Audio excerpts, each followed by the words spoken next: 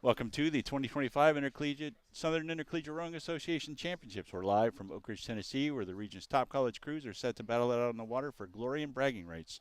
Get ready for a thrilling day of fierce competition, raw power, and unforgettable moments as these athletes push their limits in pursuit of the championship title.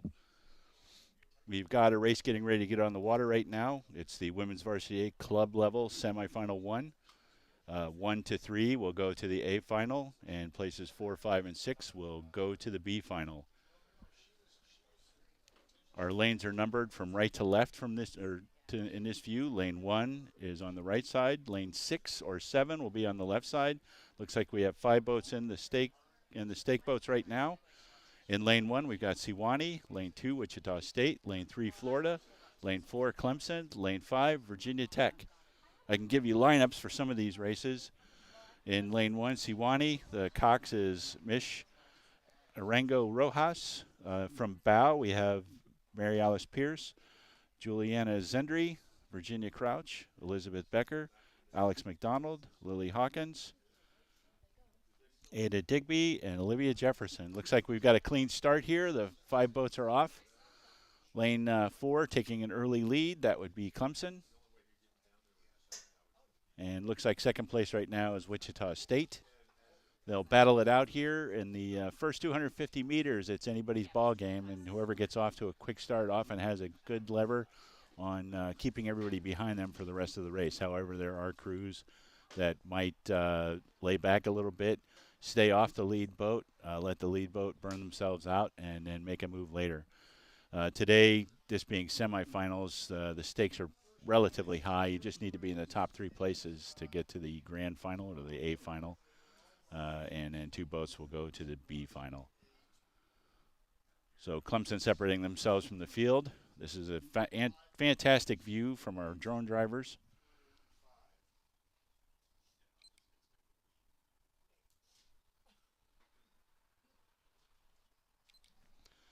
33 strokes a minute for Clemson.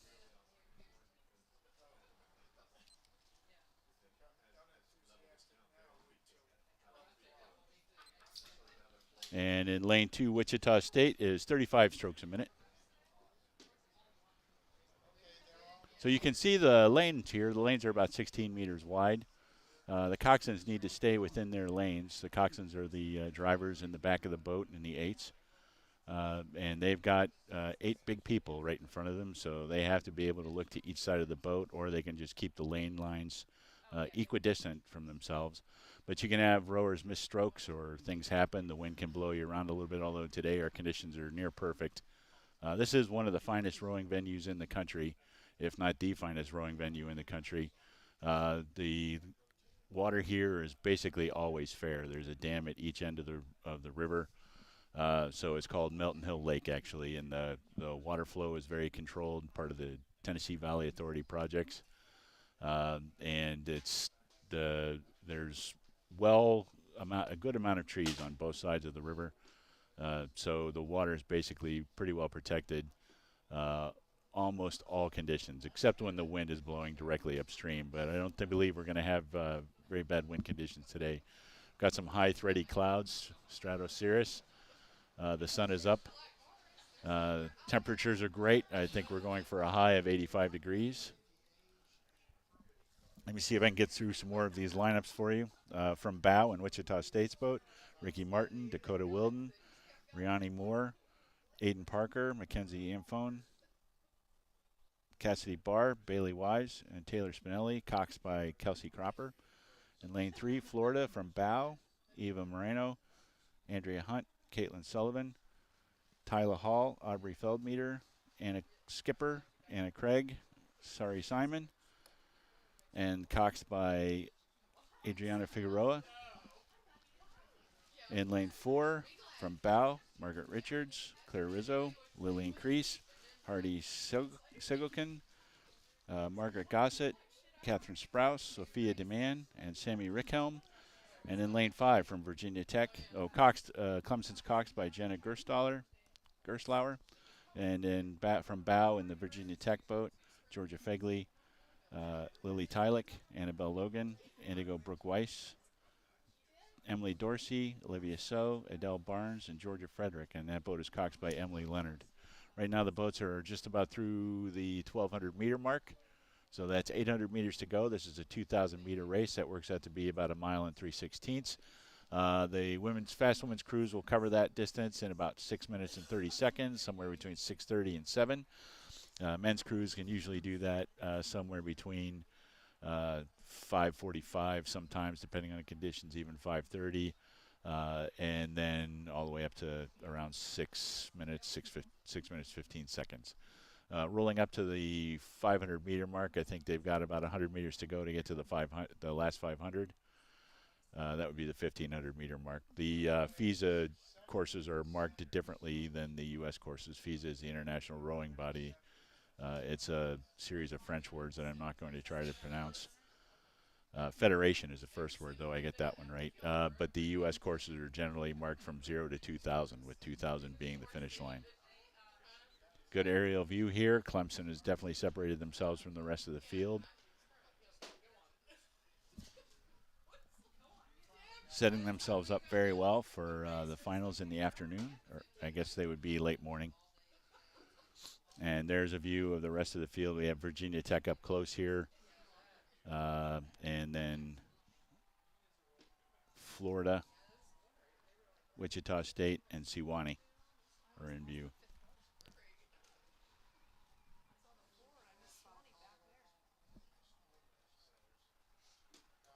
Now they're through the 500, heading up to the last 250. The buoys will turn red in the last 250, so that's the last 250 meters of the race. That's a visual indicator for the rowers and the coxswain that they are in the final strokes of the race. Generally, these races take about 220 to 240 strokes to complete.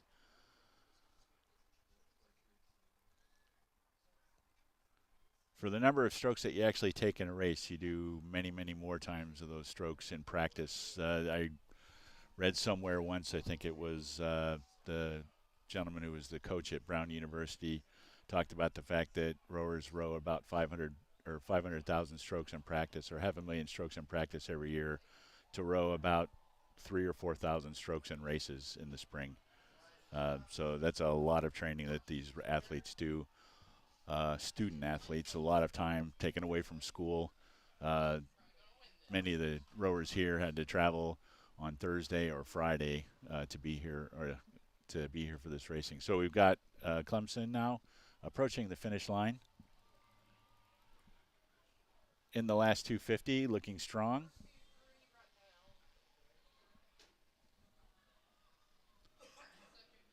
Last 6 or 7 strokes for Clemson. And you'll see them slide into view. This is a look across the finish line. You can see the 2,000 marker on the other side. So Clemson's our winner of this semifinal.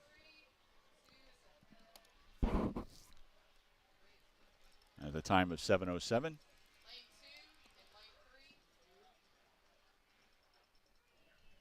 Next across will be Wichita State. And then Florida.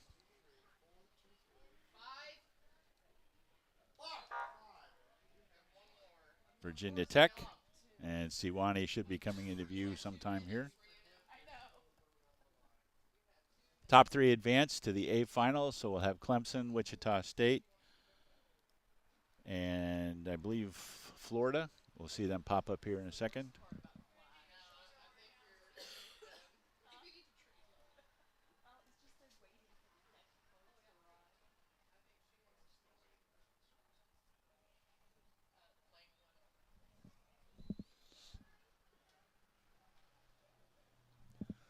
The races are running on 7-minute centers, so each race starts 7 minutes after the previous race starts.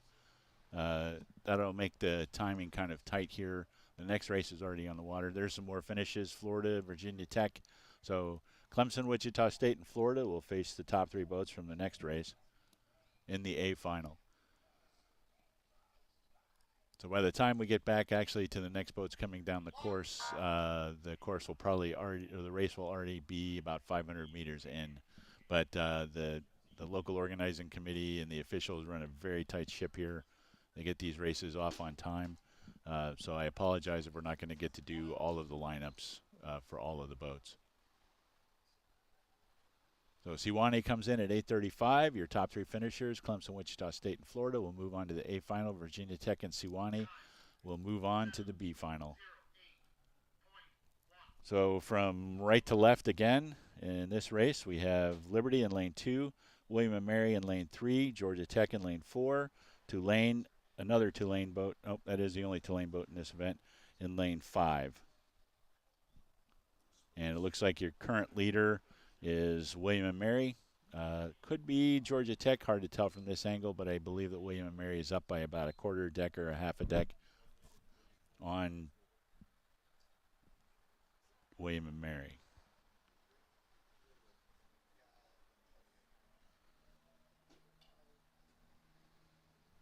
They'd be followed by Liberty and then Tulane over on the left side of your screen.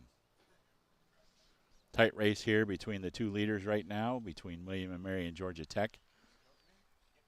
Looks like William & Mary is edged ahead of Georgia Tech by about a deck now.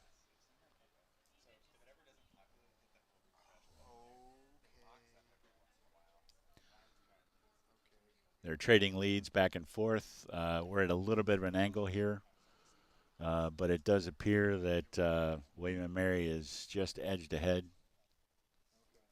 So as William & Mary makes a move, Georgia Tech responds, and they'll keep battling it out. Top three again go to the A final and face the previous heat's top three. In the center of the course, though, in lane 3 or 4, those are preferred lanes for everybody. You want to be right in the center of the action. The winner will go to probably lane 4. The winner of the previous heat or the previous semi will go to lane 3. William & Mary's now got about a full deck lead, maybe a full deck and a seat over Georgia Tech.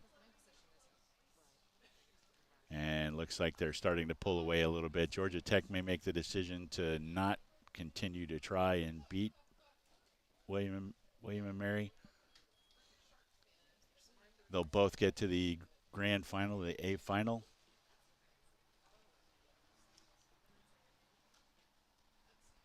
They may decide to pull it a little bit in reserve for this afternoon.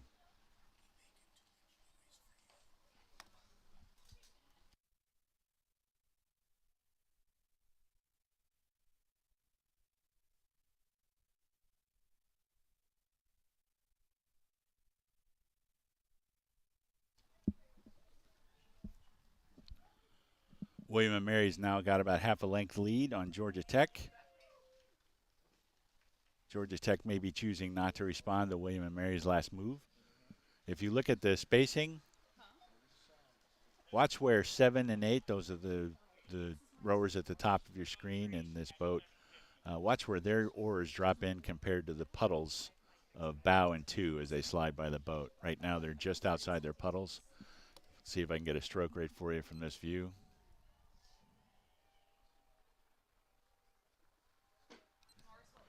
They're at about a 33 strokes a minute and just outside their puddles, so that's a pretty good indication of power there. The wider you can make that spacing and the more you can open up that spacing, the more boat power you've got. It also has something to do with the rate. You could row at an 18 and really stretch that spacing out, but certainly not in a race like this. Generally, the stroke rates in racing like this, at this point in the season, you'll see a lot of people in the low to mid-30s for their base rate. Later in the season, as you get closer to the ACRA Championships or the IRA Championships, you'll see stroke ratings in the high 30s for the base rate.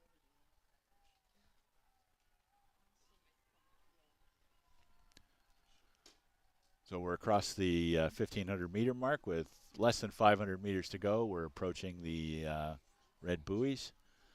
And William & Mary solidly in the lead here, followed by Georgia Tech, now just about a length down. Liberty is in third place, and Tulane is back just a bit on Liberty. So if things remain the same here in the last 20 strokes or so, William & Mary will be the winner of this semifinal.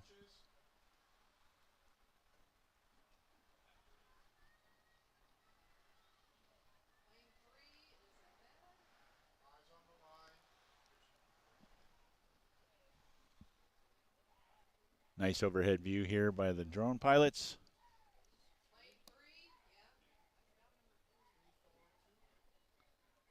You can see the view of the finish line, and we should see actually across the finish line as William and Mary gets ready to cross. And there you see William and Mary's bow. Last two strokes, you'll hear the beep. And here comes Georgia Tech.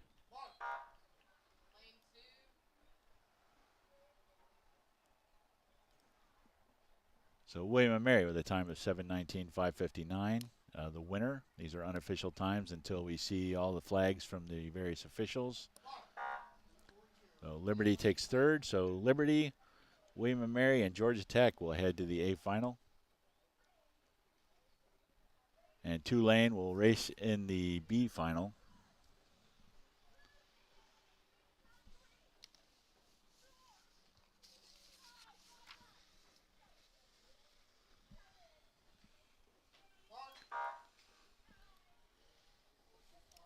So that finishes up the first event of the morning, the Women's Varsity 8 club level. Now we'll move to the Women's Varsity 8 open level. So there are two different levels here at the Southern Championships. They're the club level for the smaller clubs that don't have a lot of resources. And then in the open event, you'll have full scholarship varsity programs, partial scholarship varsity programs, and some of the bigger clubs. Some of the bigger clubs like to race up at the level with the varsity programs.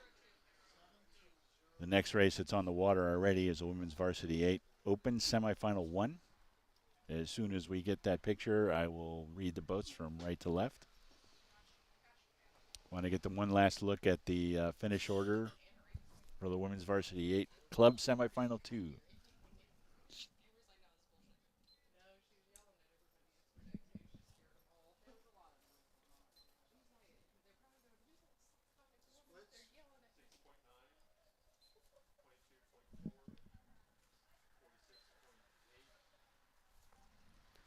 The SIRA has been a fixture at Melton Hill Lake in Oak Ridge, Tennessee for over 4 decades, making it the longest-standing partner of the Oak Ridge Rowing Association.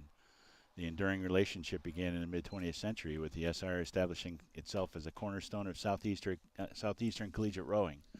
The consistent choice of Melton Hill Lake highlights its reputation as an ideal venue offering 2,000-meter course known for its fair conditions. Now we can see our next race, the Women's Varsity 8 Open Semifinal 1.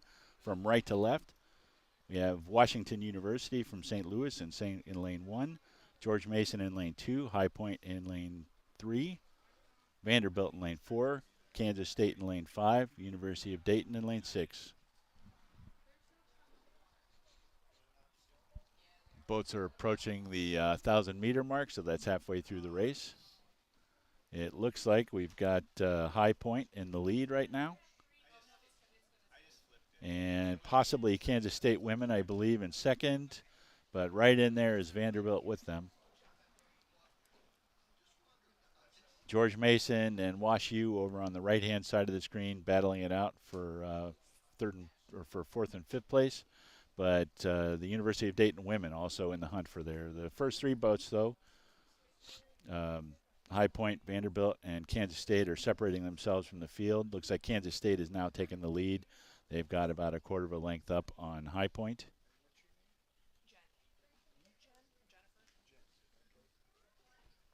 And about a quarter deck down from High Point is Vanderbilt. Nice tight race there.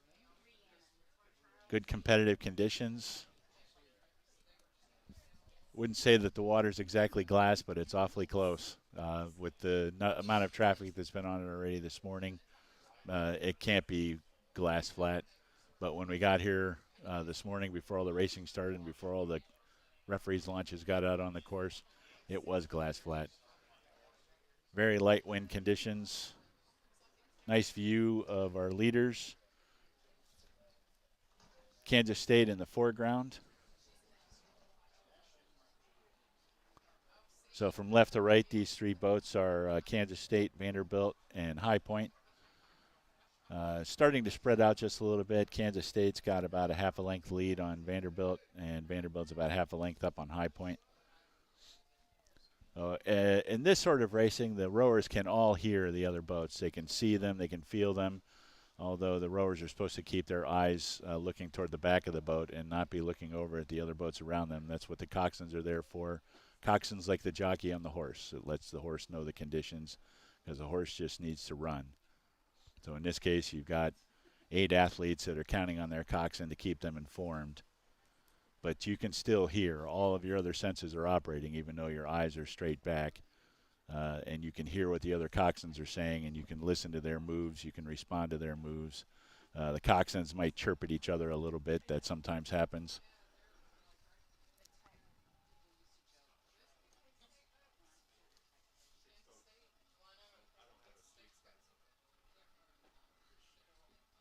As Kansas State, our present leader, slides into view. Finish order still looking to be about the same if nothing happens here. They're up through the 1,500, heading into the last 250 meters. KSU's half a length up on Vanderbilt, and now up on High Point. High Point has slipped into third. Kansas State and Vandy are duking it out. Vandy's making a move here. We'll see if Kansas State can respond. Big sprint in the last 250. That's a great move by Vanderbilt. They've taken about a quarter of a length back. Stroke rates are coming up a little bit. This is the point where, you as a rower, you feel these things happening as much as hear them and see them. And the coxswains are whipping the horses. It looks like Vanderbilt may have this one. They may have just gotten ahead. We'll get the finish line view. Oh, this is going to be a photo finish, folks. Oh, man, that was a great race. It looks like Kansas State was just able to get their bow back in front. We'll get a finish order here shortly. Unofficially, Kansas State is the winner at 6:51.56. Vanderbilt in second. Less than 0.2 of a second separate those two boats. That was some exciting racing right there. High Point then takes third. So Kansas State, Vanderbilt, and High Point will move on to the A final, with Dayton and Wash U moving on to the B final.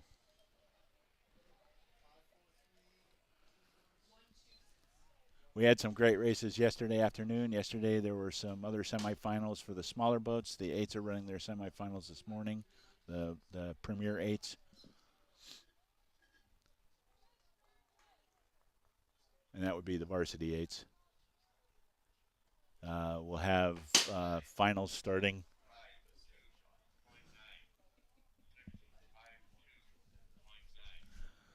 Finals starting later in the morning after we get all the semis done.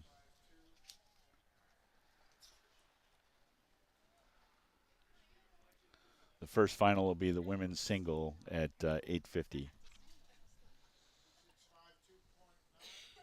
Looks like our next race is on the water. This is the second semi of the women's varsity 8 open level. From right to left, we got University of Rhode Island, Purdue in lane 2, Louisville in lane 3, Stetson in lane 4, and Rollins in lane 5. Right now, it looks like Louisville is in the lead, followed by Rhode Island and probably Stetson. Stetson, I think, might be in second place right now, with Rhode Island in third, and Purdue and Rollins battling it out for fourth place. Still early in the race right now. We're just over a third of the way through.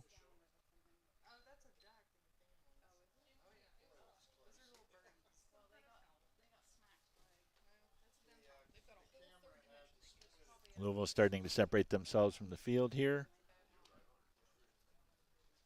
Stetson going after them, but it's the question on whether Stetson will continue to really fight to see if they get there. It may not be worth it to them to expend that much energy. They'll hold on to second place if they can, although it looks like they're going to have a challenge coming from Rhode Island.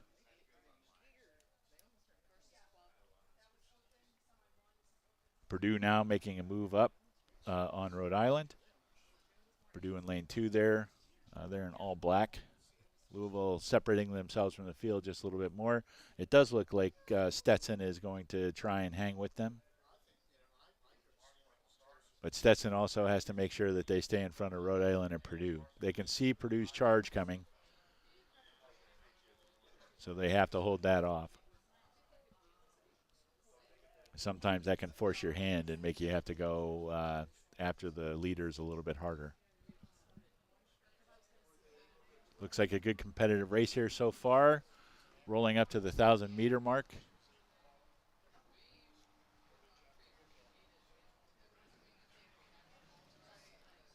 Looks like Louisville is now through the 1,000. You can see on the far bank there, that's the 1,000-meter mark line.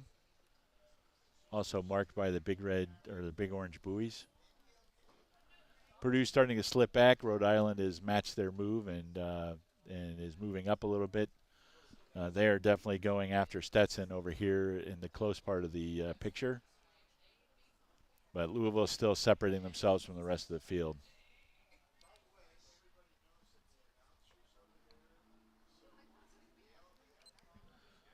Louisville at a 34.5.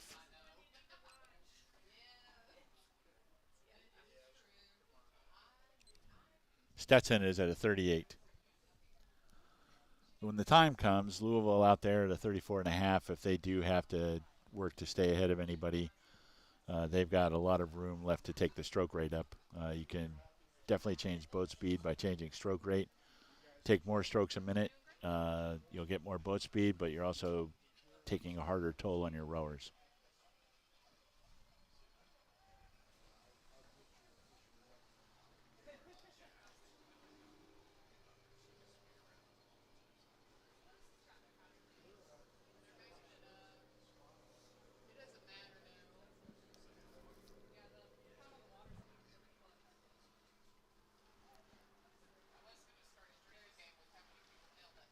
So off the screen right now, you can't see Louisville. This is a view of Stetson, Rollins, and Purdue, and URI. There's a better picture of Louisville. They've got a very good lead right now, a few lengths open water. Stetson here in the foreground, looking very strong. Purdue again making another move on Rhode Island. Dayton looks like they're going with them. That's not Dayton, I'm sorry, that's Rollins.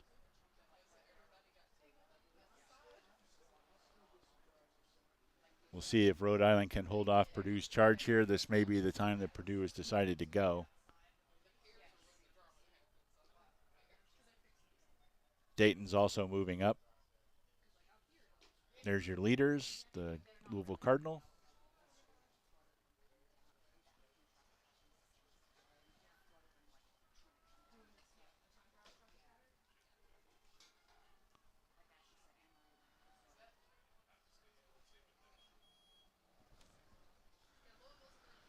Purdue has almost caught Rhode Island at this point. Looks like they're about a quarter of a length up on Dayton. And I think Purdue has just overtaken Rhode Island, although Rhode Island's not going to go quietly, I'm sure. Fantastic racing there for the third place finish. Louisville and Stetson should easily make it into the grand final. Looks like Purdue and Rhode Island in their fight, though, have pulled up on Stetson. This may be a close one for second, even. Rhode Island looks to have matched Purdue's move, so they're trading moves right now. Purdue making a move again. So Louisville is across, and the winner of the semi. Looks like Purdue has overtaken Rhode Island. Oh, there goes Stetson. And Purdue now half a length up on Rhode Island, so Purdue will take third and make it into the grand final.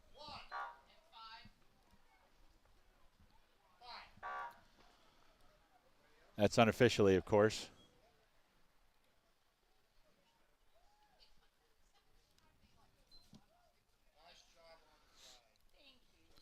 So your finish order, Louisville, Stetson, and Purdue will go to the A final, with Rhode Island and University of Dayton going to the B final. That final will happen later in the morning.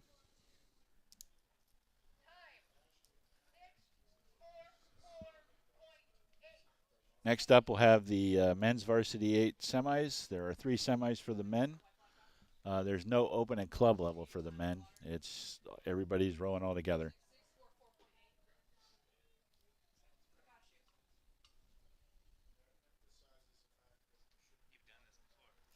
First race is on the course. From right to left, we've got North Carolina, Stetson in lane 2, Columbia in lane 3, Embry-Riddle in lane 4, and Alabama in lane 5. Top 2 will go to the A final. 3 and 4 will go to the B final. 5 and 6, if there is a six-lane boat, they will go to the C final. Looks like Columbia has pulled ahead of the field here a little bit, followed by Embry-Riddle and Stetson. Stetson's in second. Embry-Riddle's in a tight third. And moving up on the left-hand side of the screen is Alabama. So Alabama's going to stay in the hunt for this one. North Carolina hanging on to Alabama. So this is still early in the race. We're about just over a quarter of the way into the race now for the 2,000 meters.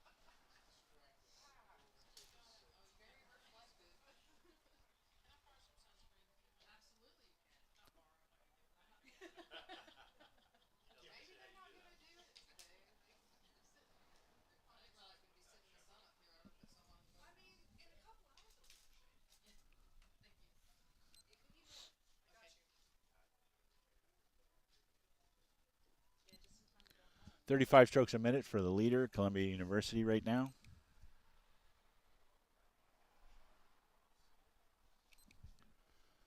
38 strokes a minute for Embry-Riddle.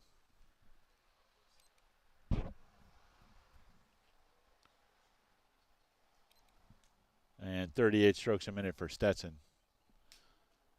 So Columbia being 3 beats lower than everybody else, again, they've got room to take the stroke rate up at the end if they need it.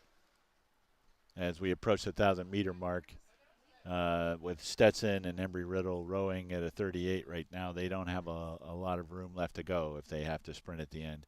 Looks like that Stetson has moved up on Embry-Riddle into second place. Columbia is still solidly about a length up on 2 lengths up on the field there, length open water.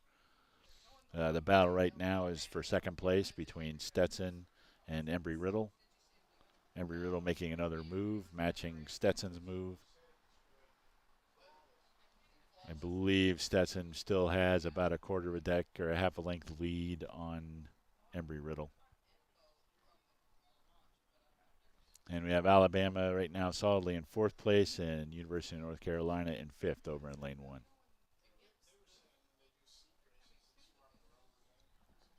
Stetson now looking to be about a quarter of a length, maybe half a length up on Embry-Riddle.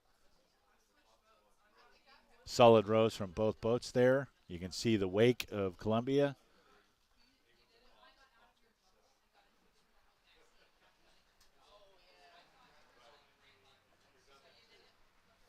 So the spacing that I was talking about before with Columbia at a 35, they've got just about equal spacing. So 7 and 8 are dropping their blades in about the same distance from bow and two's puddle as 3 and 4's puddles are from bow and two.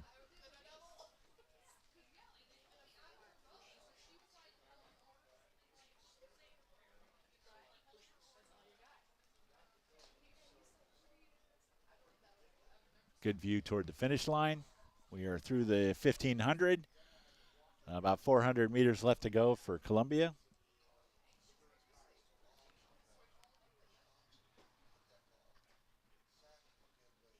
Things have pretty much shaken out for a finish order here. If nothing changes, Columbia will be the winner, followed by Stetson, then Embry-Riddle, then Alabama, then North Carolina.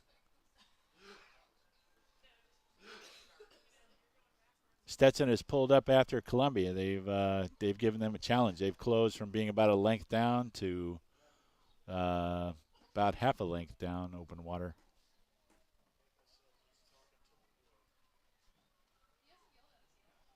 Hard to say whether it's Columbia just shutting down or Stetson really making a strong move there.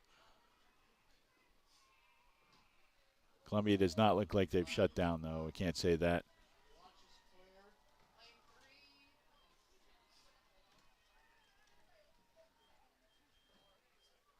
That was a good challenge, though, by the Stetson crew. And we'll get the finish line view here momentarily.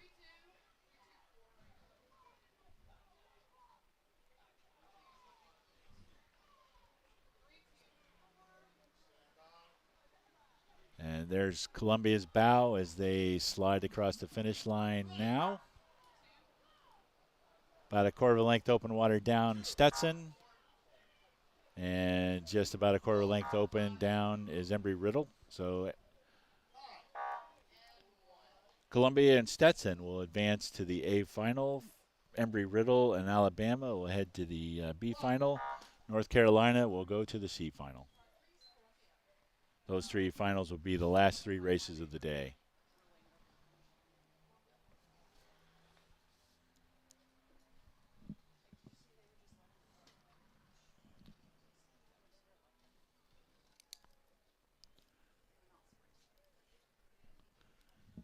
If the racing is running on time, we should be just about at the start of the men's varsity 8 semifinal 2. That was scheduled to start at 8:35. It's 8:34 right now.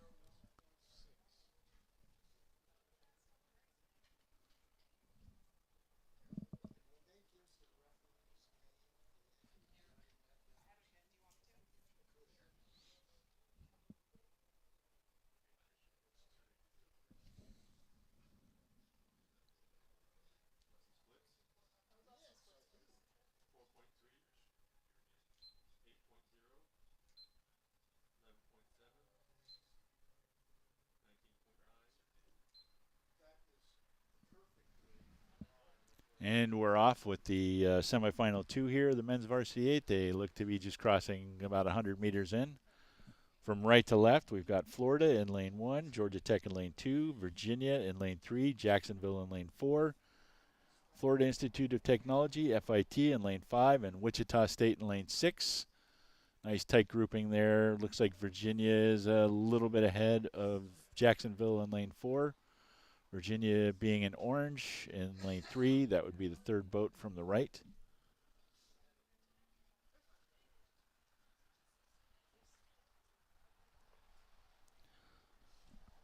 Start of the race, very dynamic. Generally, you'll see stroke rates around 40 strokes per minute. The crews will take a few strokes to pry the boat loose from the water. Going from a standstill, you have to apply about 140 pounds of force to break the friction of the boat in the water until you get the boat moving. Then the force on the oar lightens up quite a bit. But if you've got a men's boat like this, you're moving basically a ton of humans, depending. So somewhere between 1,500 and 2,000 pounds of human being, about 200 pounds of boat. And a very long boat, 60 feet long, so that's a lot of skin drag. Now Virginia is separating themselves a little bit from the rest of the field. They're up on Jacksonville.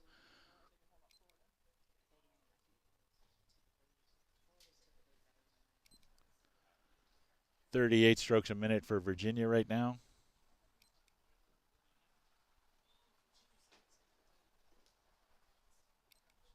.34 strokes a minute for Jacksonville. Virginia trying to set a dominant stand early.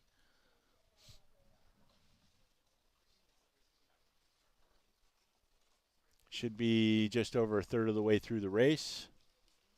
Great view back toward the finish line. You can see just how incredible the conditions are. What a beautiful day at Melton Hill Lake in Oak Ridge.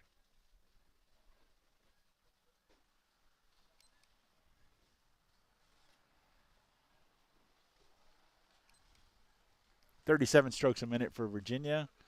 Jacksonville in second place.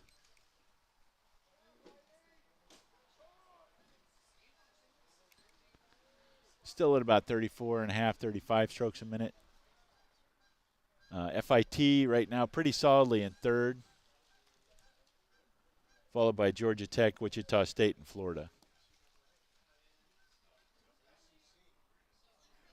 There are your leaders. Virginia on the right-hand side of the screen in orange, and Jacksonville in green on the left-hand side. Virginia with about half a length open water.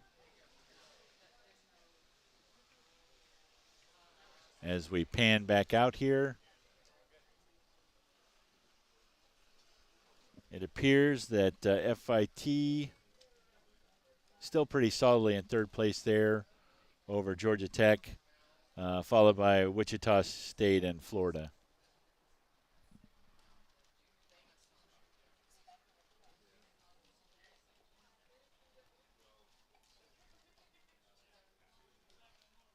So Jacksonville hanging on, still just about half a length open water down on Virginia. Virginia settling in just a little bit more.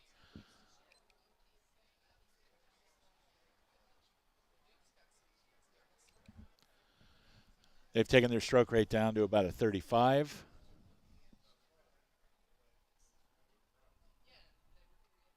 At this level for these men's crews, generally, if they don't have to use their top gear, they're not going to do it. So I would figure that Jacksonville and Virginia both have another gear that they're not showing. You have to make a decision, especially with the races this close together. I think the final for this race will be sometime around 1:30, which is only about 4.5 hours away. And you have to have time to recover physiologically between the races. You can certainly get as much water as you can in and food, but you still have to clear out lactic acid that you've generated from the morning race. The compressed racing schedule is a result of our Easter weekend here. Because Easter is tomorrow, normally this race would happen on a Saturday and Sunday, with the racing being a little more spread out than it is. But because tomorrow is Easter and everyone wants to be with their families on the holiday, they've moved the race to Friday, Saturday in this case, and the racing schedule is just a little bit different this year.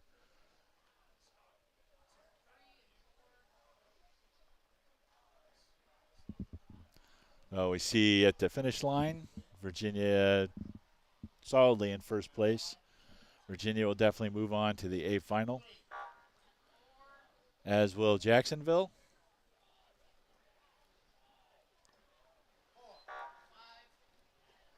The B finalists will be FIT and Georgia Tech.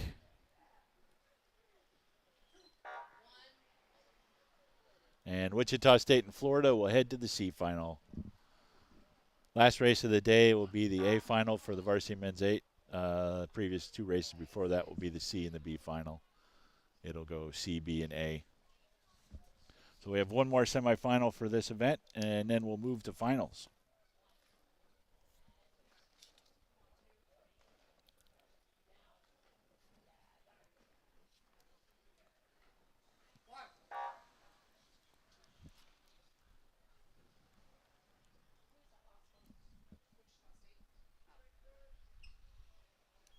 Next race is scheduled to start at 8:42. I would believe they probably started on time.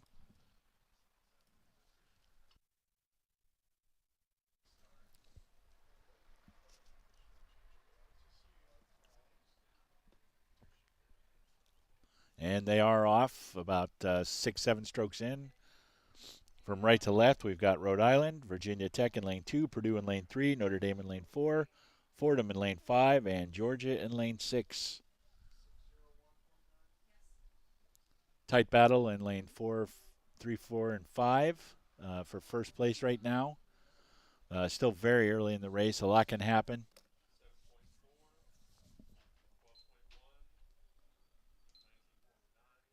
Purdue trying to edge out in front of Notre Dame and Virginia Tech and Fordham.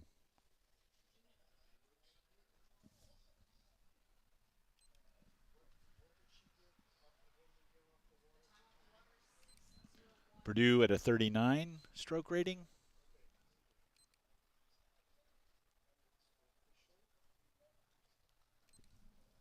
Notre Dame at a 38.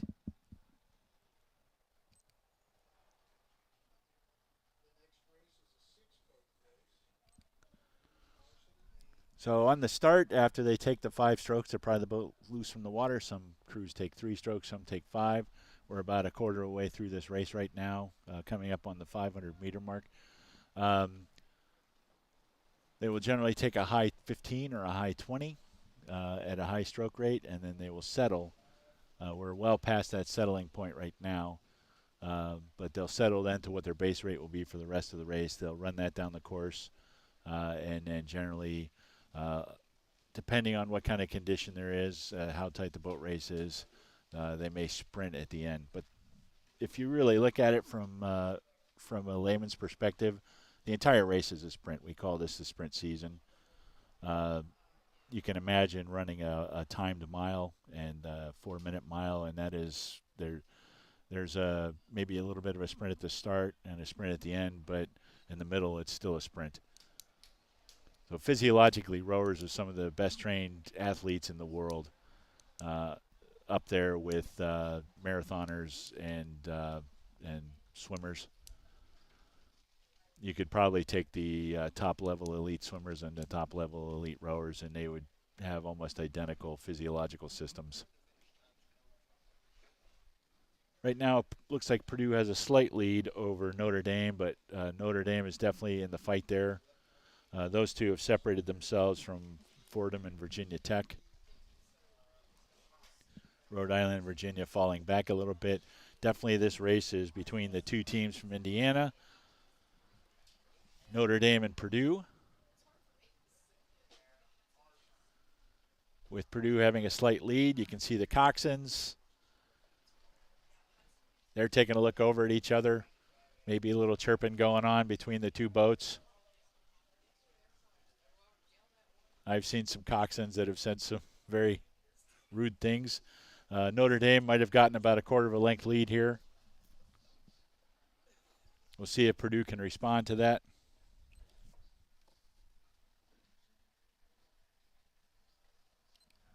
Purdue right now at a 37.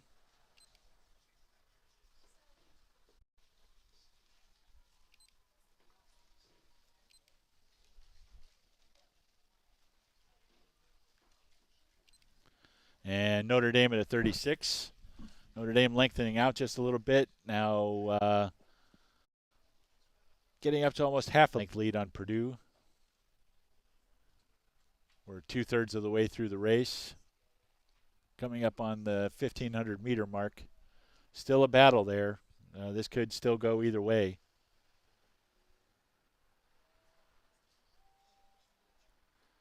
Notre Dame's had some fast crews last couple years. They've really got a good program running up there.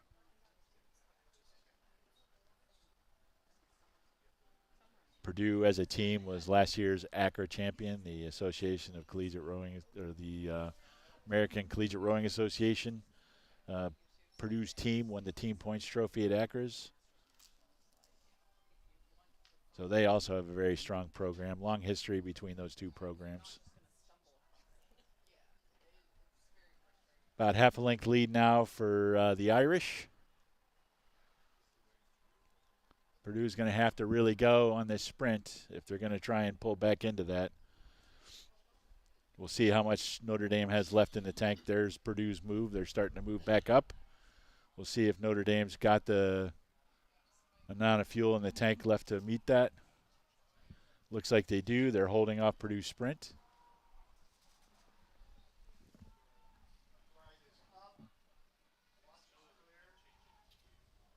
Good solid rowing from the Irish, but also from Purdue. Purdue is now pulled back, or almost neck and neck. We'll see if Purdue's got the juice here to make the sprint happen. Notre Dame just matched again and took about a quarter of a length back. Excellent race between these two boats. Notre Dame will finish with about a half a length lead on Purdue. But both of those boats will advance and have a chance to meet each other again in the grand final, the last event of the day. So Notre Dame and Purdue move on to the A final, followed by Fordham and Virginia Tech going to the B final.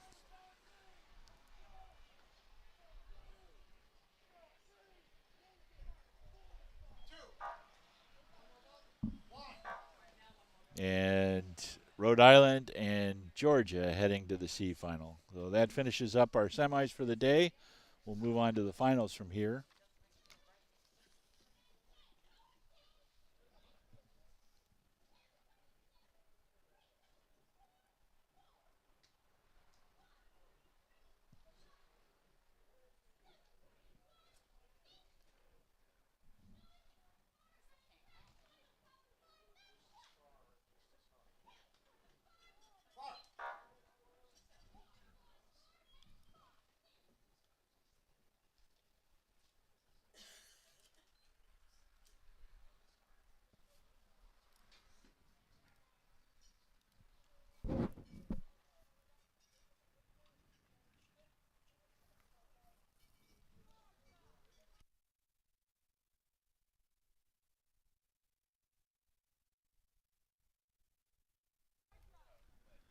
Heading back up to the starting line. The first final of the day. It is only an A final. The women's single.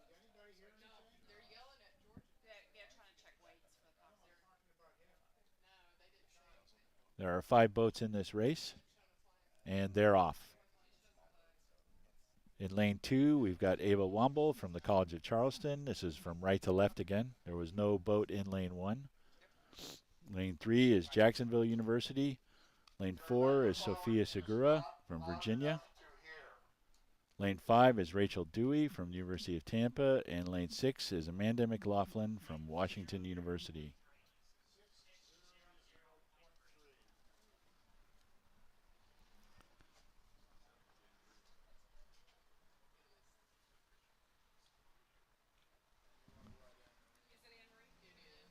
Right now, it looks like Jacksonville's in the lead. We don't have a name for the Jacksonville rower. Second place appears to be Rachel Dewey from the University of Tampa. Third place, Sophia Segura from Virginia.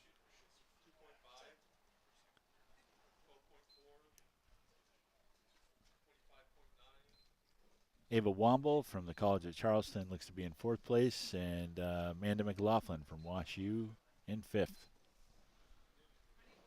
So for this race, there will be medals, of course. Gold medal to the 1st place finisher, silver medal to the 2nd place finisher, and a bronze medal to the 3rd place finisher.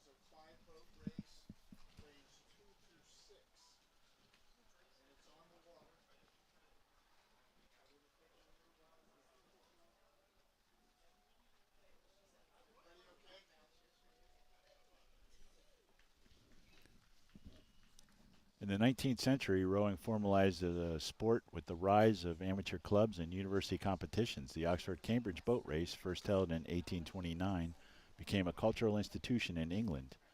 In the U.S., Harvard and Yale began racing in 1852, marking the start of collegiate rowing in the United States. 19th century saw innovations like the sliding seat, which was patented in 1871, and that increased the efficiency by allowing rowers to use leg power. Shell designs evolved from heavy wooden boats to sleeker, lighter models.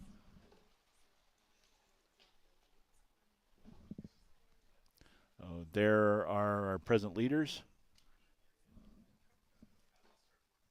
Jacksonville in the lead in lane 3, followed by Virginia and University of Tampa.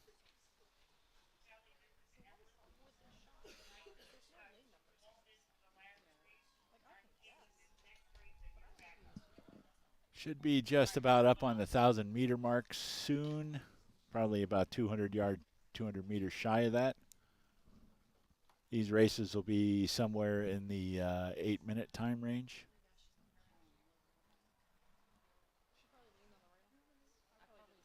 Sculling different than sweep rowing, obviously. Each oars person has two sculls or oars. They're called sculls. In sweep rowing, each person has one. The different types of sculling boats are the single, like we're watching here. And there's your leader from Jacksonville. Then there are also doubles, so that would be two people, and then quads, and we'll have quad races later this morning. I think there are pair races later. Pairs would be sweep rowing. Quads were added to the SIRA in the 2018 timeframe. It's a great small boat. Quad and an 8 will be relatively equal speed for about 500 meters, but then the 8s will generally take the quads. But the quads do not carry coxswains, so the rowers are responsible for the steering, just like they are here in the single. These rowers steer by just adjusting the pressure between their right and their left hand. In the doubles and the quads, there will generally be a person toward the rear of the boat that has a steering cable connected to their foot, and they steer with their foot.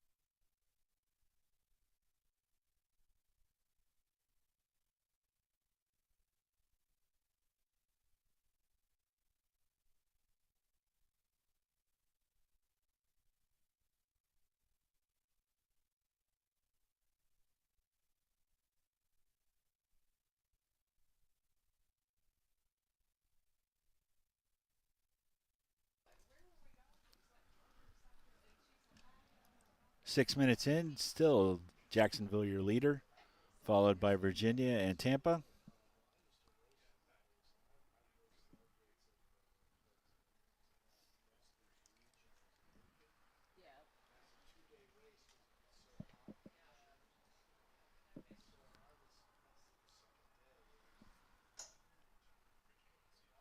Rolling up on the 1,500 meter mark.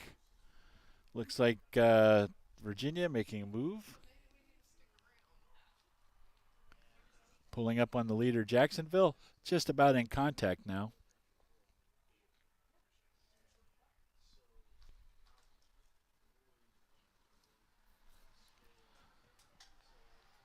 From a rower's perspective, though, when you've got this kind of lead, especially in singles, it's very easy to go stroke for stroke, matching a move like this.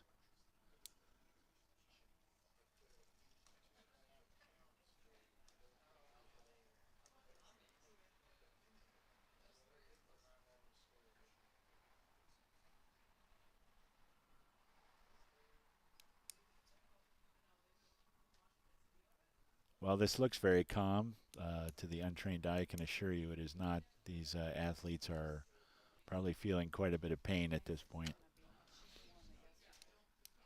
You're pushing yourself physiologically, and it's all you, just one person. But you're pushing yourself physiologically to your limits.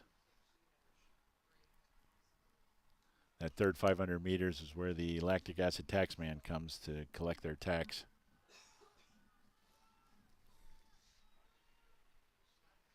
Virginia making another challenge, pulling back into contact.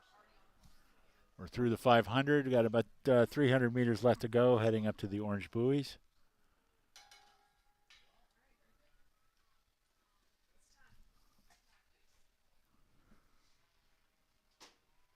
Just a tiny bit of open water lead from Jacksonville, however.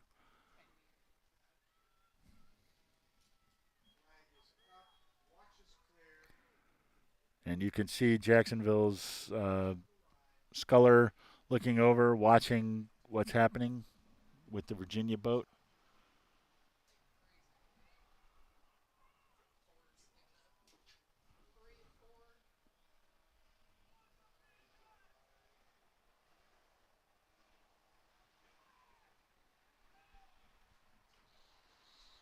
into the red buoys.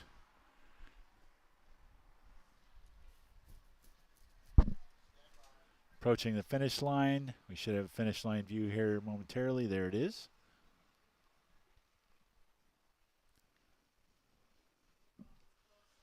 And Sofia Segura able to maintain contact with Jacksonville, but not get ahead at the end. So Jacksonville, the winner. Virginia, second place.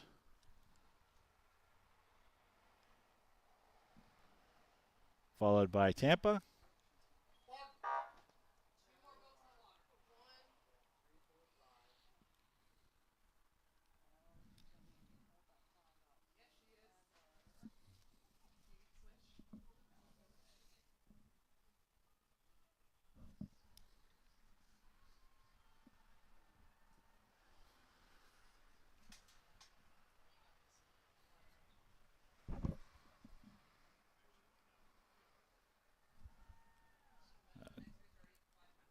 Ava Womble from Charleston coming up to the line now.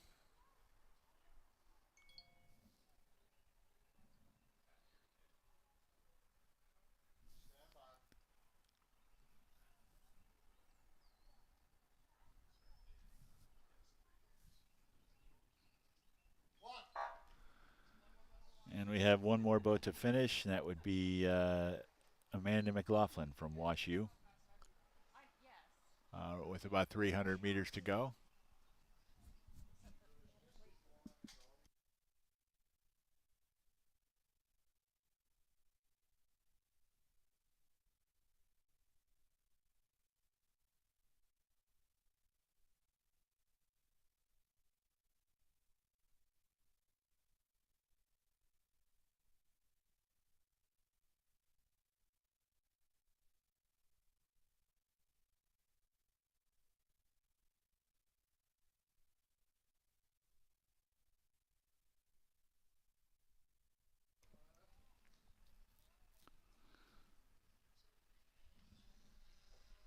The next race is on the water. We're still waiting for one boat to finish from the previous race, but we'll head back up and catch the men's B final for the single.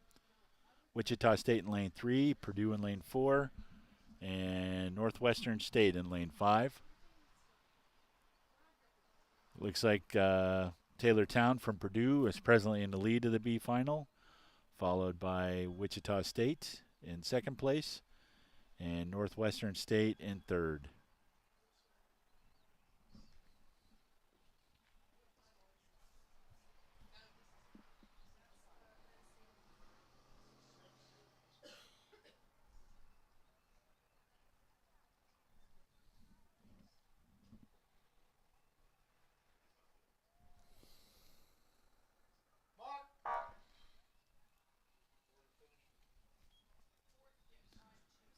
Taylor Town from Purdue out to a solid lead here. Don't have a name for the Wichita State rower in lane 3. Gabriel Bias from Northwestern State in lane 4 in third place. About a length open water lead for Purdue.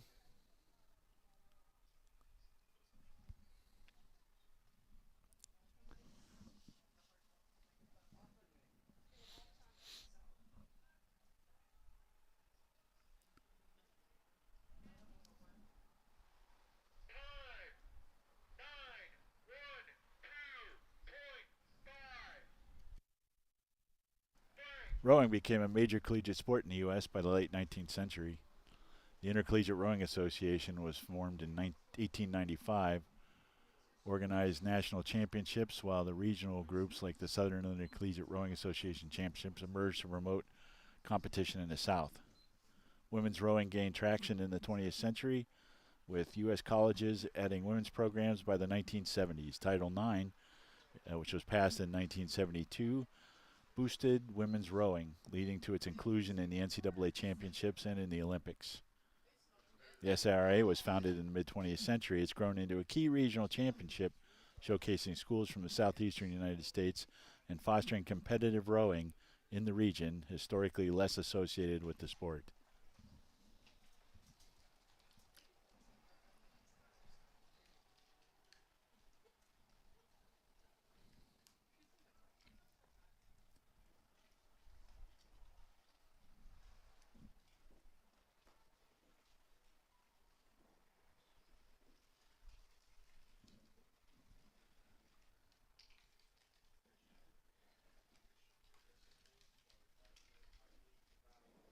Purdue still here with a solid lead. Taylortown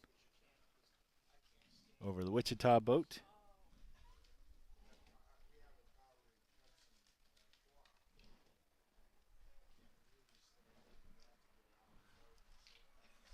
They're across the 1500, heading toward the finish.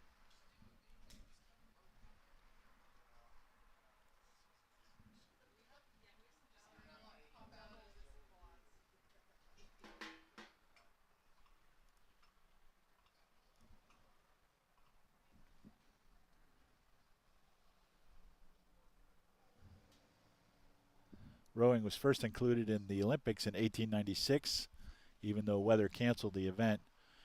It officially began in the Olympics then with the 1900 Olympics. Women's rowing joined the Olympics in 1976. Today, rowing includes events like single sculls, eights, and lightweight categories, although the Olympics are moving away from lightweights. Rowing is now a worldwide sport, though, with strong programs in Europe, North America, Australia, and New Zealand. FISA, the international body, oversees international competitions, including the World Rowing Championships, which was established in 1962. Okay, our men's scullers are at the last 250. They're in the red buoys. Purdue still solidly in the lead here.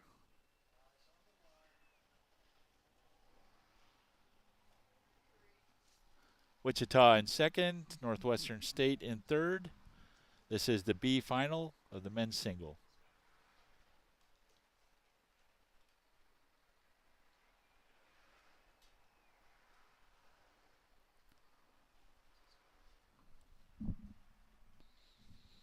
And we'll go to the finish tower view. And Taylortown from Purdue is the winner of the B final, followed by Wichita State.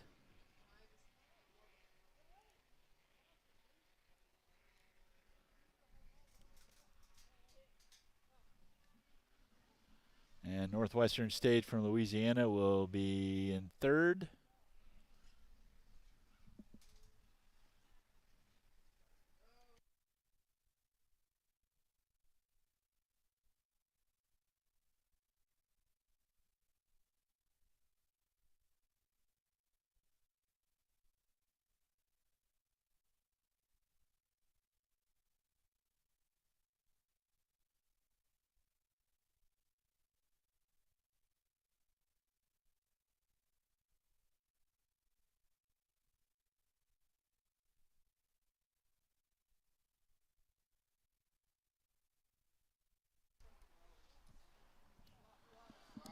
So the A final of this event should be on the water. And there's your finisher from Northwestern State, Gabriel Bias.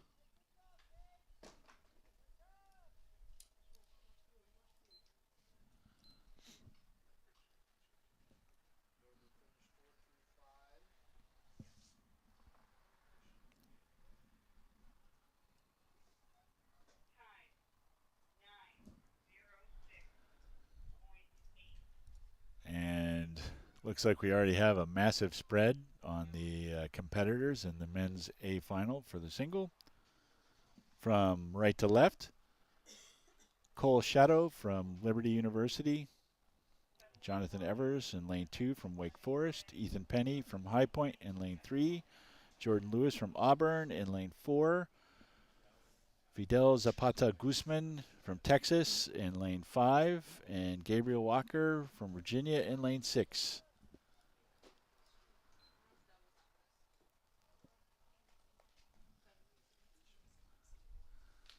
I believe that's your leader from High Point, Ethan Penny.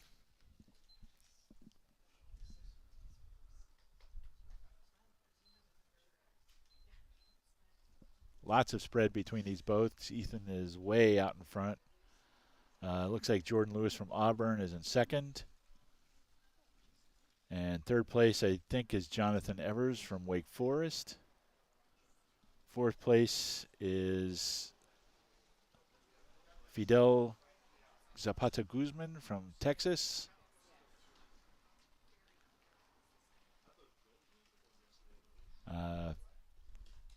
Believe believe Cole Chateau from Liberty is in 5th, and Gabriel Walker from Virginia is in 6th. I may have had that backwards. I believe the Virginia rower is ahead.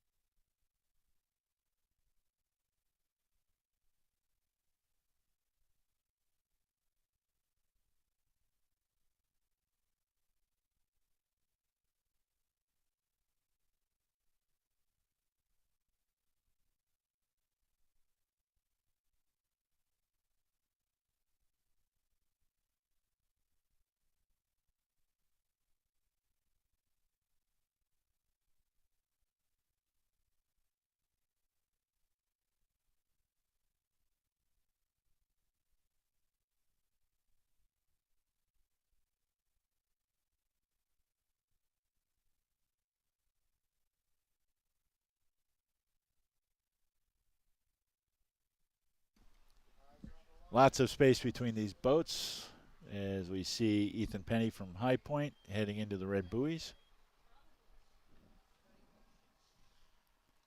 Jordan Lewis from Auburn in 2nd.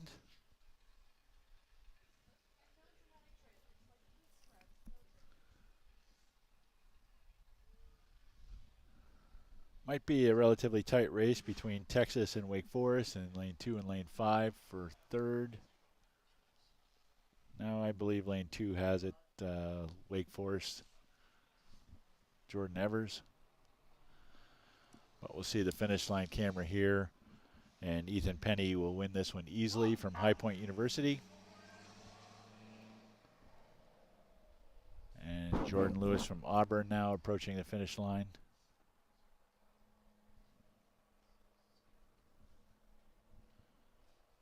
Followed by Jonathan Evers from Wake Forest.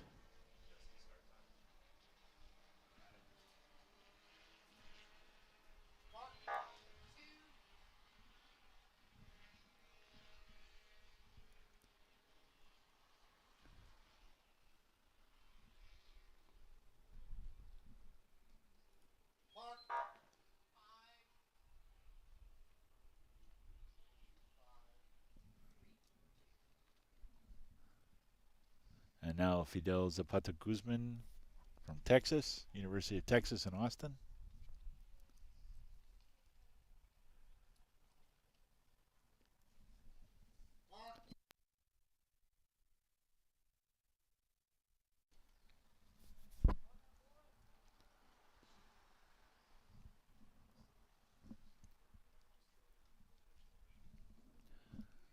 Now Cole Chateau from Liberty.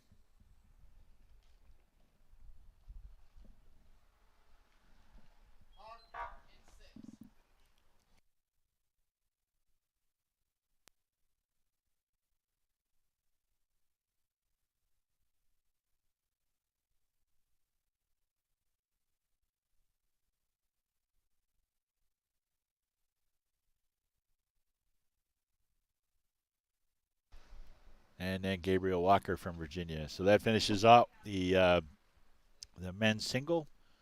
Ethan Penny, your gold medalist from High Point University. Jordan Lewis wins the silver at 8:06.974. Jonathan Evers from Wake Forest wins the bronze at 8:20. Next race is already on the water. The women's double against sculling. This is the B final, so the second level final. From right to left in lane 2, we've got Georgia. Lane 3 is High Point. Lane 4 is Vanderbilt. Lane 5 is Texas. And lane 6 is North Georgia.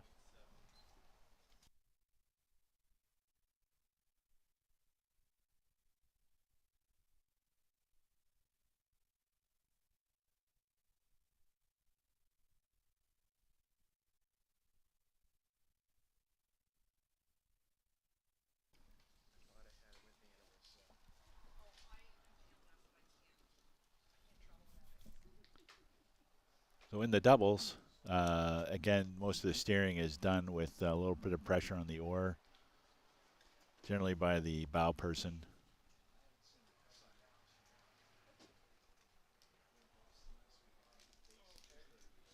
These are lighter and quicker boats than the single, obviously. They're pretty fun to row in. I did race in U.S. Rowing National Championship once in a double. And we went 2,000 meters long before anybody else did, but we didn't cross the finish line first.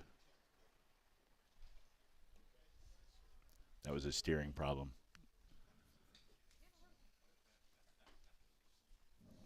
Looks like your leader right now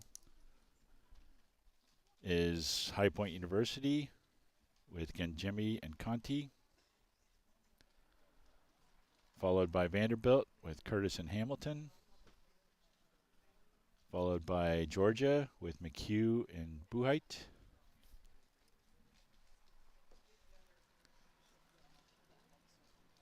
and Texas with Pearson and Gurujaj, and then North Georgia will Gulbranson and Leonard.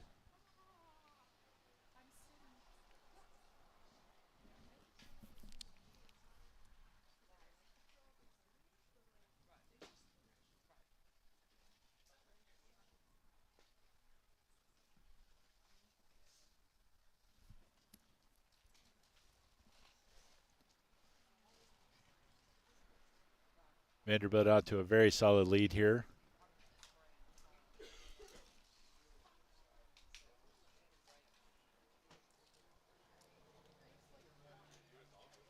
Followed by Texas. High Point's in third. Looks like Georgia is in fourth. And North Georgia is in fifth over in lane 6 on the left-hand side of the screen.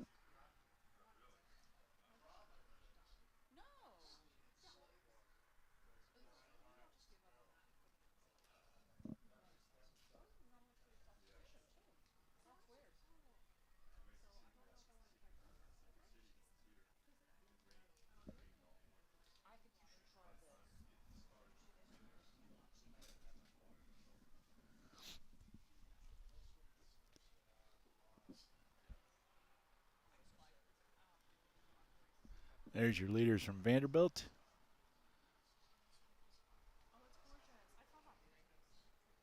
Again, this is the B final, so this sets places 6 through 11 for the women's double.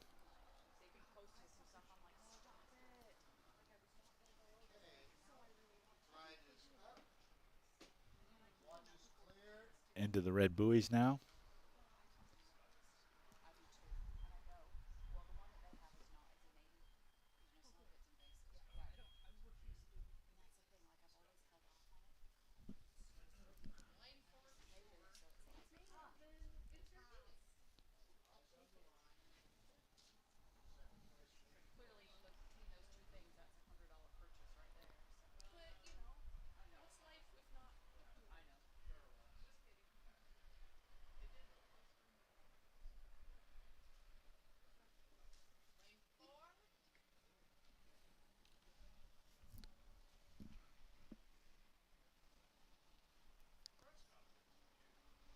Vanderbilt approaching the finish line.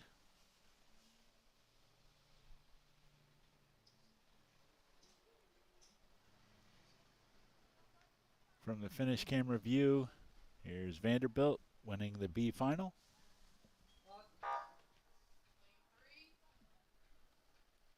Followed by High Point.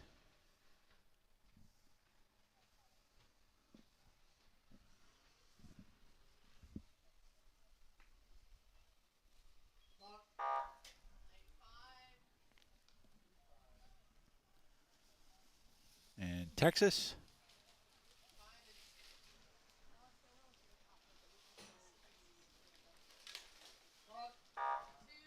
And Georgia.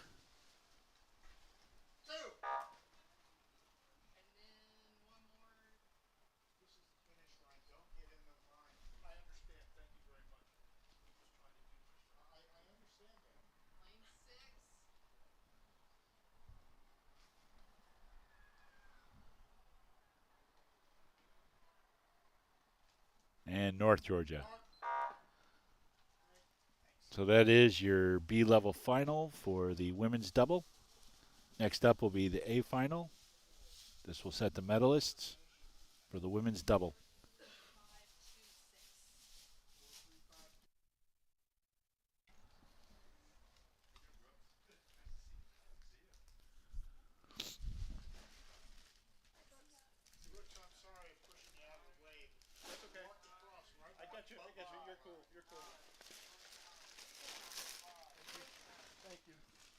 From right to left in this, we've got Wichita State in lane 1, Auburn in lane 2, University of Tampa, who looks to be your present leader, in lane 3, College of Charleston in lane 4, Florida in lane 5, William & Mary in lane 6.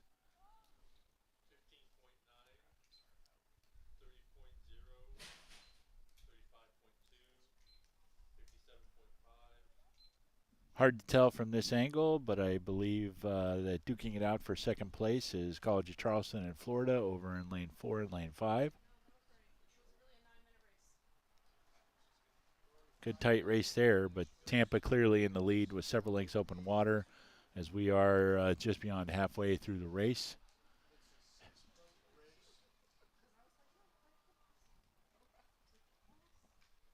After that, looks like fourth place is probably Auburn, followed by Wichita State and William & Mary.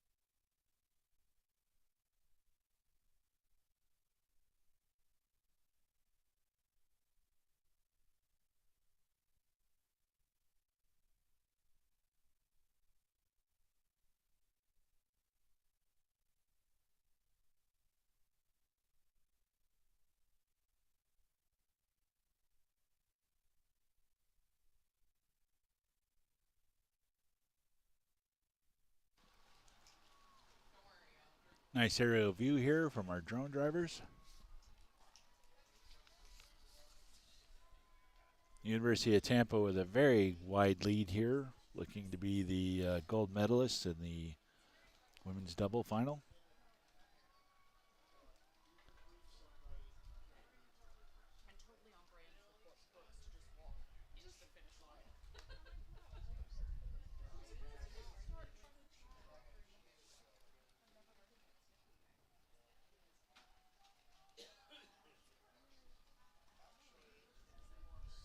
Tampa's in the red buoys, last 250 meters, well ahead of the rest of the field.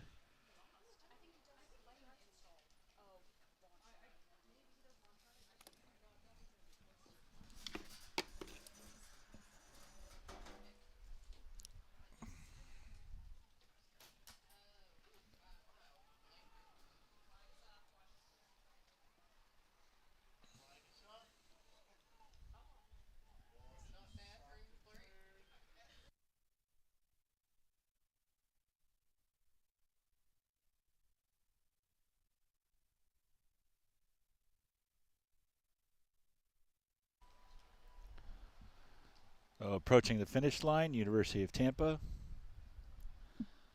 Your likely gold medalists with Antons and Friedel.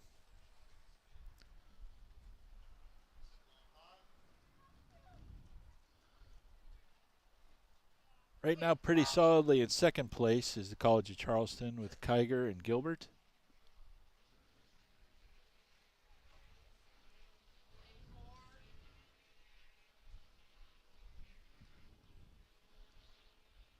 And third place looks to be Florida with Bowen and Q.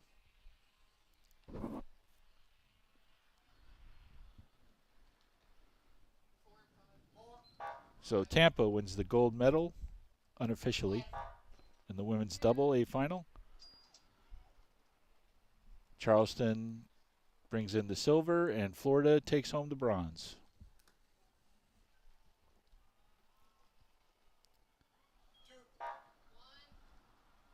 And the rest of the field, Wichita State will be fourth.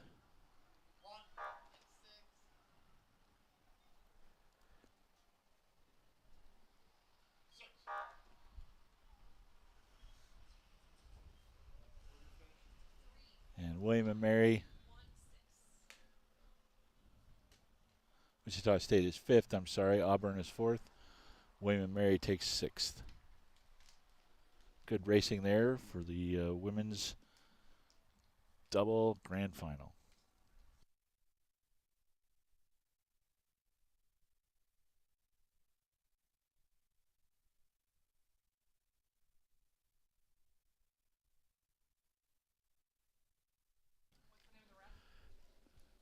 Now we have the B final, the second level final for the men's double. From right to left,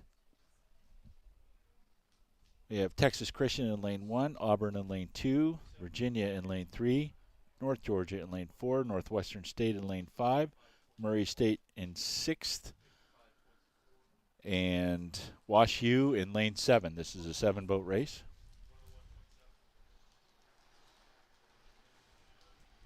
Right now it looks like your leader is lane 4, North Georgia.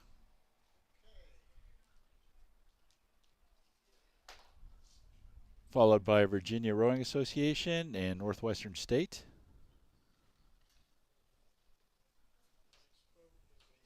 And then Auburn and Murray State.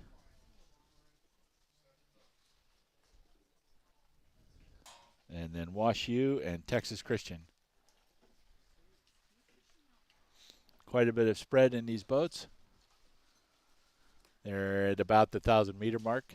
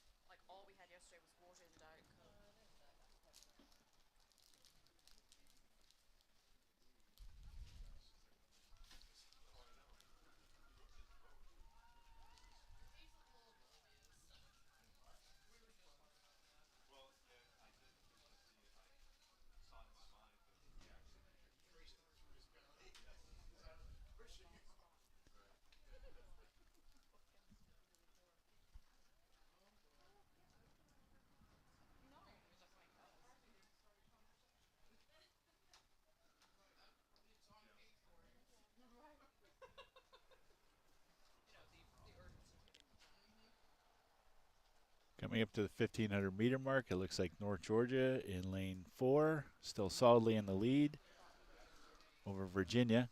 There's your Virginia rowers.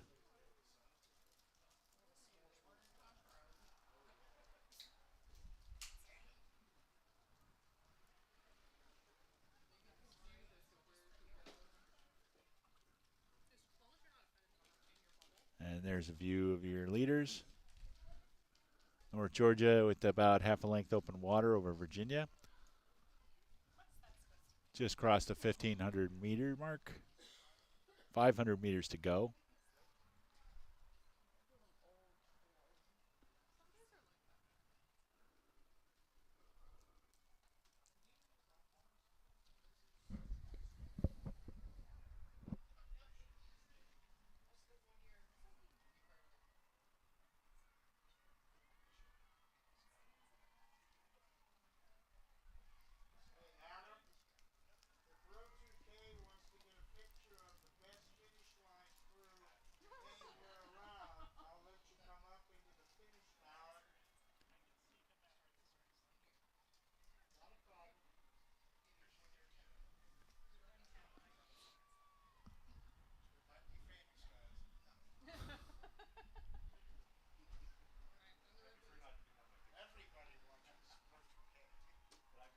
Into the red buoys now with North Georgia still in the lead over Virginia. Virginia pressing though. Trying to make their move.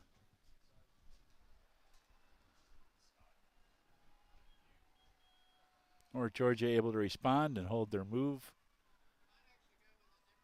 North Georgia picking up their stroke rate just a little bit. Virginia making good press, however. Great view there from one of the finish tower cameras. Further separating themselves from the rest of the field. Florida still solidly in third place, though. If everything holds out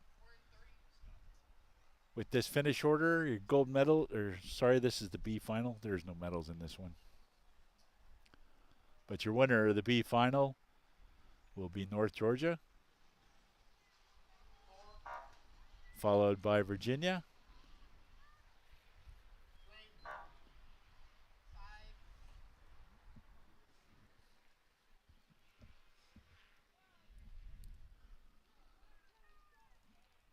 And Florida.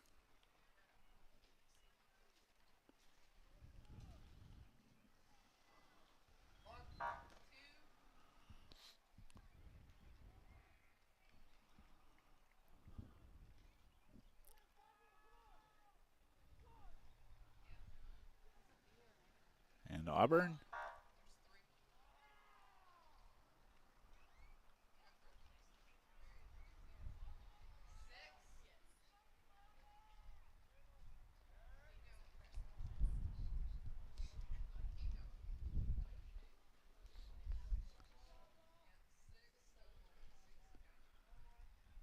And Murray State.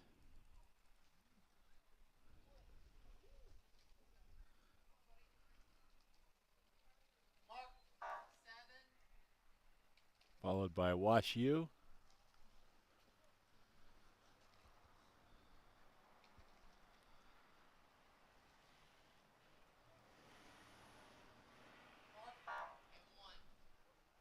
And Texas Christian.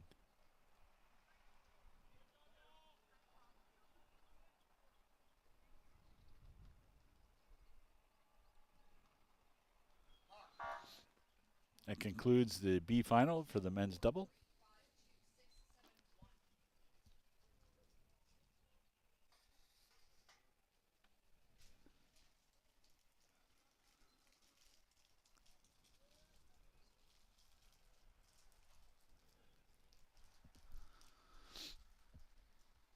Next up will be the A final for the medals in the men's double. From right to left, we have Tulane in lane 1, Liberty in lane 2, William & Mary in lane 3, FIT, Florida Institute of Technology in lane 4. Lane 5 is University of Texas, and lane 6, Purdue.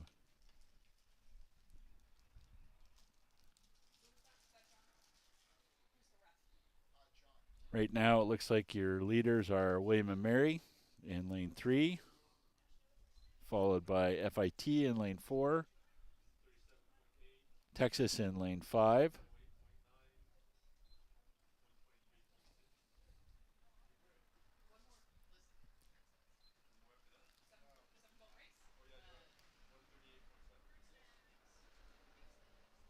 with Purdue and Tulane fighting it out for 5th place.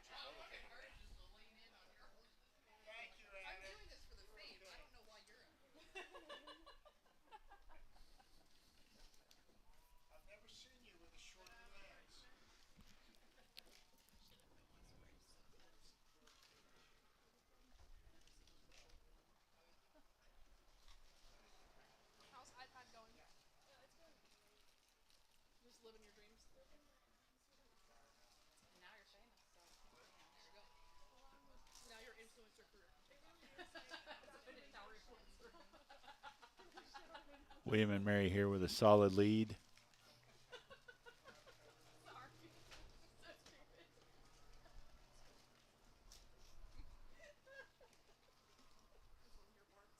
FIT still solidly in 2nd, although Liberty is making a good charge in lane 2.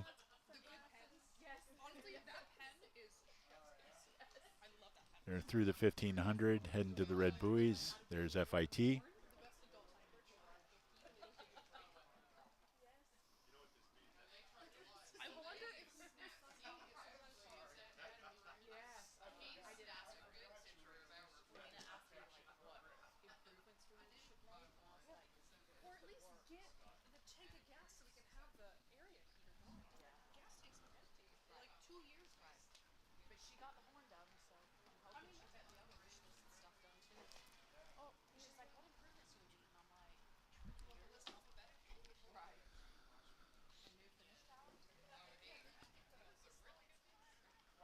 Into the red buoys. Got William and Mary solidly in the lead. Liberty has made a good move on FIT. FIT is going to have to respond to hold on to 2nd. Certainly looks like William and Mary will be the gold medalist for the men's double.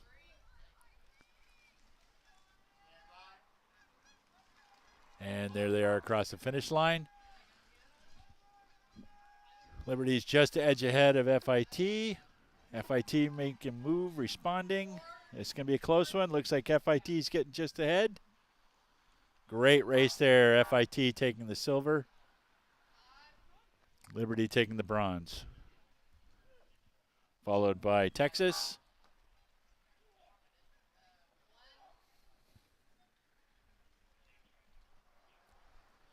And here comes Tulane for 5th place.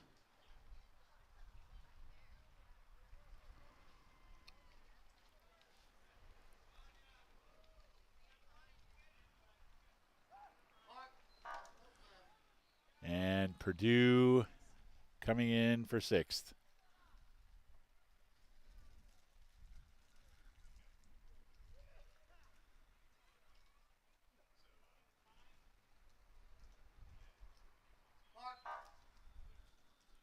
So there's your finish order. The A final. Gold medal goes to William and Mary. Silver to FIT. Bronze to Liberty. Fourth, fifth, and sixth are Texas, Tulane, and Purdue, respectively.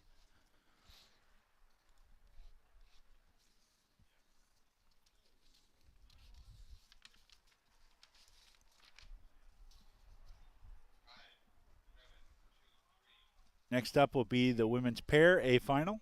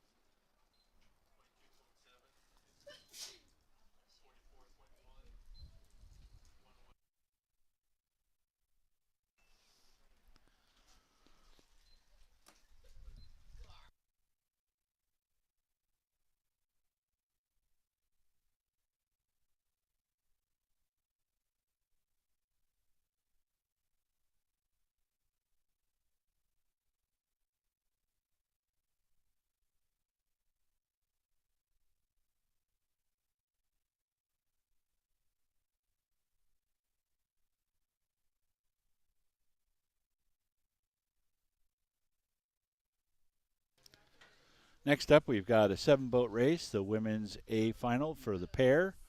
This would be 1 oar per person. If you look at the schedules, the pairs are denoted by a 2 minus. The scullers would be a 2x. The fact that there's a 2 minus would imply that there might be something else. There would be a 2 plus. That would be a pair with coxswain. That's not raced very much anymore. That was affectionately known by the people who got to race that as the 2,000 meter leg press or the 8-minute leg press. The coxswain's weight is considered part of the boat, and coxswains for the men weigh 125 pounds. Coxswains for the women weigh 110 pounds. That's a minimum. If the coxswains don't weigh that much, then they actually have to carry sandbags until they weigh that much, for respectively for the men 125 and for the women 110. But if you think about it in an 8, you've got the 125 pounds for men divided among 8 people to carry that load. In a pair, though, the 2 rowers each have to carry half the coxswain's weight plus the boat. That's why we called it the 2,000 meter leg press. In this case, though, we're just racing pair without, or the 2 minus. This is the A final for the women in lane 1 from right to left. We have Wichita State, lane 2 Tampa, lane 3 Rollins, lane 4 Virginia, lane 5 Sewanee, lane 6 Duke, and lane 7 George Mason.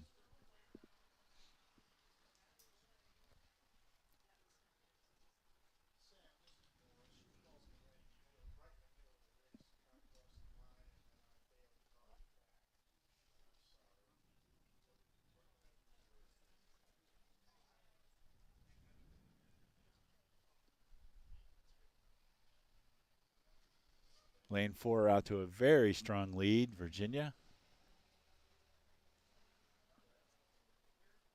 Followed by Rollins and Tampa. And Sewanee.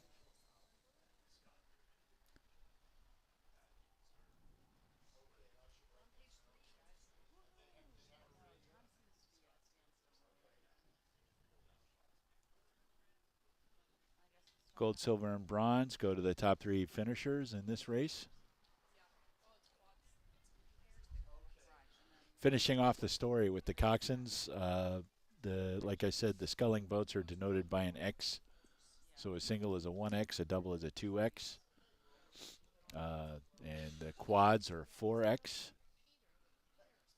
For the sweep boats, there's the pair without, that's 2 minus. The pair with, like I said, we don't race that much anymore. That would be a 2 plus. And there's also a straight 4, which is a 4 without a coxswain. And that's 4 rowers, 4 oars, no coxswain, so that would be a 4 minus. Then the 4 with coxswain, that would be a 4 plus. And then the 8 is always assumed to have a coxswain, but you will sometimes see it as 8 or 8 plus. As a coach, I would not put an 8 out without a coxswain. I just think that would be asking for trouble.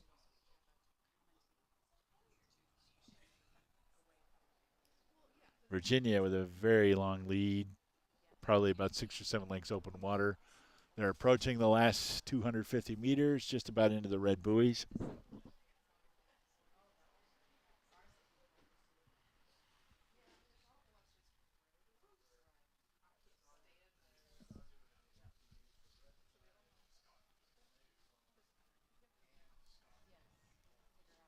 Rollins looks to be comfortably in second place right now, but holding off a charge from Siwani.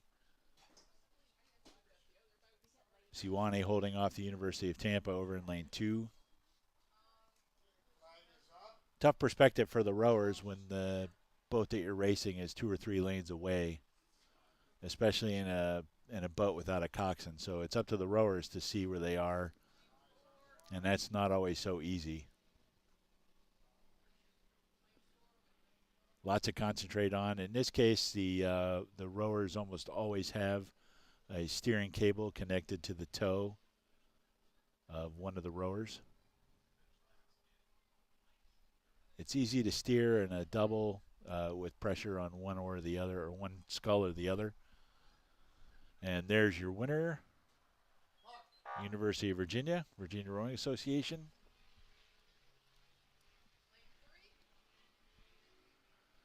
And it looks like Rollins right now will bring in second place for the silver medal.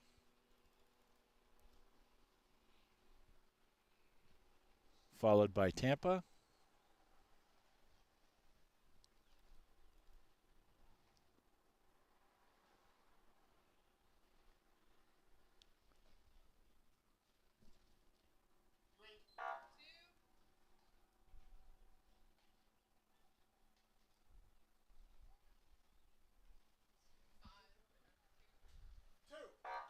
And Siwani. And Wichita State.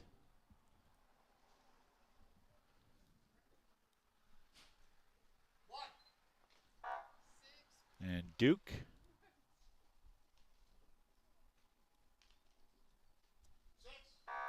And George Mason, we're waiting for them to cross the line. But as of now, the unofficial finish order for the gold medals, Virginia Rowing Association. For the silver medals, Rollins College.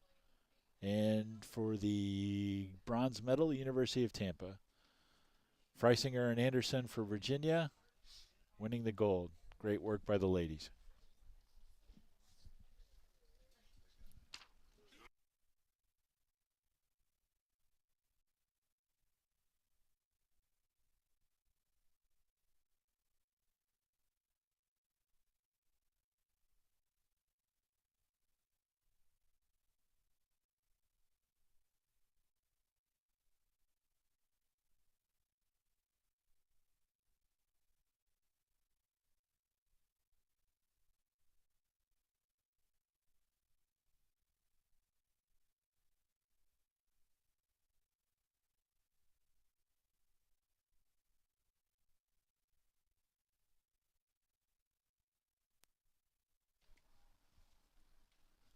Next race is on the water. It's the B final for the men's pair.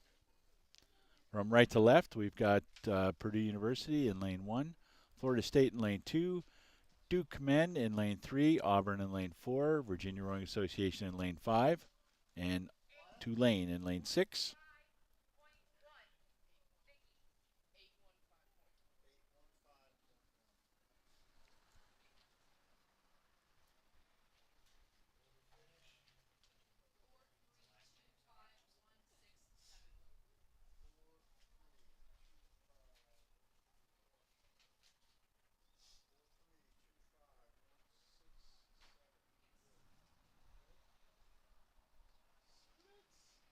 From the looks of it, it looks like Purdue in lane 1 is the leader at this point.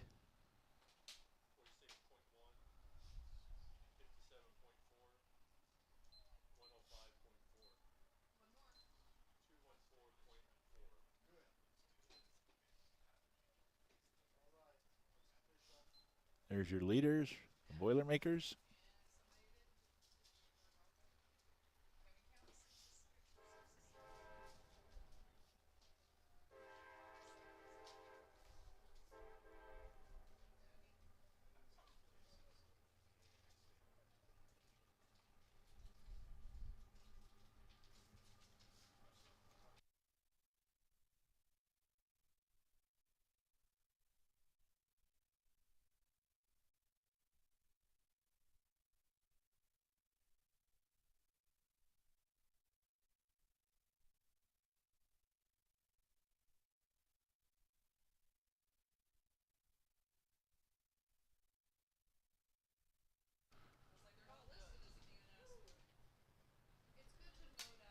So presently Purdue leading the B final,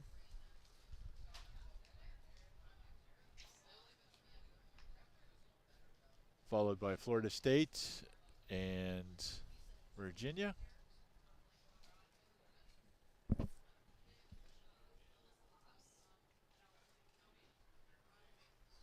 with Duke and Auburn following them, and Tulane pretty far back.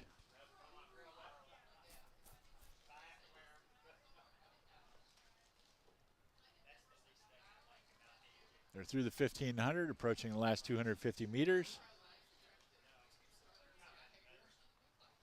Purdue with a solid lead. However, this is pair racing, and it only takes one mistake here for something to happen. So anything can happen. This is still anybody's race, even though it's as spread out as it is.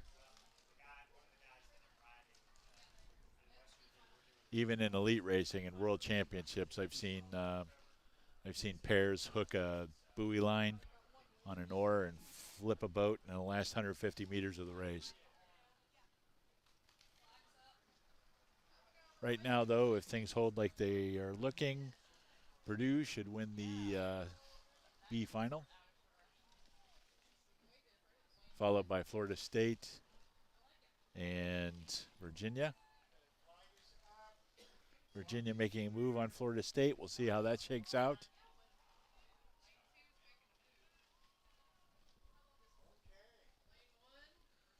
Should have the finish tower view momentarily.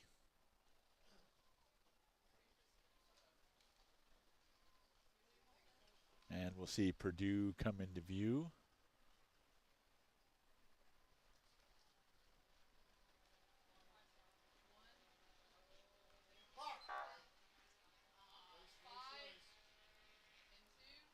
John Lucas from Purdue in the bow of that boat is the president of the Purdue crew.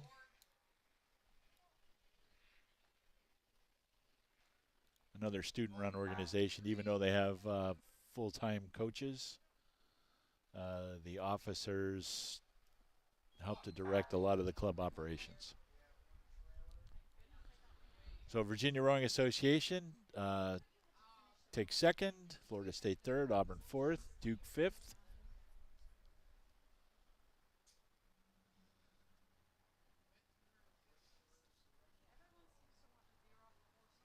And Tulane making their way to the finish line. So that was the B final. The next up will be the A final, which will set the medals for the men's pair.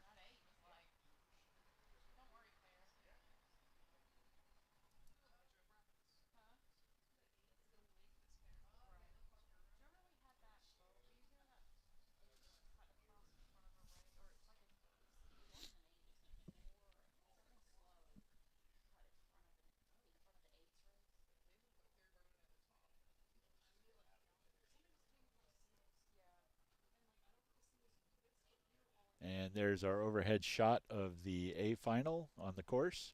Lane 3, presently in the lead, Columbia University. But from right to left, we've got Clemson in lane 1, Chattanooga State in lane 2, Columbia in 3, Washington University in lane 4, Jacksonville in lane 5, and William & Mary in lane 6. Columbia and Wash U in the lead, though.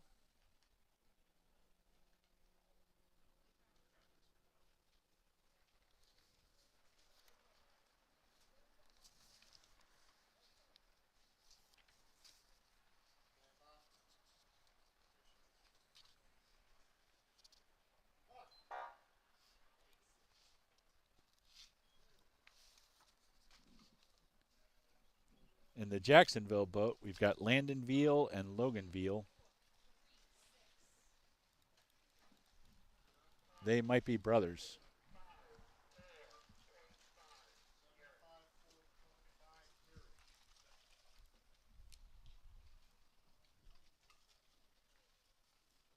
Columbia just with an edge of a lead over Washington University, though. Washington University giving them a good challenge with those two boats being well ahead of the rest of the field. Jacksonville University right now in third place, Chattanooga State in fourth, William and Mary in fifth, and Clemson in sixth.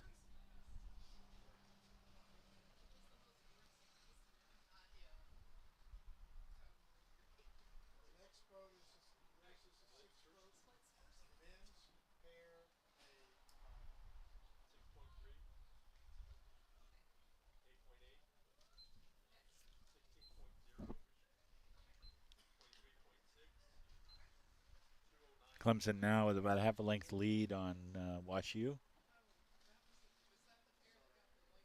I'm sorry, that's Columbia.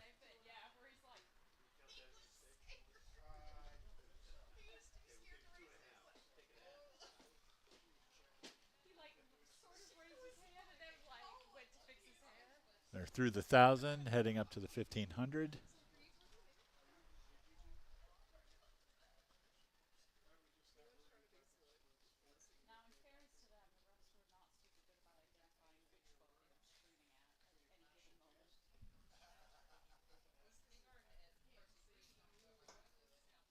There's your leaders from Columbia University.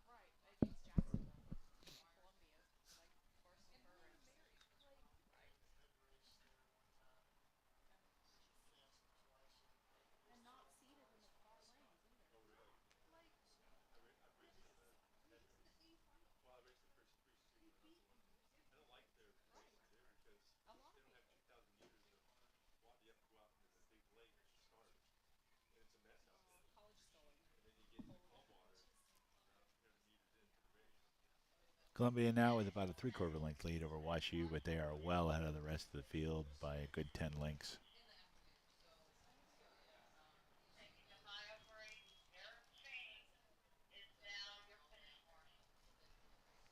Jacksonville is in third place, followed by Chattanooga State in fourth, William and Mary in fifth, and Clemson in sixth. And over in lane one on the right-hand side, very top of your screen.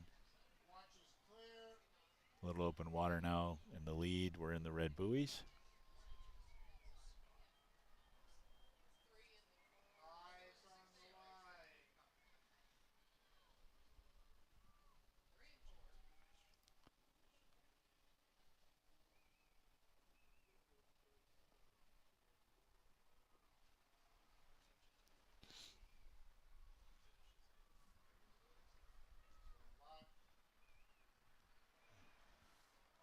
And Columbia crosses the line first, capturing the gold medal, followed by WashU.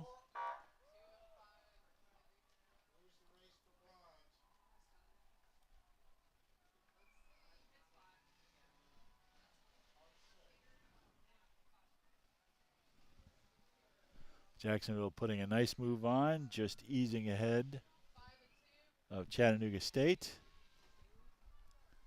for the bronze medal. Chattanooga State taking fourth.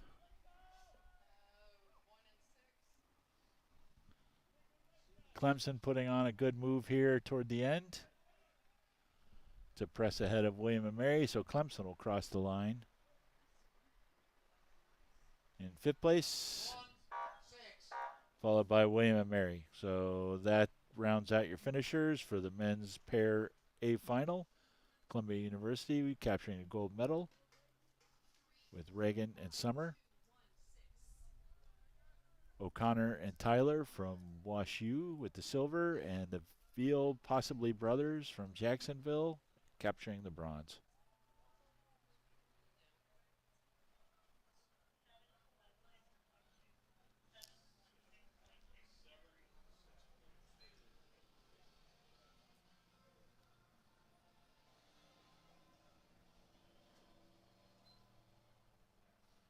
Next up, we have the men's quad.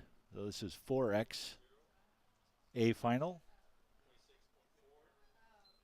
From right to left, in lane 1, Wichita State, lane 2, Texas, lane 3, Virginia, lane 4, Purdue, lane 5, Tennessee, and in lane 6, Vanderbilt. Right now, Virginia and Purdue duking it out for first place.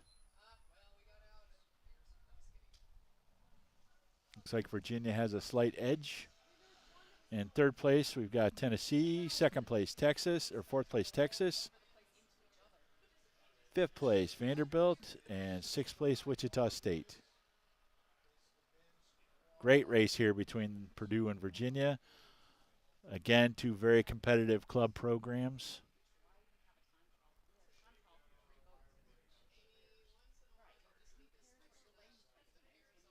They have on occasion done erg races in the winter, but they definitely see each other at Southerns and then again at Acras. Good friendly competition between those two programs. Virginia with about a quarter of a length lead now over Purdue.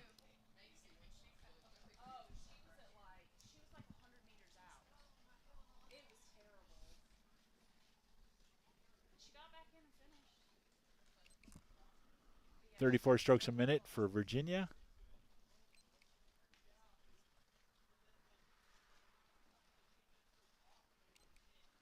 And 33 strokes a minute for Purdue.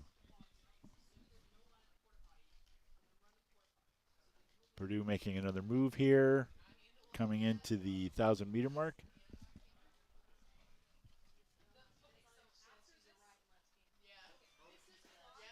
Virginia in a pretty good position so far to hold that off, holding about a half a length lead over the Boilermakers.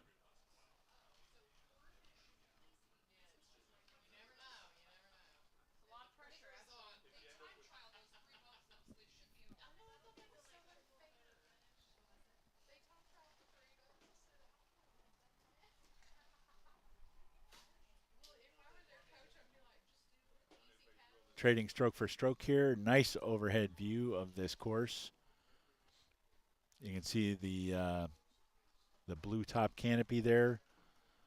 That's where Purdue generally camps out, and then we work our way down to where the lagoon is. Many of the spectator tents. Purdue making another press in. Looks like they've pulled back up a couple of seats, trying to push that bow ball through. We'll see who's got the juice here. Nice tight rowing for the Cavaliers.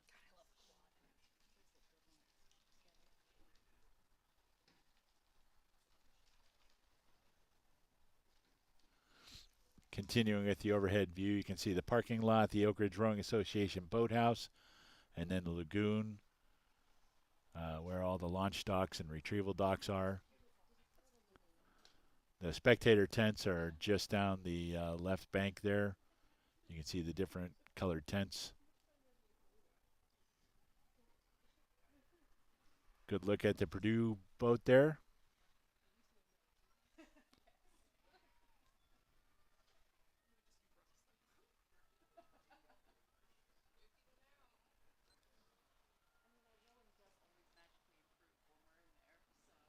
Purdue still just about half a length down. Virginia holding on to their lead. Able to match all of Purdue's moves, charge for charge. But we are approaching the last 250 meters of the race.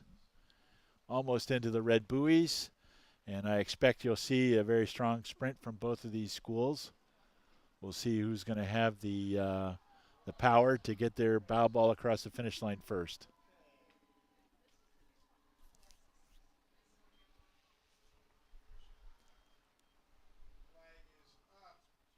Purdue looks like they have just edged ahead. The angle can be a little tricky on this, and looks like Virginia has just pushed ahead again. So they're trading their moves, move for move. And Purdue might be up again. We'll get the finish tower view, which will give us straight across the course.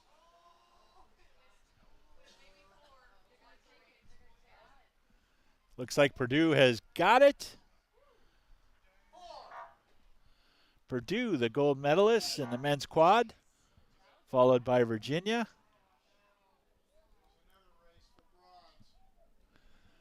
We'll have a tight race for bronze here between Texas and Tennessee.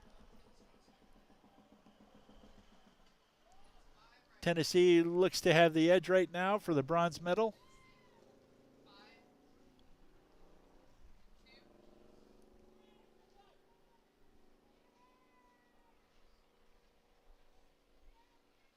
And Tennessee brings it across for the bronze. Followed by the Longhorns in fourth place.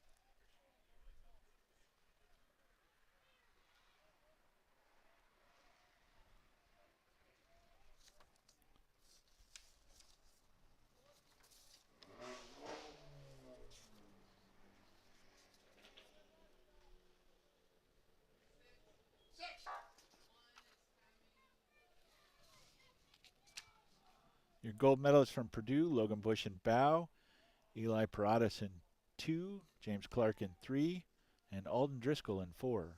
Congratulations to the Boilermakers.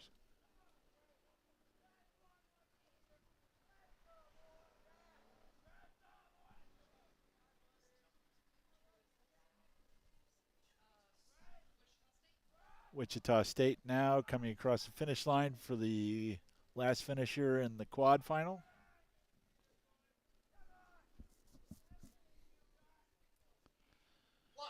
And that finishes out the quad final. So congratulations to Purdue on the gold medal. And a very tight race with the Virginia Rowing Association. Nice work to both those boats and to all the finishers. Next on the course is the men's lightweight 4, varsity lightweight 4, A final. This is the 3-boat race.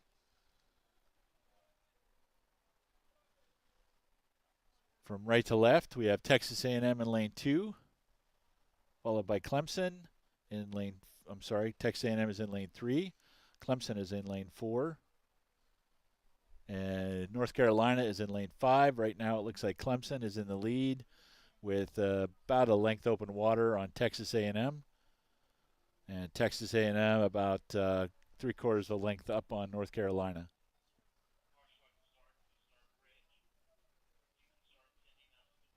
Clemson opening up the distance between the two trailing boats. This one will be for a gold medal.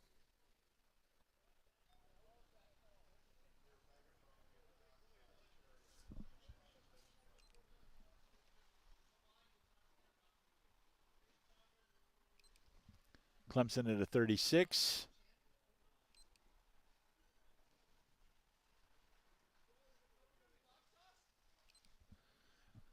Texas A&M at a 32.5.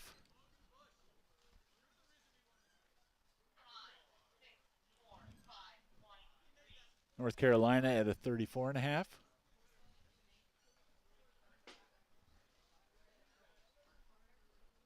Clemson looking very strong.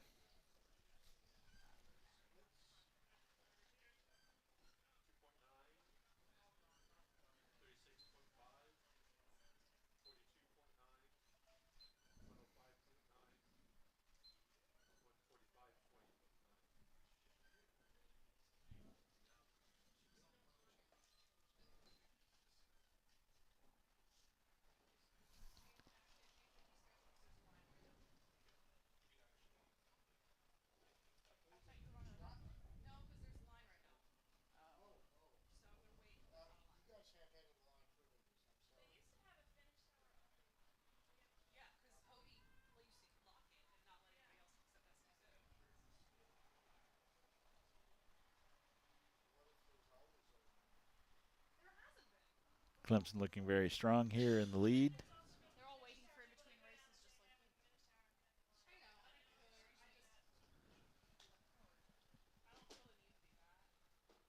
Texas A&M still looks to hold second place. North Carolina in third.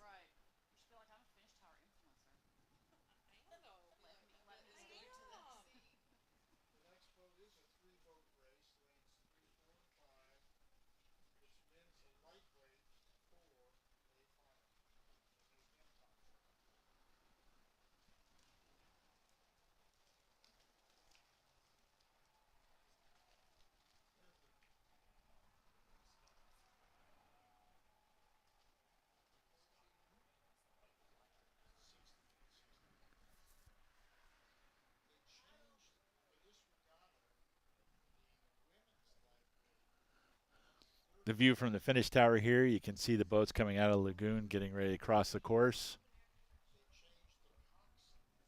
At an 8, almost try and get out across the course ahead of that, the final of the men's lightweight 4 coming down. They decided to back off a little bit.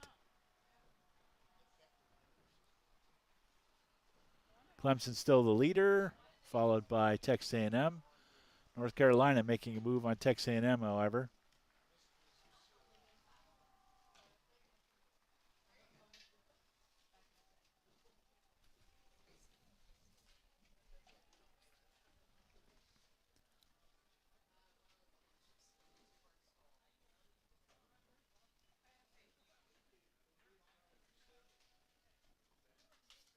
There's the overhead view of the Aggies.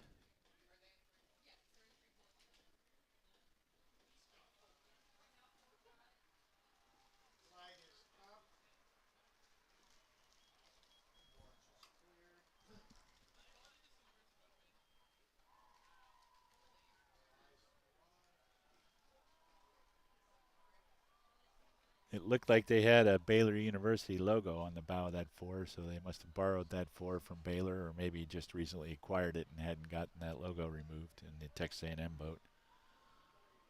Being a young program and a fledgling program like that, you have to try and get equipment wherever you can.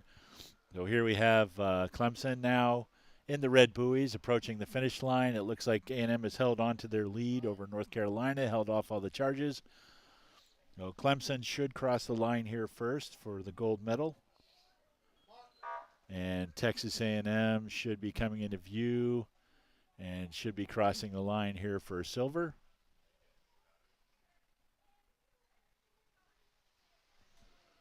So there you have Texas A&M getting the silver in the men's lightweight 4. I think that's the highest finish for them at one of the regional regattas in their history. And North Carolina then crossing for the bronze. So great racing by those crews.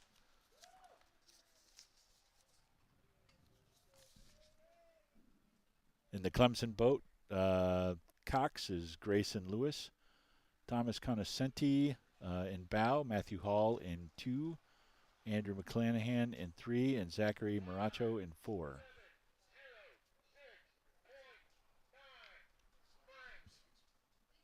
And the silver medalist Texas A&M boat, Cox is Emily Zimmerman. Francisco Andrade in bow. Kevin Canula in 2. Landon Collin in 3. And Jacob Hall in 4. Next race is the Women's Novice 4 Club and Open B Final.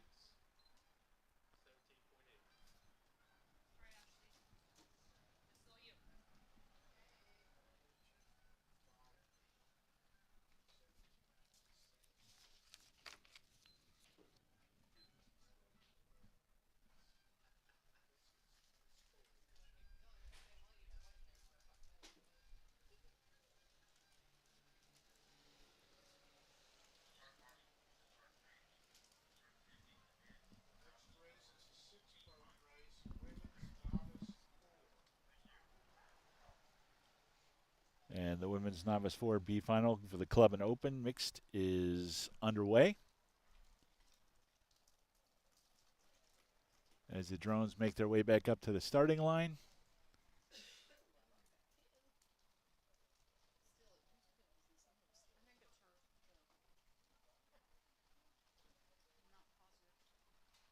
From right to left in lane 1, we have Duke, lane 2, Purdue, lane 3, Georgia Tech, lane 4, North Georgia, lane 5, William and Mary, and in lane 6, Tulane. Looks like your present leader is Georgia Tech, followed by North Georgia and William and Mary, and then Duke in lane 1, ahead of Purdue and Tulane.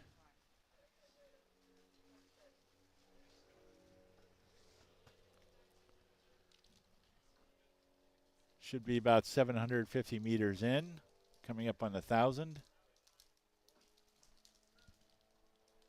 Georgia Tech separating themselves from the field a little bit.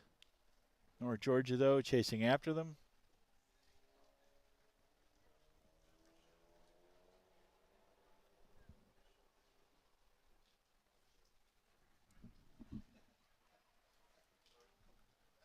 Also being chased by the Duke men over in lane 1. Pretty tight grouping here, though. Still could be anybody's race.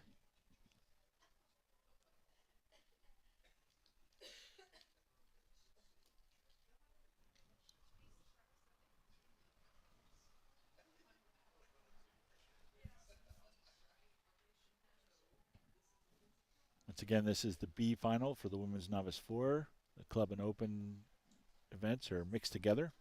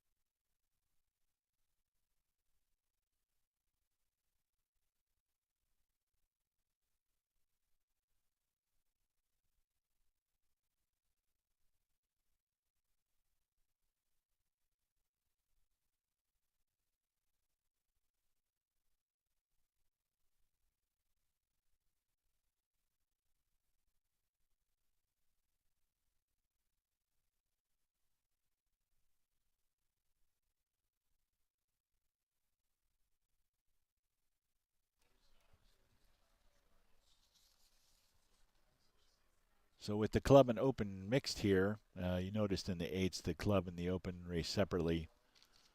There will be a separate set of medals for the open finishers and a separate set of medals for the club finishers, even though they're all racing together.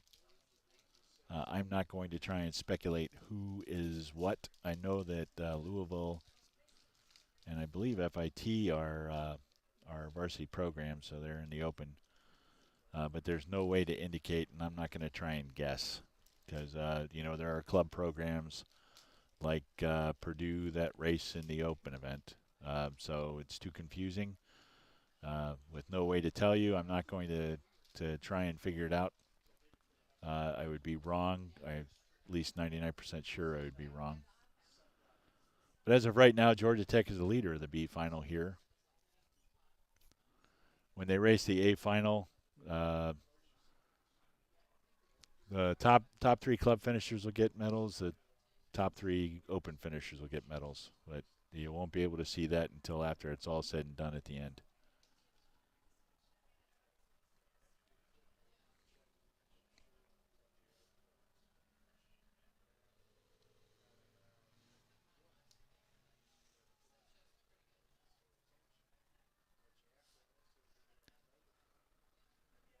But some of the confusion for that comes from why you see Duke men racing in the women's boat race here in the women's novice 4. The entry from Duke is Duke men, and that is to avoid confusion between the NCAA Duke women's program. That's why Virginia is the Virginia Rowing Association, to avoid confusion between the University of Virginia women's NCAA program.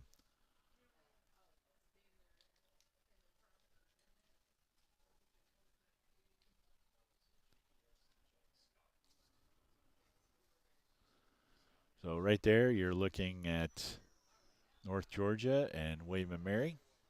Georgia Tech still well out in the lead.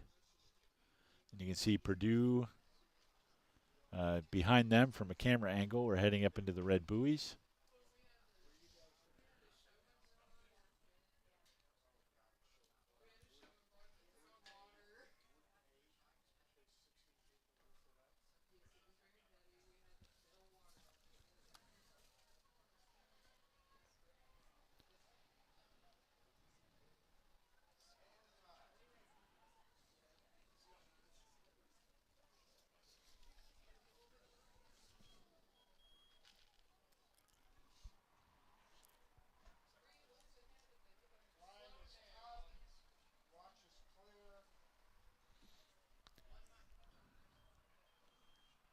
Lane 1 and Lane 2, Duke and Purdue making a solid charge, trying to catch Georgia Tech.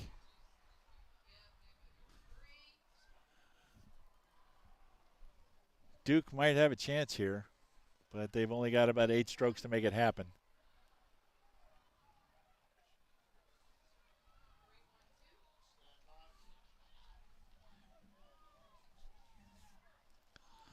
And it looks like the winner of the B final will be Georgia Tech, followed by Duke and Purdue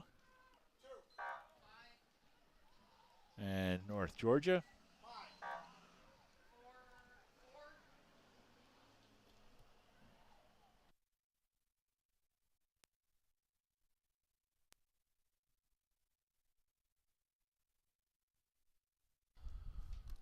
So William and Mary in 4th, North Georgia in 5th, and Tulane in 6th. So that was the B final of the men's 4 with Coxon. Next up, we have the A final.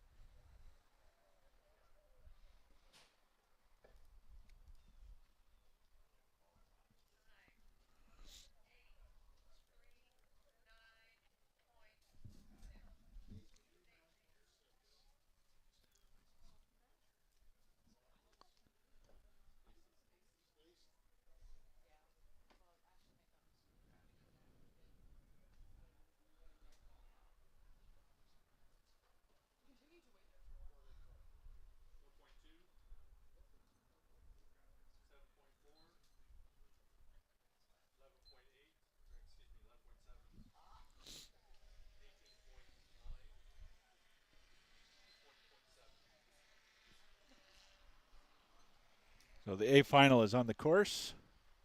From right to left, University of Texas, University of Tampa, Louisville in lane 3, FIT in lane 4, WashU in lane 5, and Liberty in lane 6.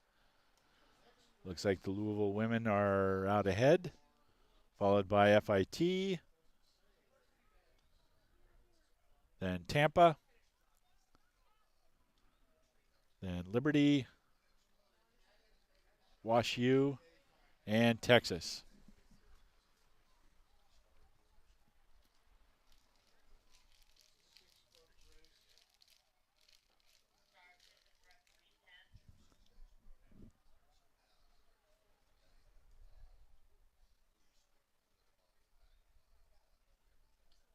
About halfway in right now. They should be just about across the 1,000-meter mark. This is the A final for both the club and open.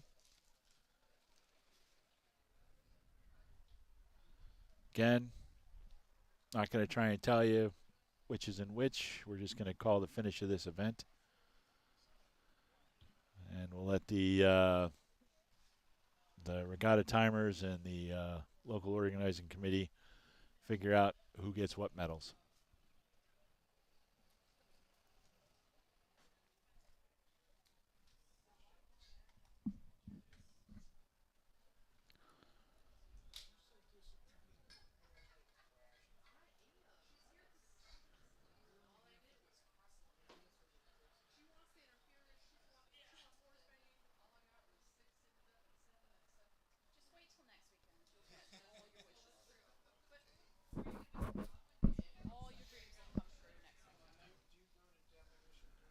There's a view of the field.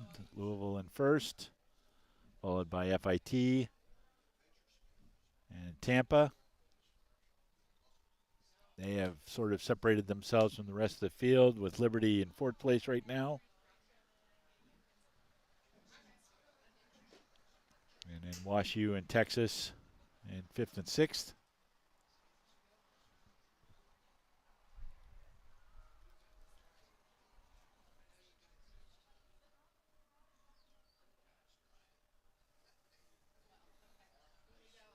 There's FIT.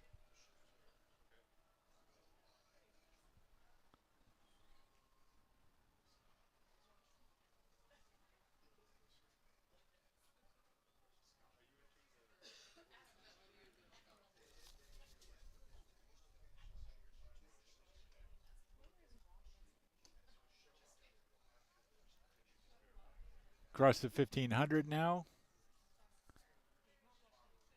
Still Louisville in charge, with FIT not too far behind.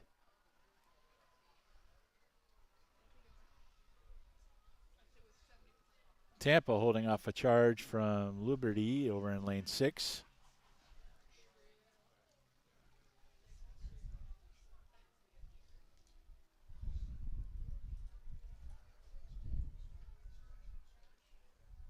There's your Tampa ladies.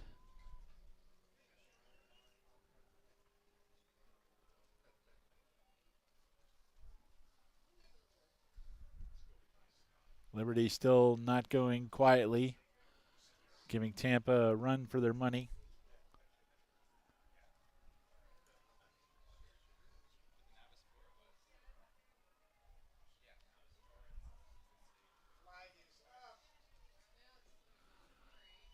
Into the red buoys, last 250 meters. Your leader is still University of Louisville, with FIT in second. Difficult to tell whether it's Liberty right now or Tampa in third place. They are battling it out. And Wash U in fifth, and Texas in sixth. And once again, I can only give you the finish order for this actual event. I can't give you how everybody will finish out in the medals because there's no denotation for club or open here. Louisville definitely will take first place in this final, followed by FIT.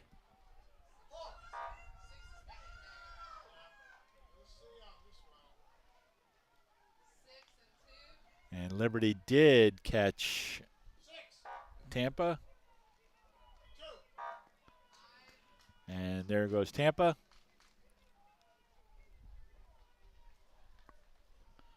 Followed by Wash U.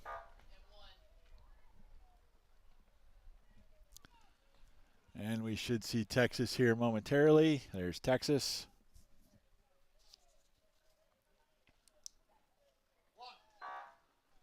All right, so that rounds out the finishers for the women's novice 4.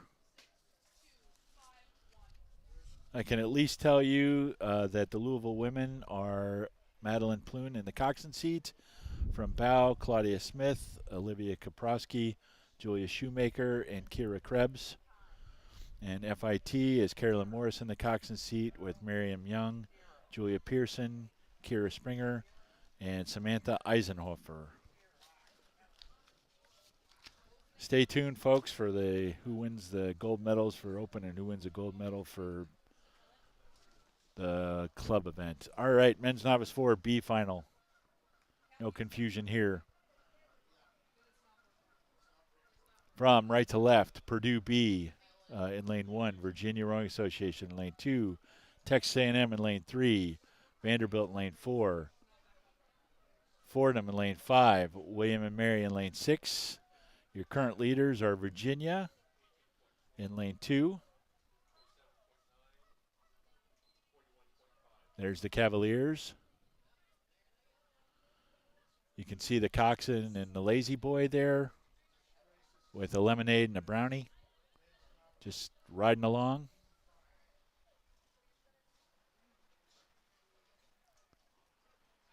I kid, the coxswains have to do a lot of work in these boats. But I was a rower.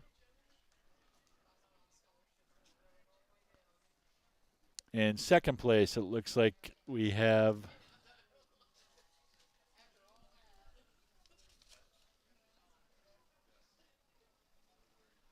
it's a toss-up between Purdue and Vanderbilt. Texas A&M then possibly in fourth. Texas A&M making a good move on that Purdue boat, and I think they're also moving back on the Vanderbilt boat as well.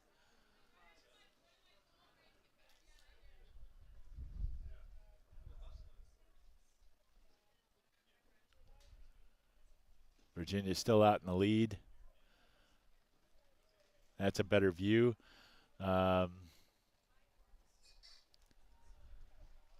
Texas A&M maybe has slipped into fourth place. So Virginia in the lead right now with Vanderbilt in second.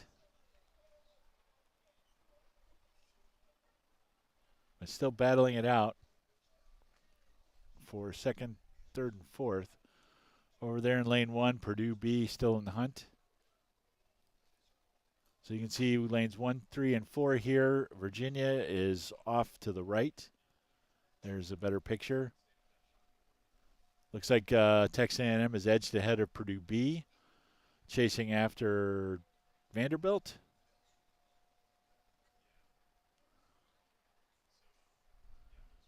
Purdue trying to fight their way back in.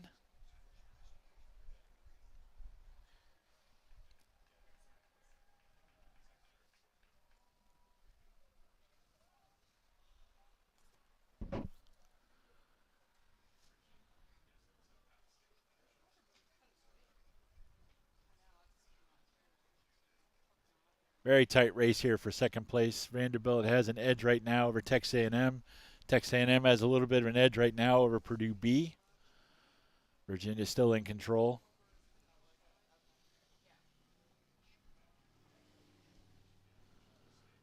What a great race. Through the 1500.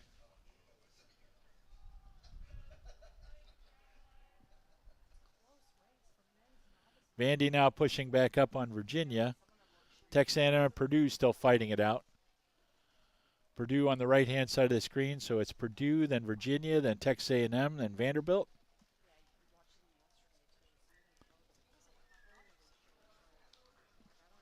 Once again, this is the B final of the men's novice 4. Looks like Purdue has moved up on Virginia. Vanderbilt has also moved up on Virginia, but Texas A&M is right in there.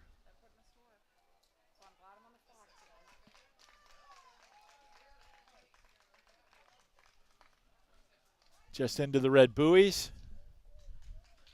Vanderbilt is pulled ahead of Virginia. Purdue is pulled even with Virginia, maybe about a quarter of a deck down. Texas A&M still in contact with everybody.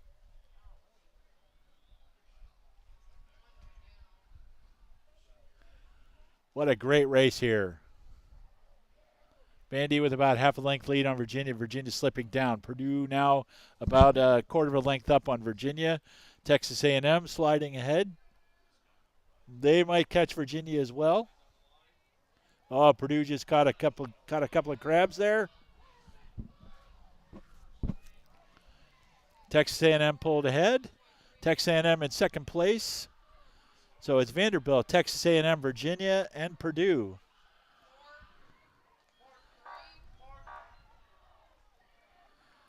Virginia just crossing the line ahead of Purdue. Great race by those 4 boats. Wow. And that just goes to show you what can happen. You get in the heat of things, especially in a tight race like that in a sprint. Misstroke here or there, and all of a sudden you go from being a half a length up on somebody to a half a length down.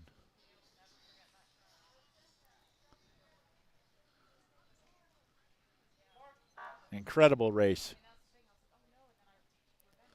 So Vanderbilt winner of the B final, Texas A&M second place. Virginia third. Purdue fourth. Purdue B. There's another Purdue boat coming up. Fordham in fifth, and William and Mary in sixth.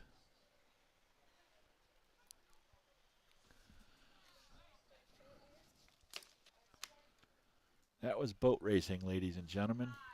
We love that.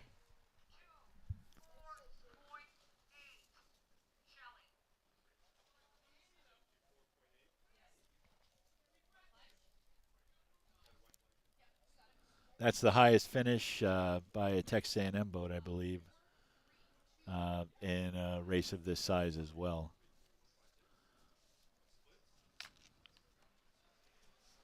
Again, a fledgling program. So now we've got the A final. So this is the grand final for the men's novice 4. From right to left in lane 1, Purdue. Lane 2, Embry-Riddle. Lane 3, FIT. Lane 4, Rollins. Lane 5, Texas, University of Texas. And in lane 6, Stetson.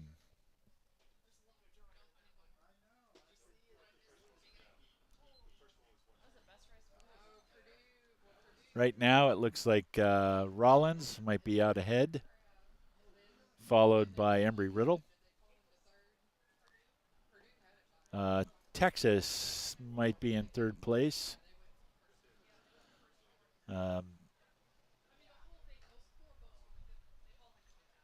Followed by FIT, and then Purdue A, and Stetson in sixth. This will be for the medals. Looks like a good race so far between Rollins and Embry-Riddle. They're separating themselves from the field just a little bit. Texas in third pretty solidly, with FIT in fourth.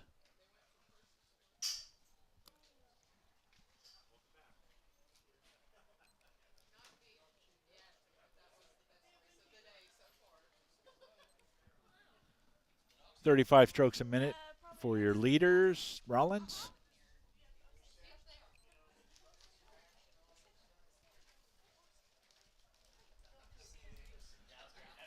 .35.5 for Embry-Riddle.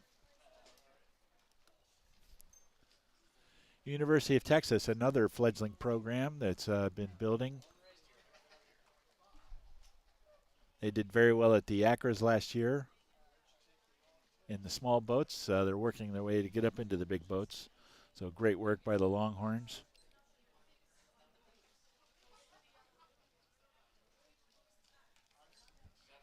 32 strokes a minute for Texas.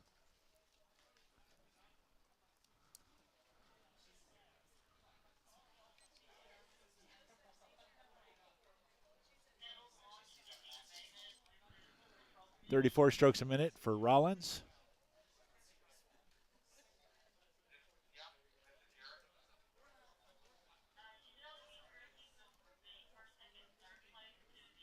You can see the Rollins coxswain there, constant talking to the boat to encourage them to make sure that they can get ahead of Embry-Riddle. Gave a look over his shoulder to make sure that Embry-Riddle was back a little bit. Embry-Riddle was down about half a length. Good race here, though, developing into what could be another tight finish, at least for the top 2 spots.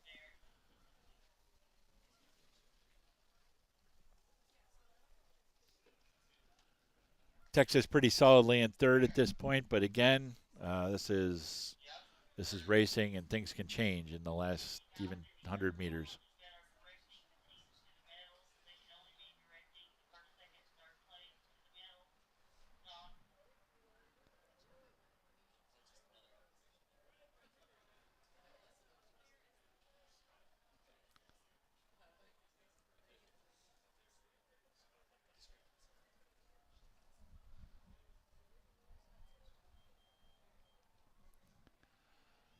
Rollins still pretty solidly in the lead, followed by Embry-Riddle. Texas still hanging on to third place.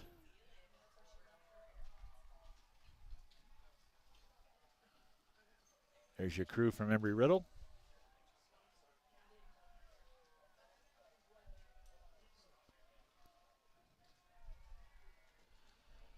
Purdue has dropped back some, so is Stetson.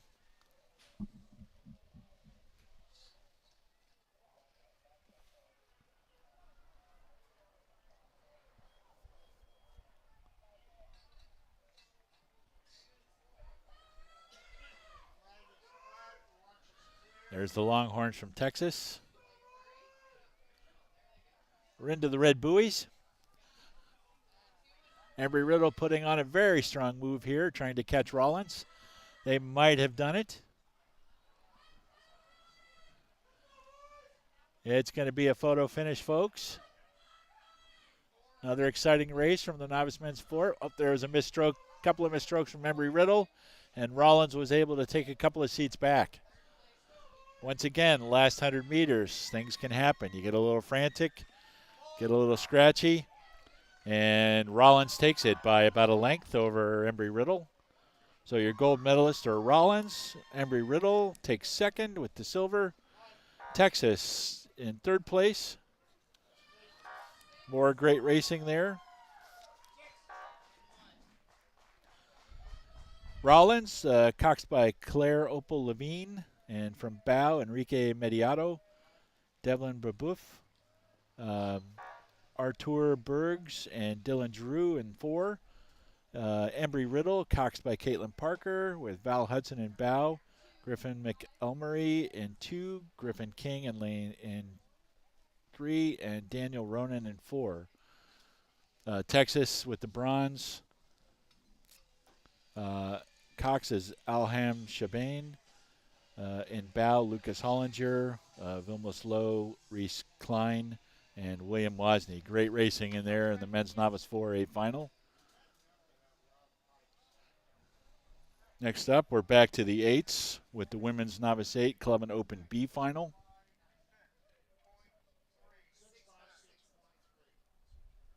FIT, Stetson, and Purdue finished out the 4 through 6 in that novice 4A final.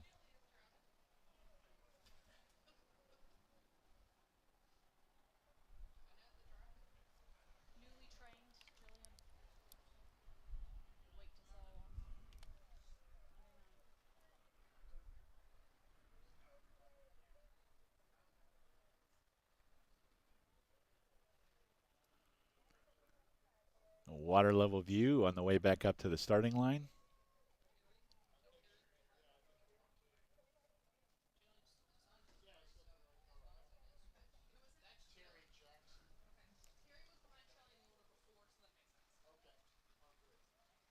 More great work by the drone pilots.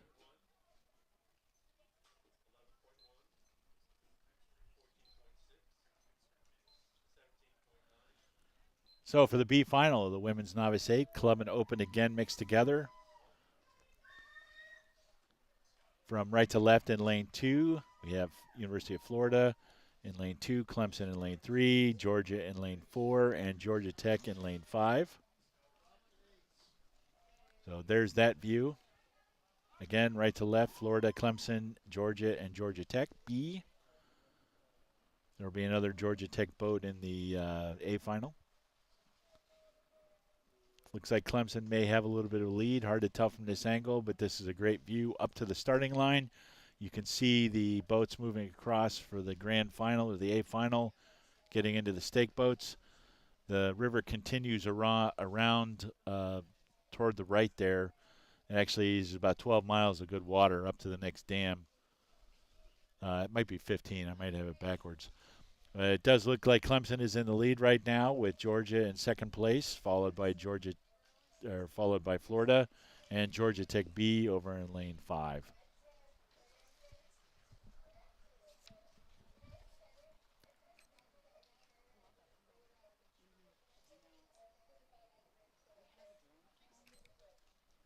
.30 strokes a minute for Clemson.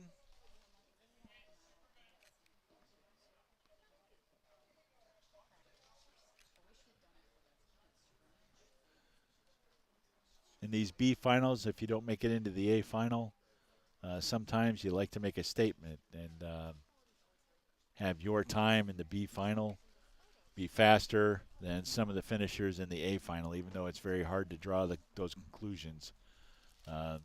Sometimes that's just the breaks. You may have a bad race and wind up in the B final. But at least for your own confidence, you can say, yeah, my times were just as fast as the boats that were in the A final. Clemson stretching their lead out a little bit over Georgia. who has stretched their lead out over Florida and stretched their lead out over Georgia Tech B.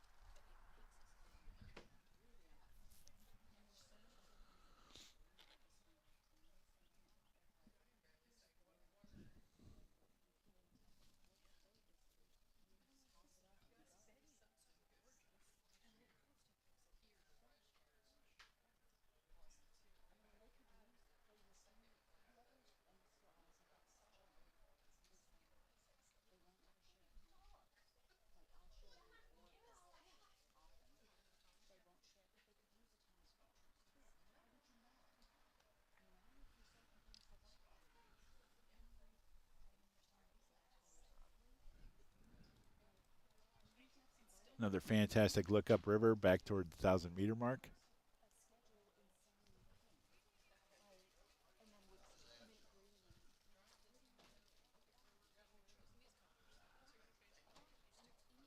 Clemson, the leader, just about to cross over the 1,500.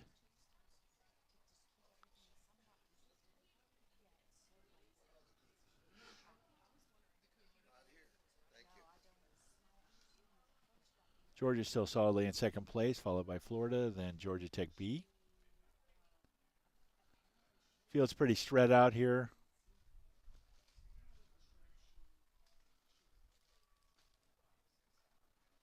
There's your Georgia ladies.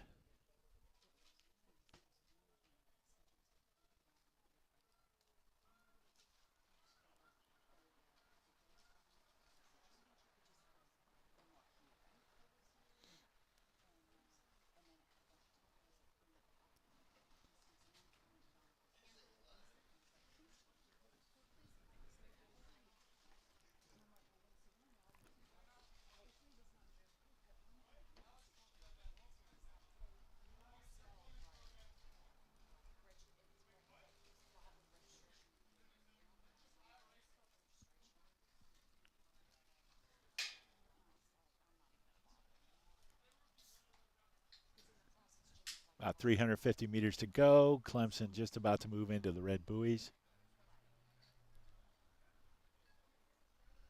There's your leader again, Clemson.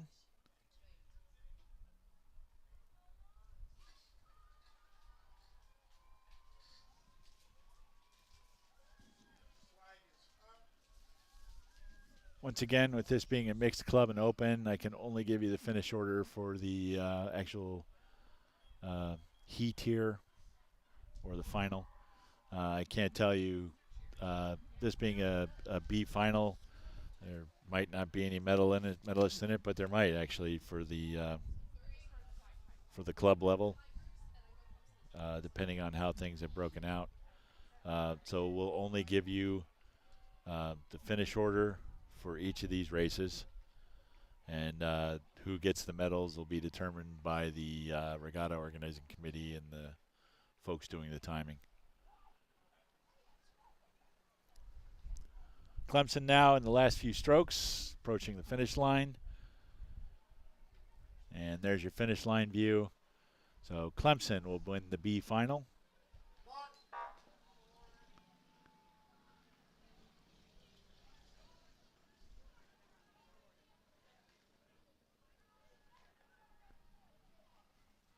Followed by Georgia. Then Florida.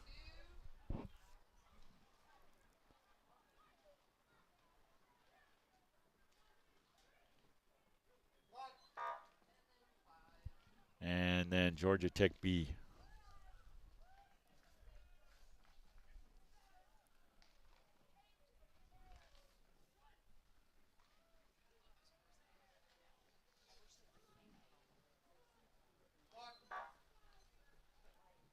All right, so the next event then is the A final for the Women's Novice Club and Open.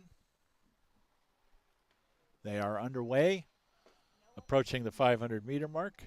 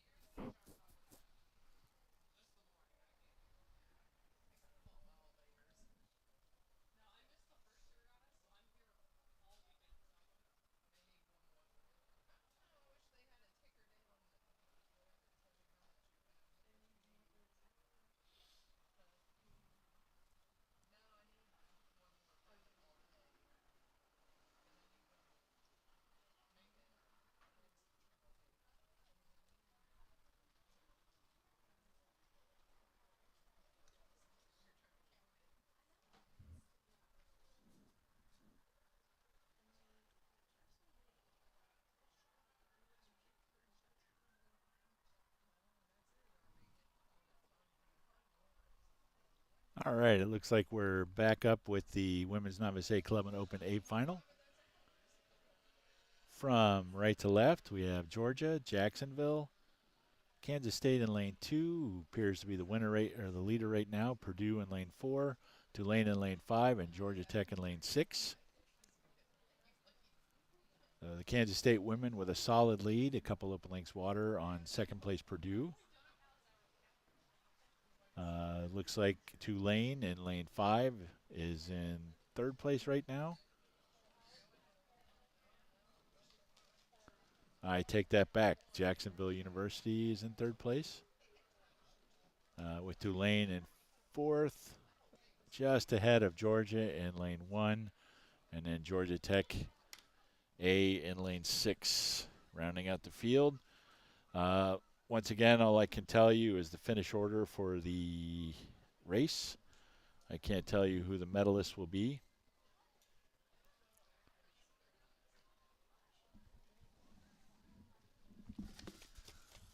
This is an example where Purdue, I believe, even though they are a club, is racing in the open level.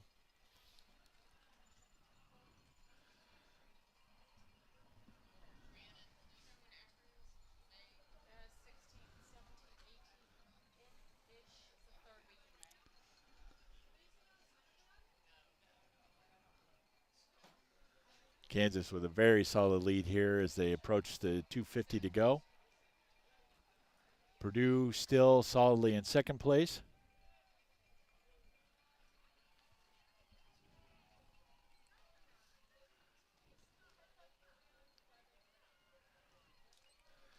Kansas State at a 35.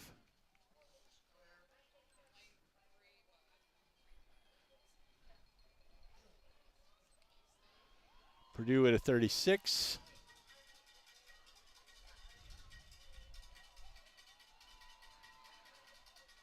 Georgia moving up over there in lane 1. They may not have enough time to catch Purdue. Tulane in lane 5 also won't have enough time, but they're both putting on really good moves. Looks like there's going to be a good fight for the bronze medal. There's Kansas State crossing. They'll certainly win a gold medal.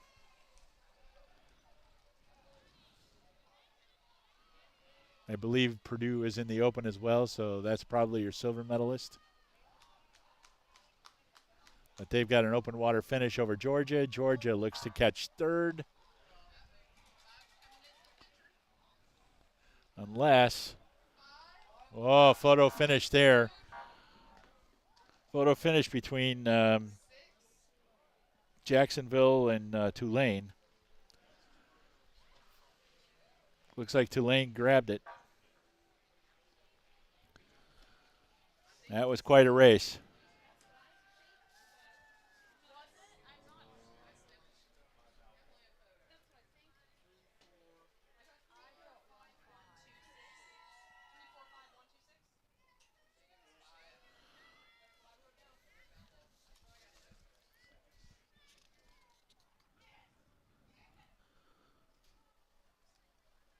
So your Kansas State women, coxed by Mia Starnes from Bow, Lacey Miller, Annika Jantz, Caitlin Coldwell, Kendall Lane, Delaney Goshorn, Abigail Farr, Abigail Hounder, and Carly Hornia.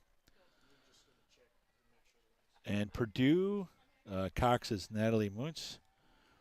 From Bow, Haley Overton, Annabelle Hadley, Anna Stroop, Lauren Reddington, Sophia Hedgepeth, Megan Prang, Audrey Winsuski, and Reese Copenhaver. So great racing there. Again, watch this channel for who won the gold medals in the Open and the club level of the Women's Novice 8. We'll move up to the Men's Novice 8 now. Next race will be the B final of the Men's Novice 8.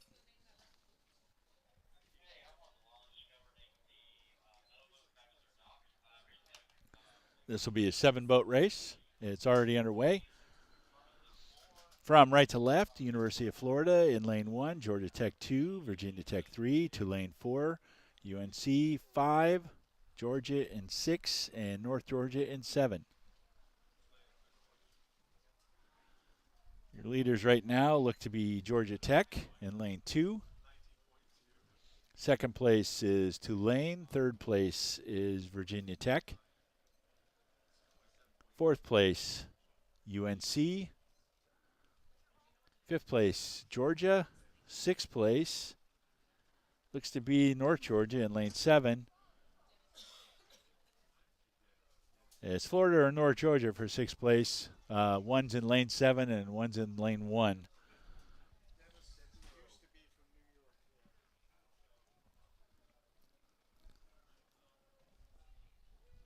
But Virginia Tech and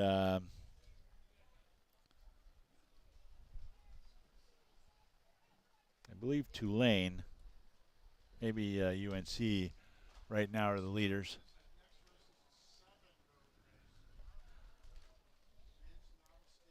There's Georgia Tech.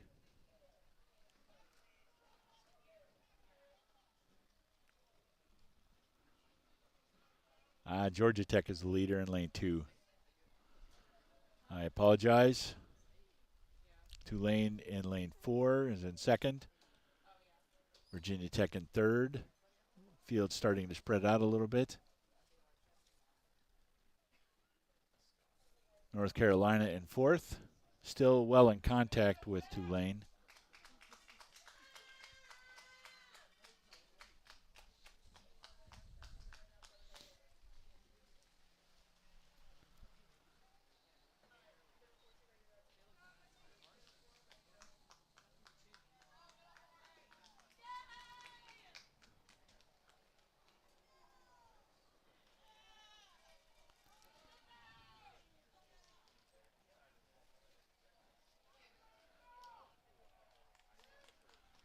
Georgia Tech at a 38 in lane 2.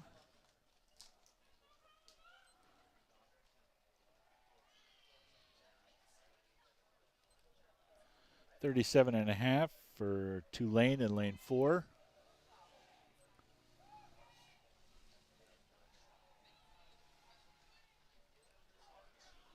$35 for Virginia Tech in lane 3.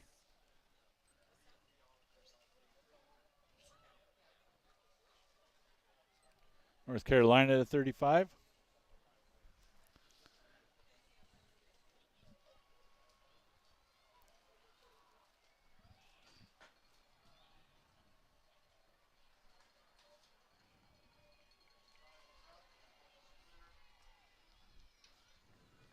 Hard charge here from Tulane. May not have enough room to pull it off. They're in the red buoys. Georgia Tech can see them. They're responding.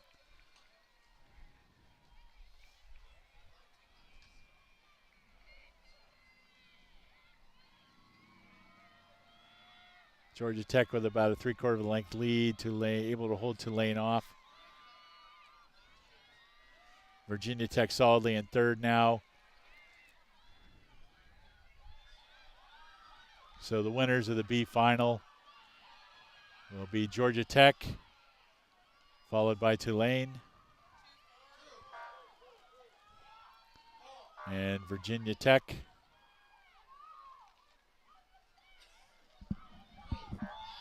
And North Carolina.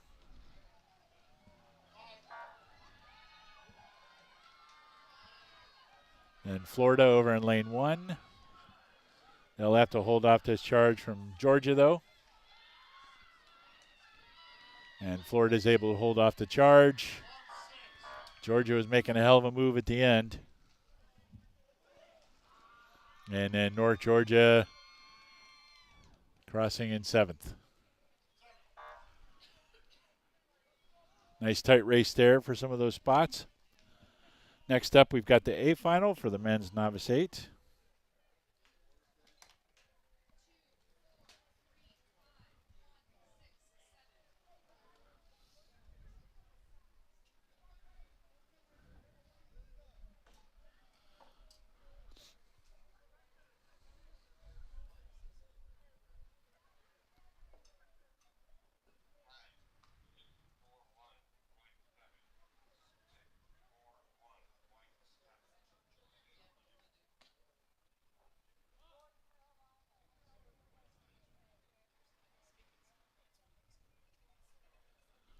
So the A final should be underway.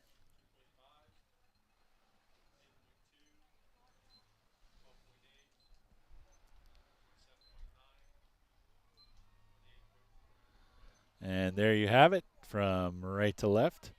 Clemson in lane 1, Alabama in lane 2, Purdue in lane 3, Virginia in lane 4, Jacksonville in lane 5, and Purdue B in lane 6. Right now, it looks like Purdue's in the lead with about 3/4 of a length over Virginia.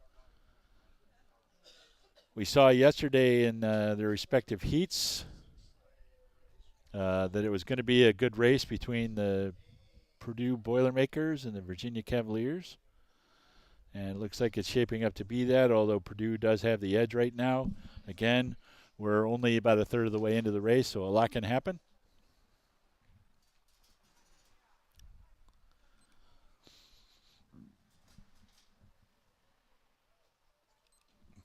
Purdue at a 37.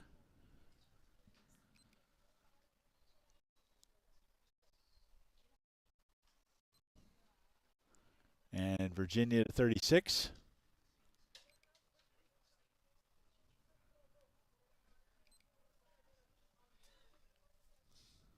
Good strong rowing from both of those crews. Right now, it looks like third place is Jacksonville, followed by Purdue B. Clemson probably has the edge on Purdue B over in lane 6. Clemson's in lane 1. Alabama also probably has the edge over Purdue B. But Purdue has 2 boats in the grand final for this event, so that's pretty good.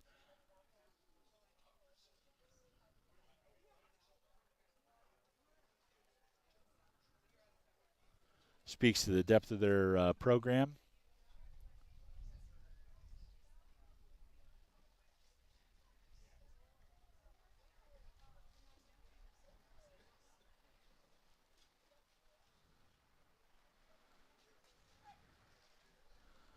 Purdue with about a quarter length open water on the Virginia Rowing Association. Jacksonville pretty solidly in third place here. This one's for the medals, clearly.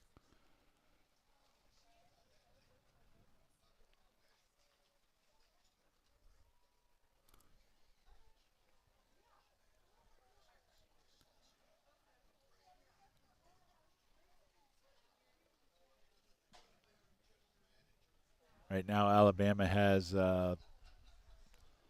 fourth place spot, with Clemson and Purdue duking it out for fifth. This is the Purdue B boat in the foreground here, and Jacksonville behind them, or in front of them.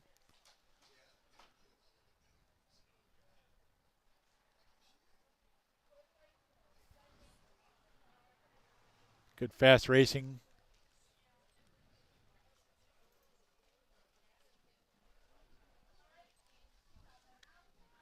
.36 strokes a minute for Purdue, the lead Purdue boat.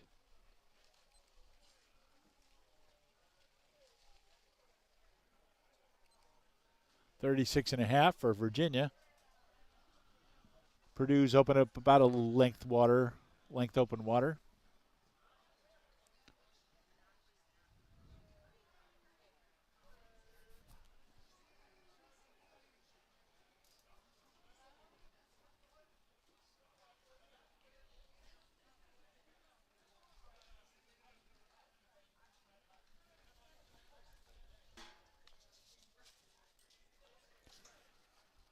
Very solid rowing by the Boilermakers. The Purdue men won the Accra Championship in the novice men's 8 last year. And of course, this is an entirely new novice crew, but they've had a very good program.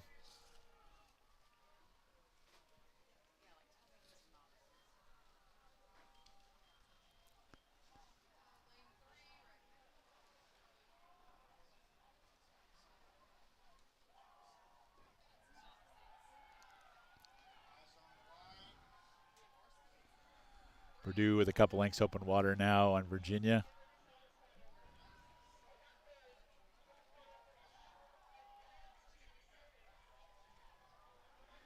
Good solid race by them. And there you have them crossing the finish. Jacksonville in a very tough race right now with Alabama for third. Looks like they've got the edge. Virginia takes second for the silver. Jacksonville will take third. And the Purdue gold medalist boat, coxswain is Jenna Roberts, and bow, William Keyes, Finian Mitchell, Matthew Plummer, Leo Bowman, Severn Welsh, Landon Graham, Nicholas Keisel, and Miles Reynolds. In the Virginia silver medalist boat, cox is Ethan Talbot. From bow, Nicholas Sutter, Milton Martin, Chase Baumgarten, Kamal Kortuk, Juan Morgan, John Haney, William Stutzman, and Dexter Gaines. So congratulations to the Purdue men for their gold medal in the novice men's 8A final. Jacksonville, Purdue B, Alabama, and Clemson round out the rest of the field for that race. Good work, everybody. Our next event will be the Women's Varsity 4 Club B final.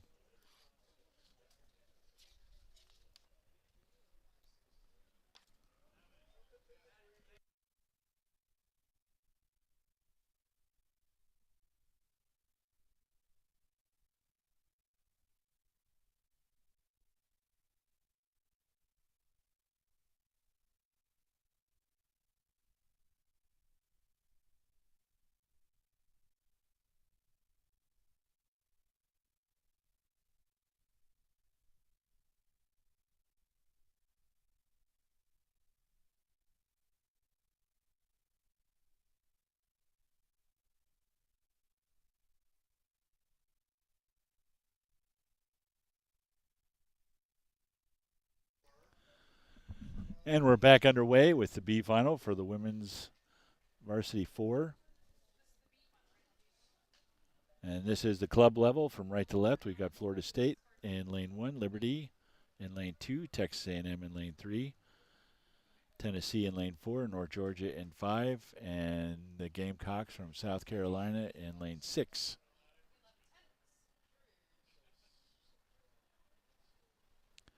And right now it looks like Texas A&M is in the lead, being challenged by Florida State over in lane 1.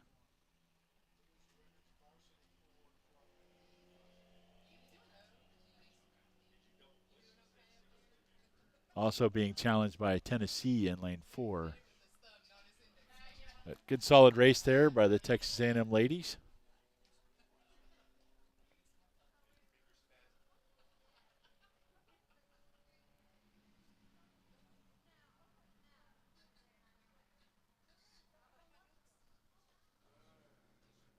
We're about a quarter of the way into the race.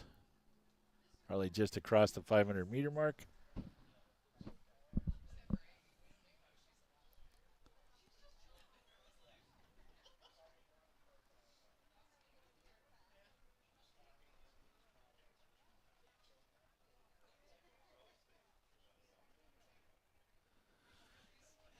A&M opening up a little bit of distance on second place Tennessee, and Florida State over in lane 1.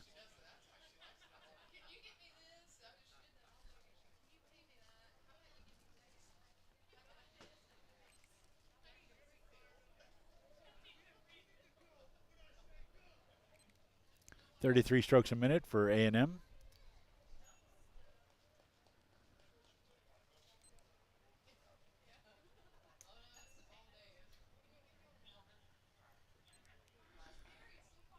.31 strokes a minute for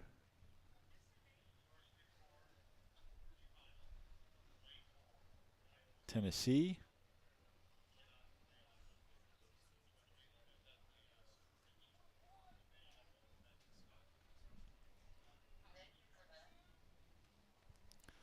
Tight race here for second place between Florida State and Tennessee. A&M looks to be pretty much in control as we approach the 1,000-meter mark. See the houses up on the hill. Back when I did spring training here in the mid-'80s, I always thought living in one of those houses would be pretty good.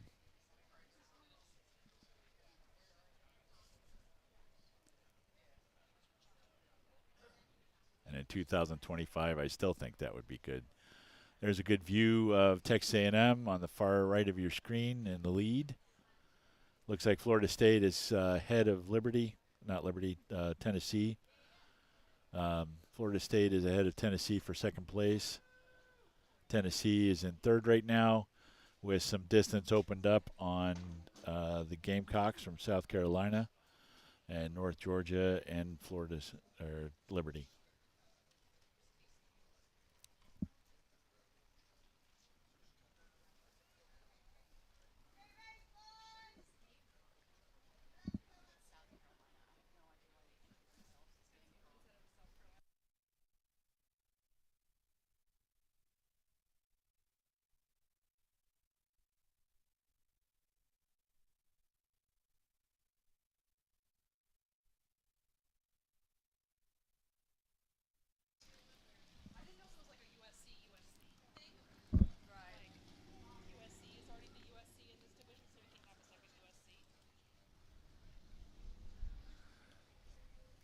There's your Aggies from Texas A&M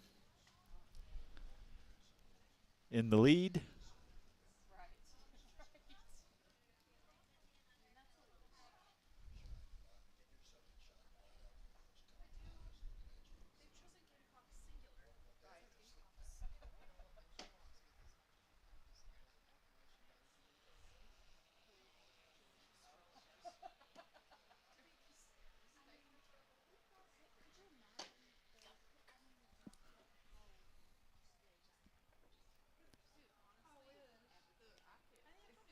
Good solid race by the Aggie ladies.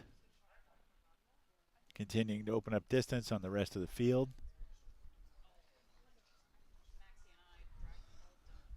This is the view from the finish tower.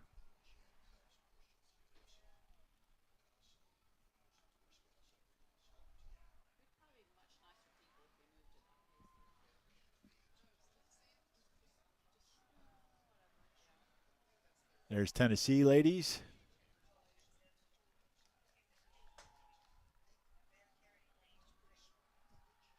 Right now, Florida State holding a lead for second over Tennessee, but Tennessee making a hard charge here. Texas A&M well ahead of the rest of the field. 2.5, 3 lengths open water.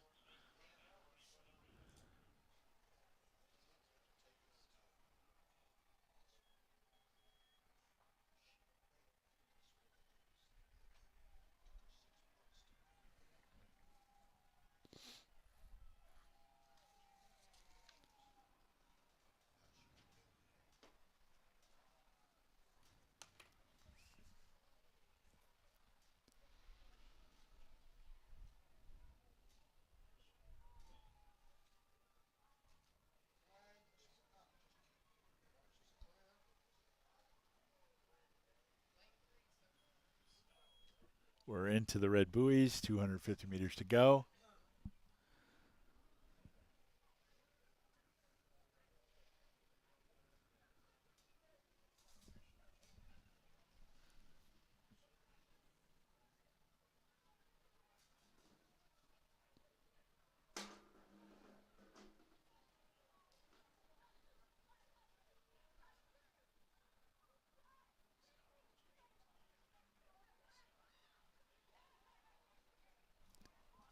And we'll have the view across the finish line here momentarily, but there's Texas A&M approaching the finish line.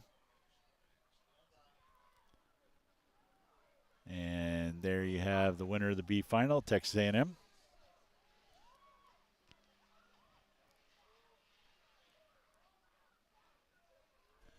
Tight race here, going to be a photo finish maybe. Tennessee able to jump ahead of Florida State for second in the B final. Florida State third.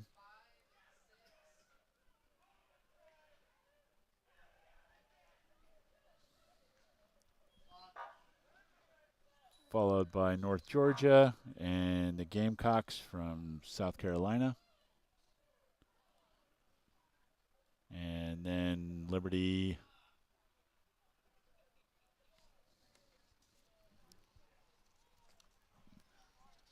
crossing in sixth. So great work by the ladies in the B final. We'll next move on to the A final of the women's varsity 4 club level.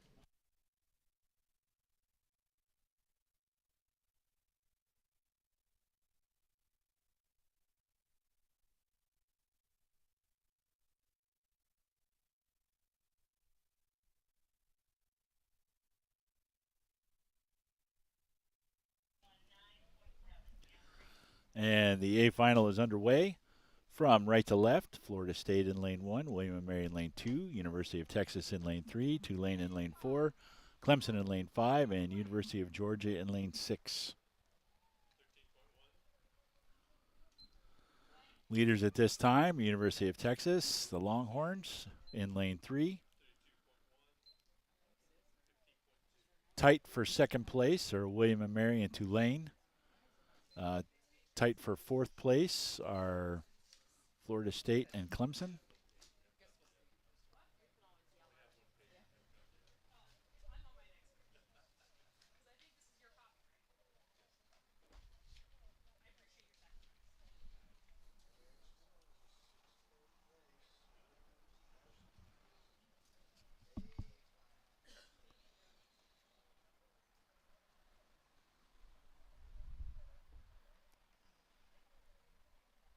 Texas opening up just a little bit. I think they've got a touch of open water on William & Mary and Tulane, fighting it out for second place. This one's for the medals.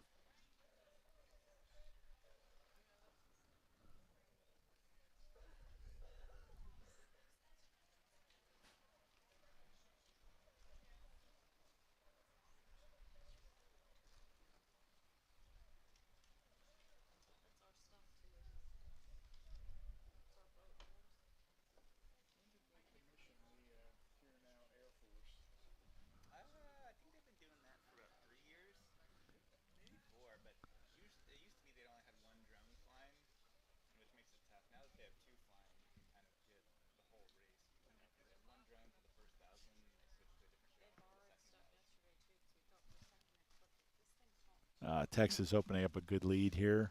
Field spreading out just a little bit.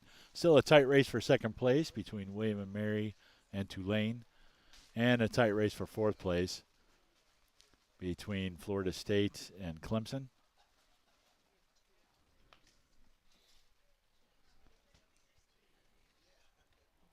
Georgia trailing, but still in contact with the field.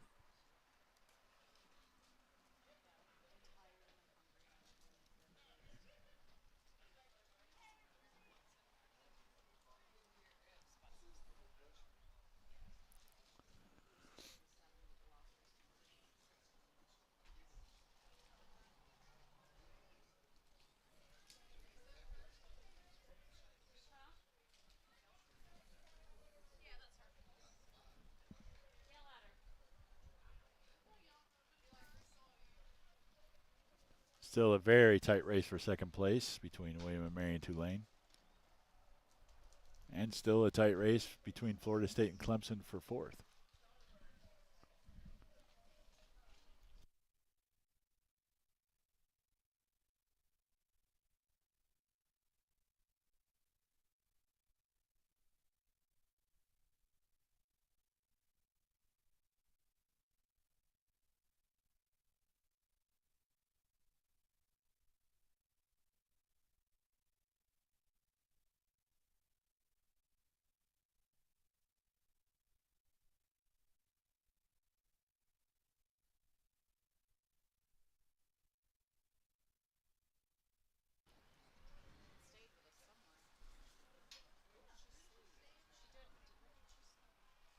Into the last 500, Texas has this pretty well in hand if they can hold on to it. Still a bitter fight between Tulane and William & Mary for second place.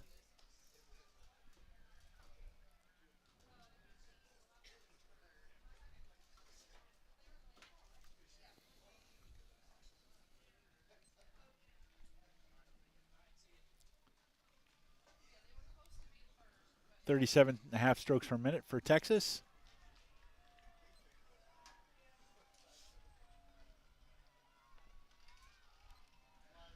.36 for Tulane.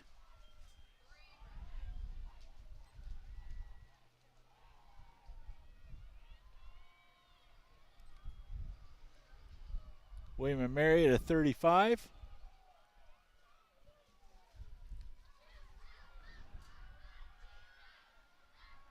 Probably going to be a photo finish here for second.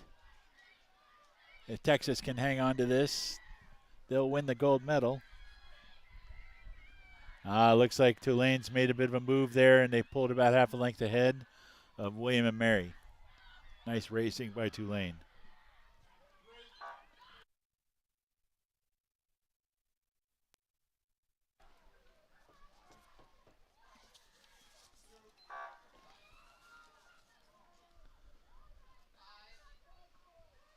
In the Texas boat, coxswains Julia Alves. In bow, Tanushri Mazumdar. And 2, Anna Pupon. And lane in C3, Evelyn Shaban. And in 4, Robin Gillis. In the Tulane boat, coxswain Reagan Strassel. From bow, Melanie McAdoo, Kayla Keats, Emma Goldberg, and Lockley McElroy.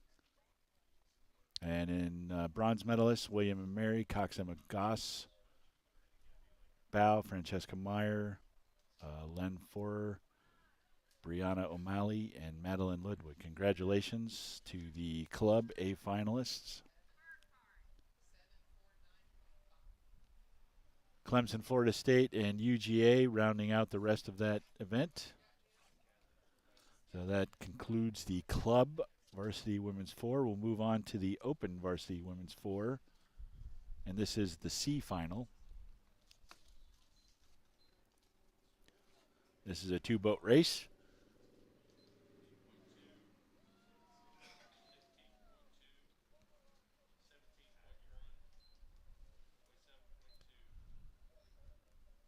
High Point University B up over George Mason B.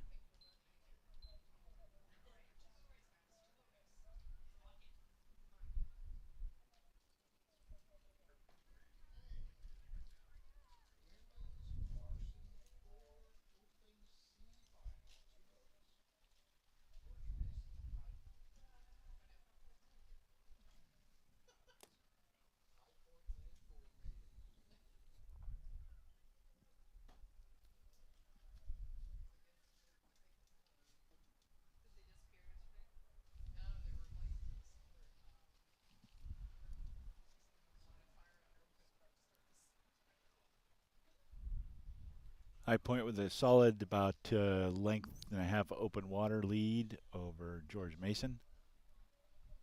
These are the B boats for both of these teams.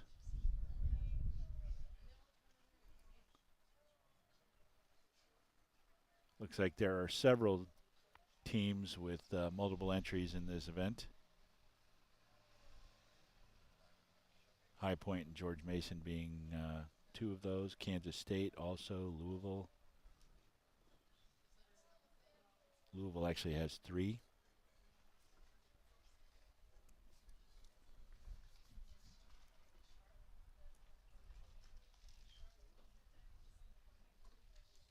So there are 3 finals for this race.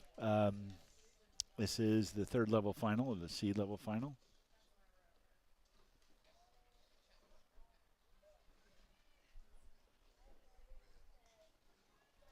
The men's varsity 4, which happens after this, will also have 3 finals. Then we'll be into the men's and women's JV 8s, and then we will be into the varsity 8s. So a lot of good racing left here this morning. I guess this morning's almost over. It's just about 11:30 here. Wind's picking up a little bit, light following conditions. Temperature's probably in the high 70s at this point. About 75 degrees. On the way up to 87. The dew point is still low, though. Dew point's about 55, so it's a dry heat. Right now, the winds are out of the west-southwest at about 8 miles an hour.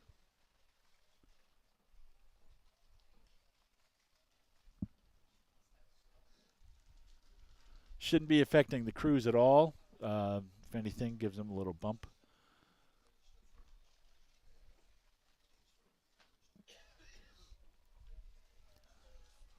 As I've said multiple times during this webcast, this is one of the finest places to row in the country and one of the fairest courses. Well protected from most winds, and if there is a wind that's affecting any of the lanes, it's generally affecting all of the lanes.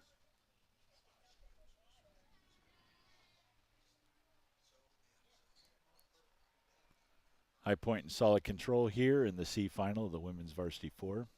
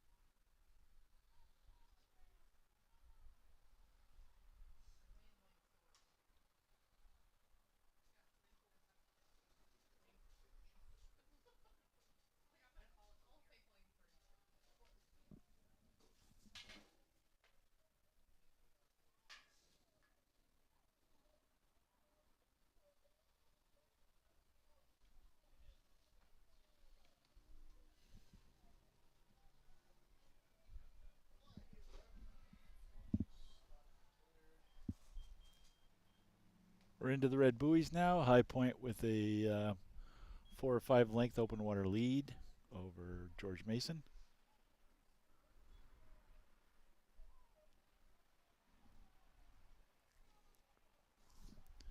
Just about 12 strokes to go.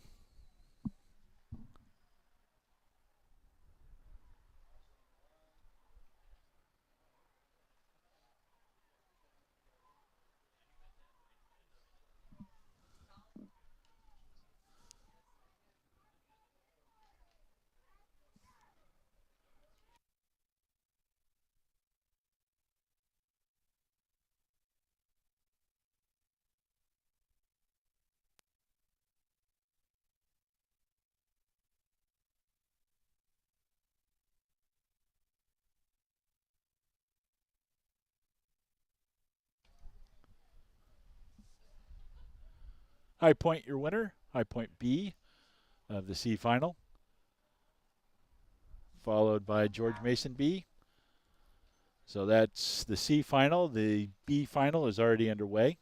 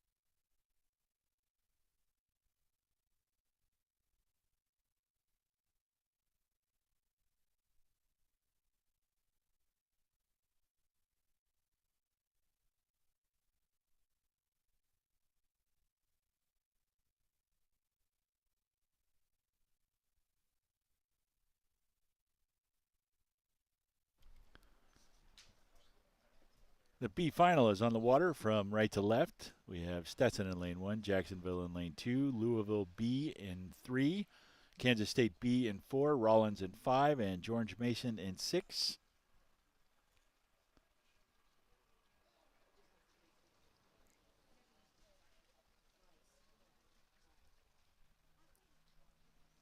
As the drone races back upstream,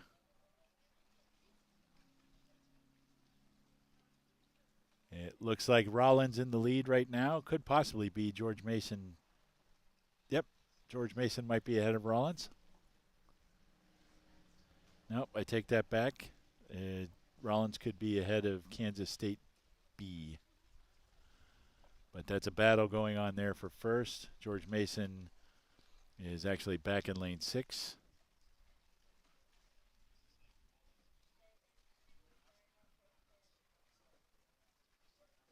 So right now, I would say Kansas State B has the lead over Rollins, with Louisville B in third, followed by Jacksonville, then Stetson in lane 1, and then George Mason in lane 2, or lane 6. Jacksonville has the edge over Louisville B. But K-State B definitely out in the lead, followed by Rollins. Jacksonville making a move, could be catching Rollins here as we approach the 1,000-meter mark. Oh, we're past the 1,000 as we approach the 1,500-meter mark.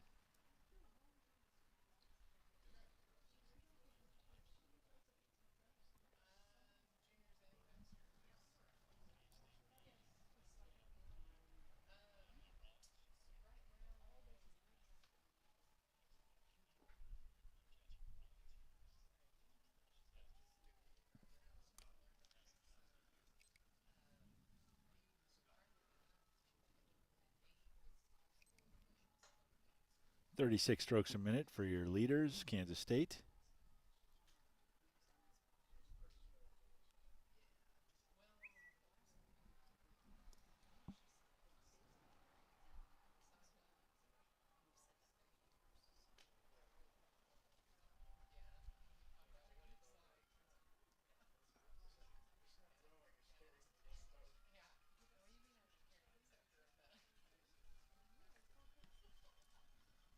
There's your ladies from Kansas State and Kansas State B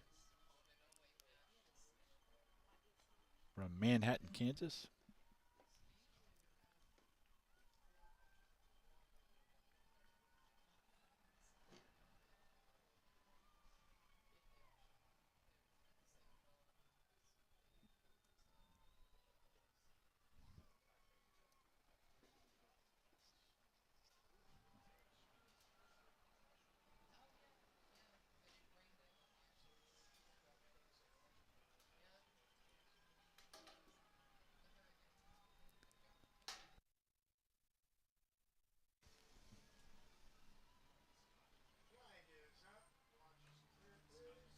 Into the red buoys. K-State B still solidly in first place.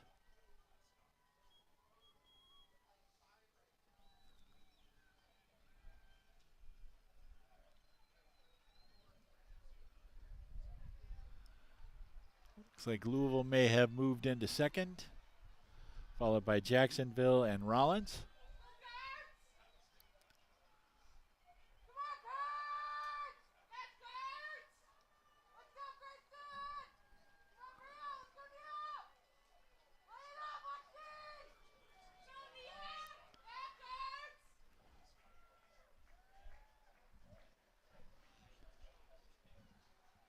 And from the finish line, K-State B takes first place in the B final, followed by Louisville B and Jacksonville and Rollins.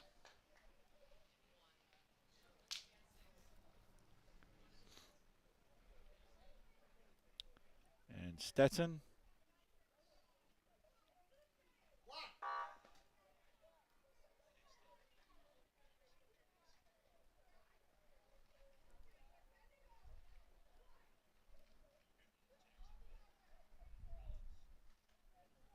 George Mason crossing.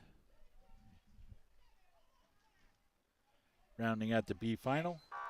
Top three finishers, Kansas State, Louisville, Jacksonville University.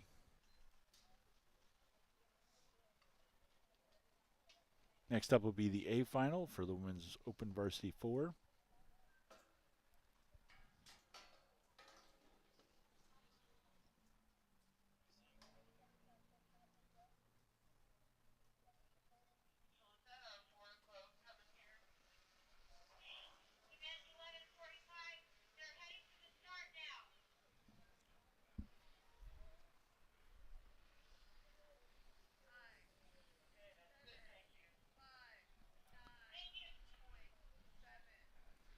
And the A final for the women's varsity 4 is on the water.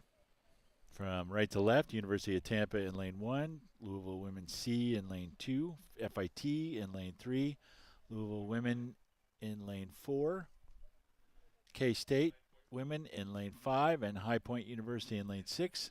Looks like your leader right now is FIT, with Louisville Women A in second place, followed by K-State A and High Point, and Louisville C in 5th, and University of Tampa in 6th.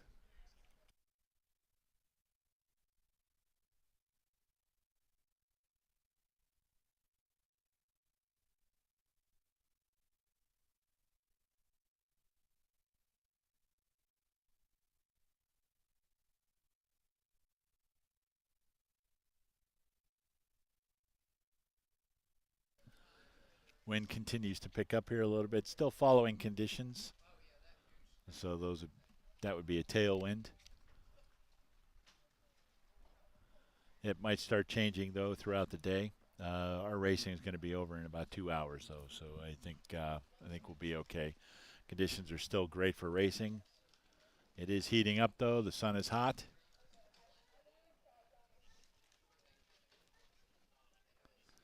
FIT solidly in first place now with a 1-length open water lead on the Louisville A boat.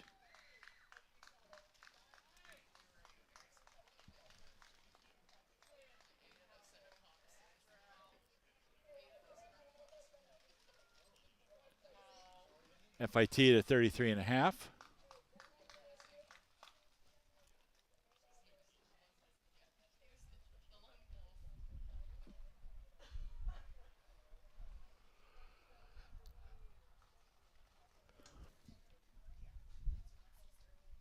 There are your ladies from FIT.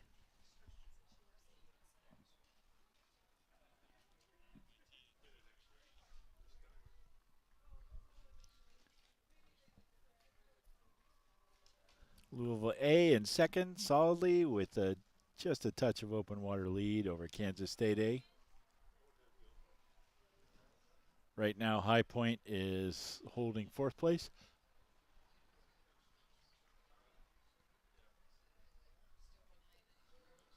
Louisville C and University of Tampa fighting it out for fifth.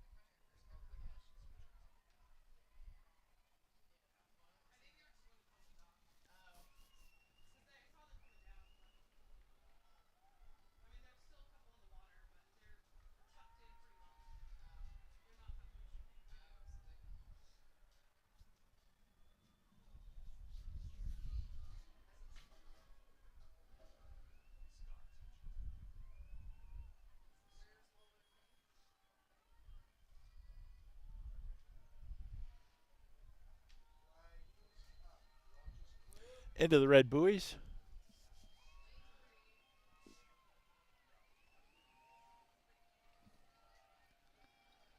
FIT with likely what will be an insurmountable lead for Kansas State unless something happens.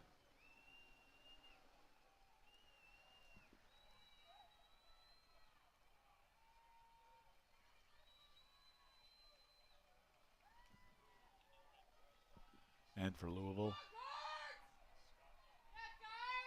Louisville solidly in second here. We'll have the finish line view momentarily. FIT will be crossing first, followed by Louisville A and K-State A.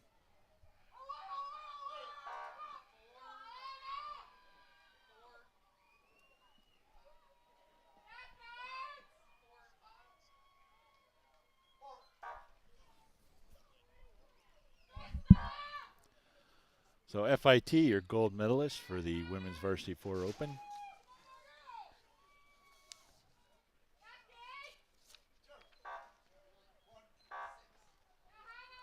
Cox by McKenna Barr from Bow.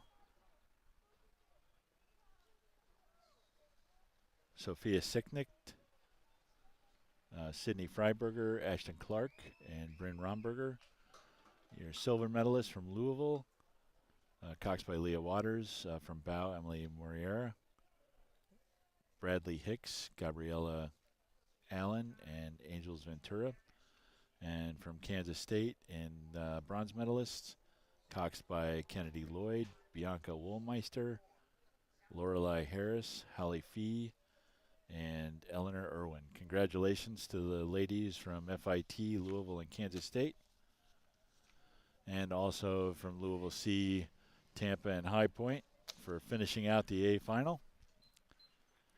Nice work to the ladies there. Now we'll move on to the men's Varsity 4C final. It says a 6-boat race. It is underway from right to left in lane 1, North Carolina, lane 2, North Georgia, lane 3, Florida, lane 4, Texas A&M, lane 5, Fordham, lane 6, High Point University.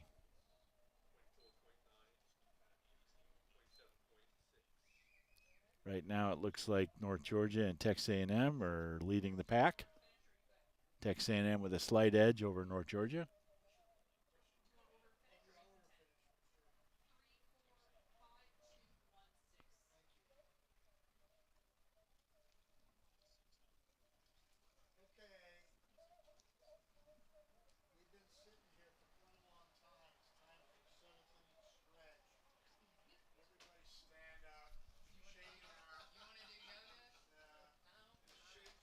Texas A&M working up to about a 2 or 3 seat lead over North Georgia. And they're about a length up on Florida and Fordham.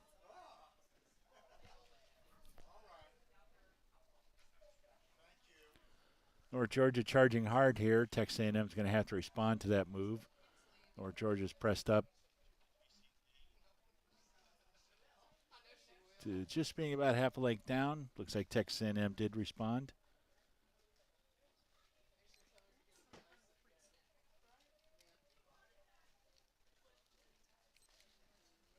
Texas A&M at a 33.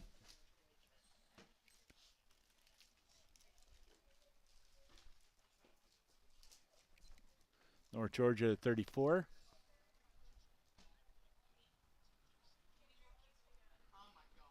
So there are your Aggies from Texas A&M. We have red Gatorade. And that's all we have. So good for you.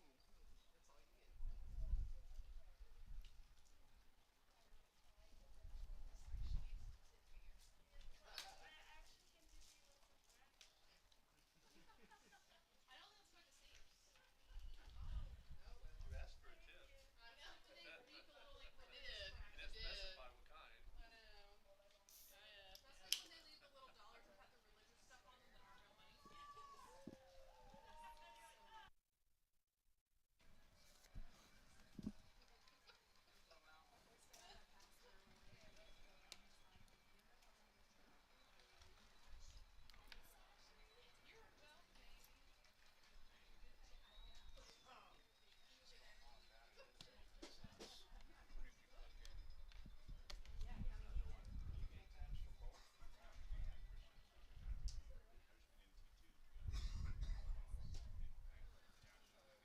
Texas A&M able to hold off the charges from the rest of the teams.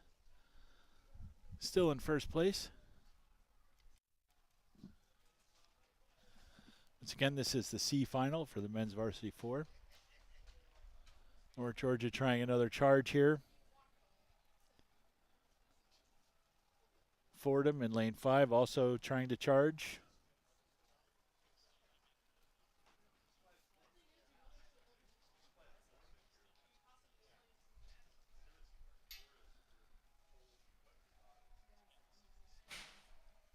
Lots of tired athletes out there.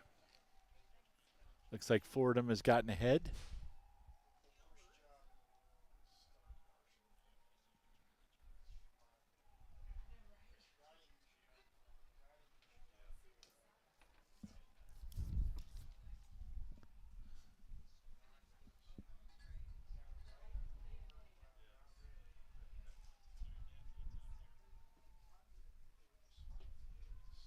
It's an overhead view of the Aggies from Texas A&M.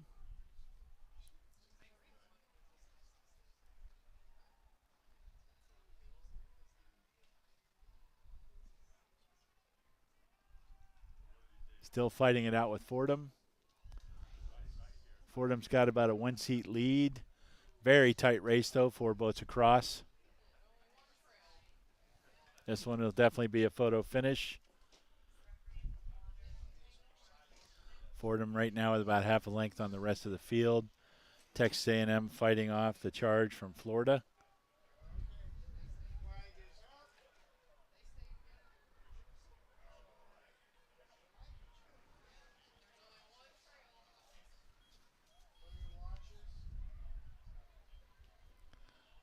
Florida making a big move here, trying to catch Fordham.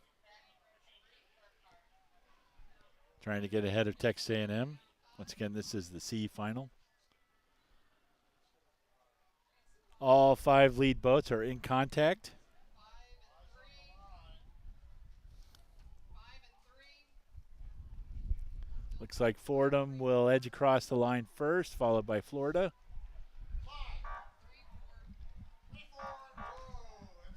That one's a photo finish. Texas A&M may have gotten their bow just back ahead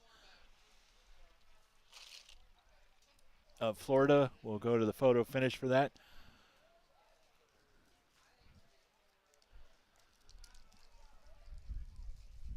Texas A&M did hold Florida off by 3/100ths of a second.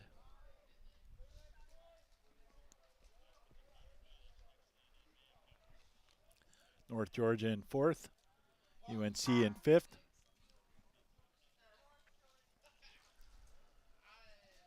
And High Point in 6th. Nice racing there.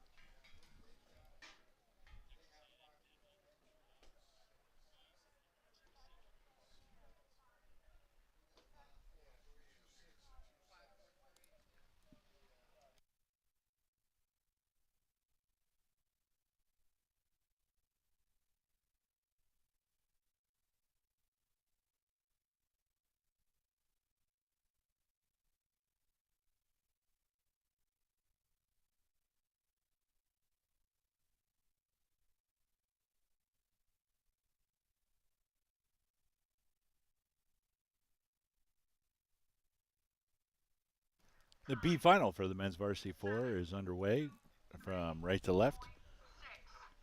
Clemson in lane 1, Embry-Riddle in lane 2, Texas Christian in lane 3, Purdue in lane 4, Florida State in lane 5, and Jacksonville in lane 6. Right now it looks like Embry-Riddle is out ahead of the field.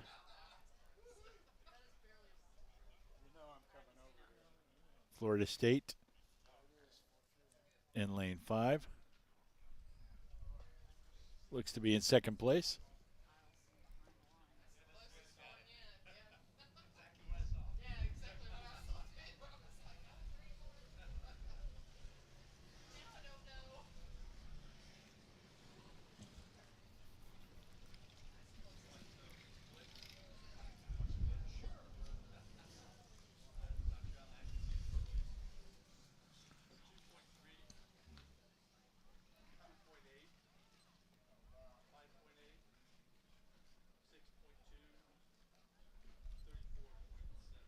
32.5 strokes a minute for your leaders, Embry-Riddle.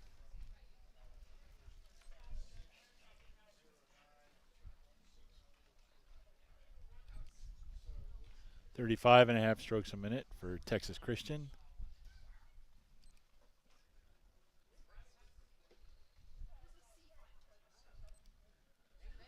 35.5 for Florida State.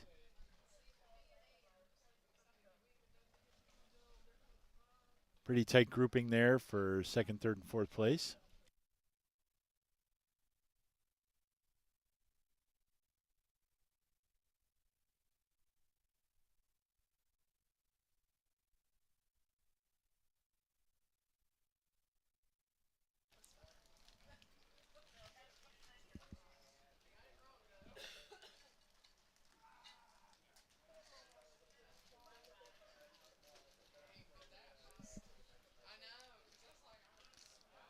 Good side view of the field.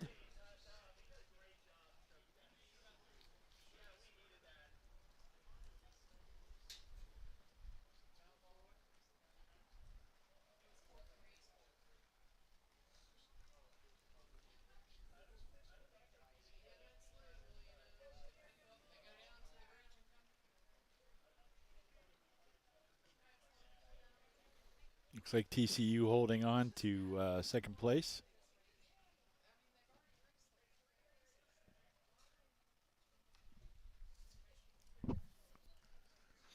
Embry-Riddle in first.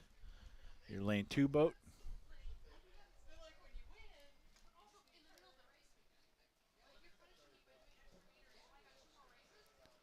Fighting also for second place is Clemson over in lane 1.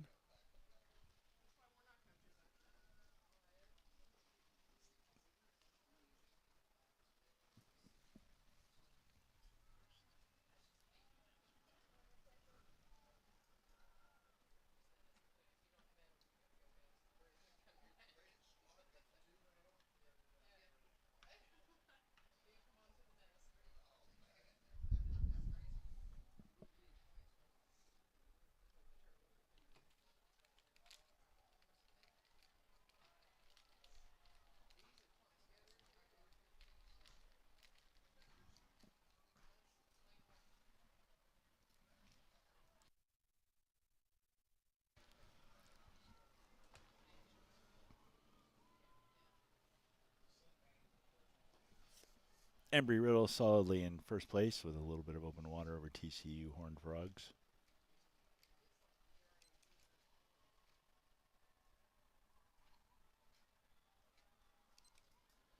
Right now, Embry-Riddle at 33.5, TCU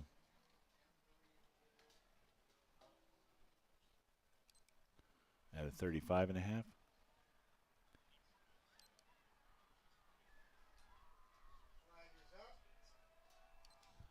Clemson at a 37. We're in the last 250. Red buoys.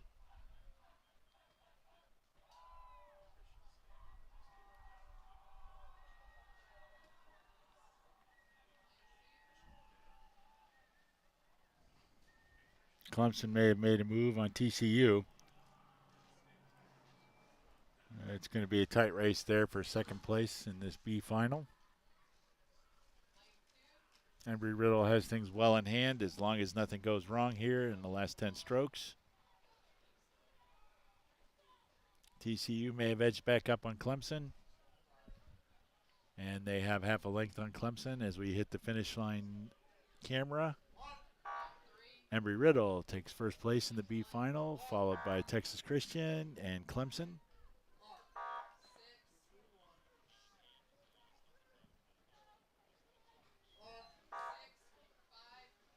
And Jacksonville and Florida State, followed by Purdue bringing up the rear.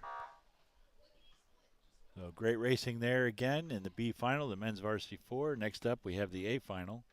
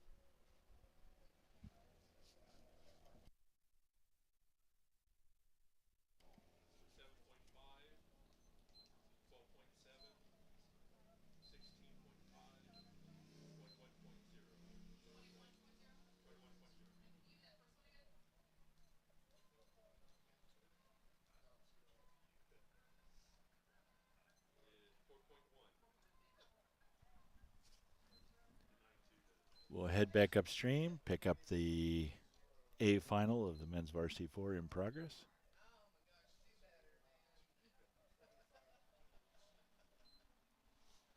Another water's edge view.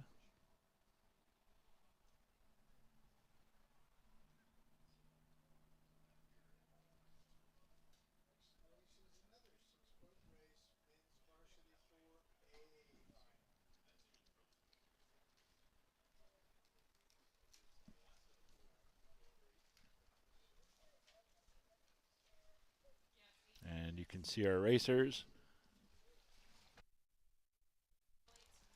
from right to left in lane 1, Virginia Rowing Association, lane 2, Texas, lane 3, University of Georgia, lane 4, Rollins College, lane 5, Tulane, lane 6, Vanderbilt. Leader right now is Texas in lane 2.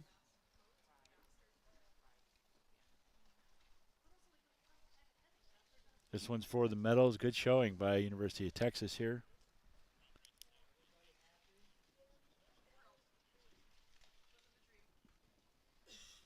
Georgia's in second, followed by Rollins.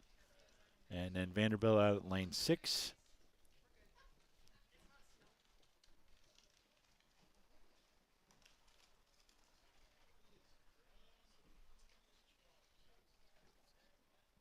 Virginia in lane 1. And Tulane in lane 5.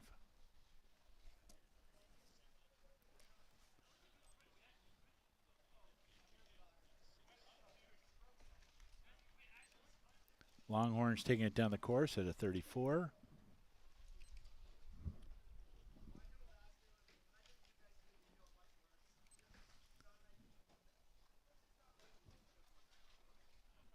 Georgia at a 36.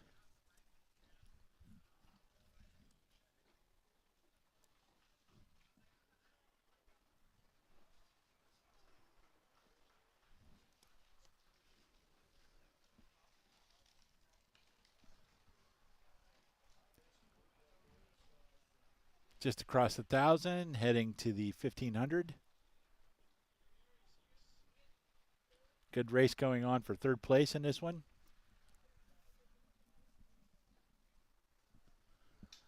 Looks like Rollins is challenging Georgia for the silver.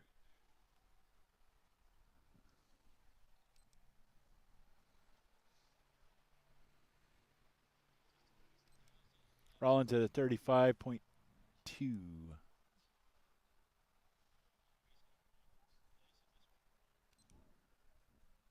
Georgia at a 33. Texas with a commanding lead right now, 2 or 3 lengths open water.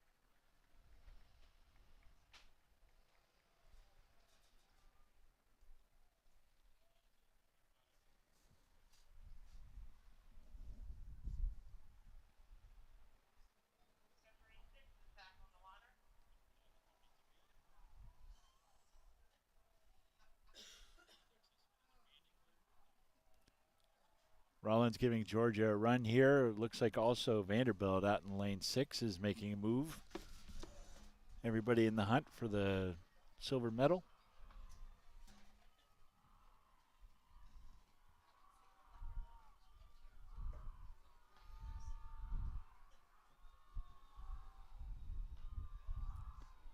Rollins still not quite able to get past Georgia. Georgia able to hold them off.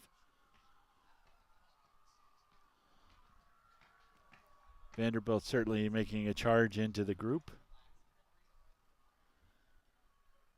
Rollins just starting to ease ahead of Georgia.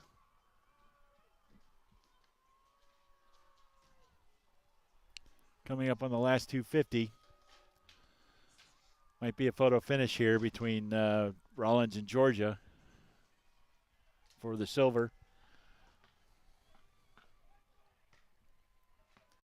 Vanderbilt still not out of it.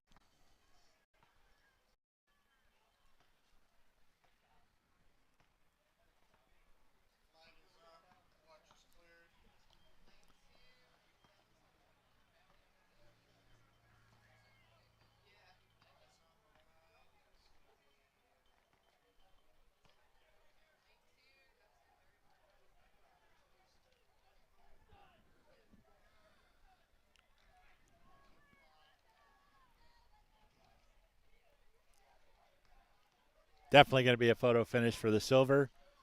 Rollins just has a bow ball ahead, maybe a quarter of a deck. Big push by Rollins at the end. And to get half a length lead on Georgia. Vandy comes in fourth. Virginia in fifth. And Tulane in sixth. Great race there for the silver.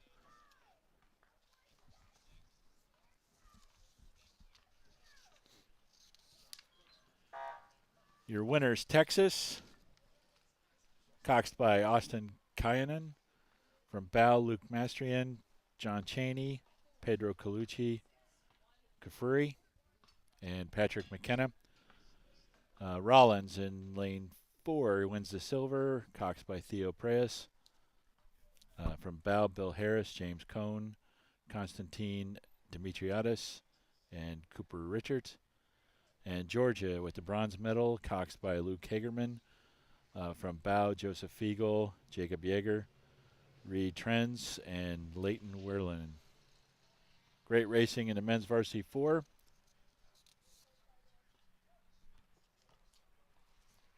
Next race up is the women's second varsity 8B final. And they are underway. Looks like a clean start.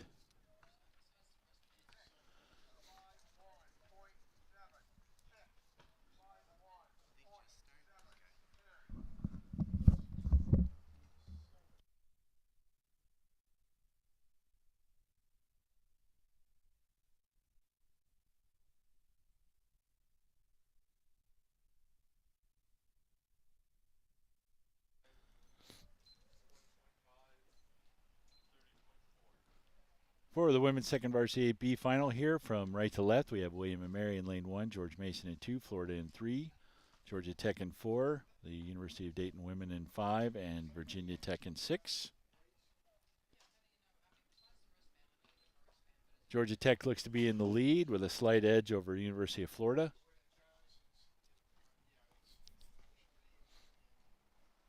George Mason and the Dayton women tight for third and fourth place respectively. William and Mary in fifth, and Virginia Tech in sixth.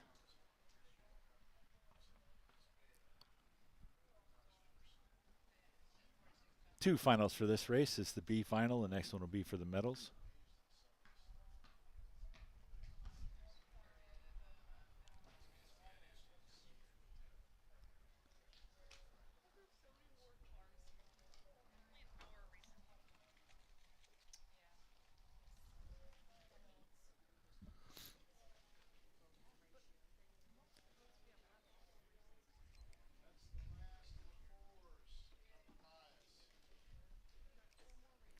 .36 strokes a minute for Florida.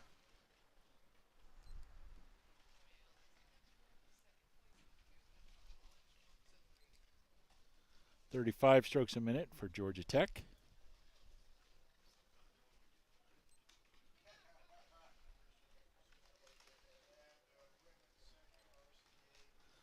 .36 strokes a minute for Dayton.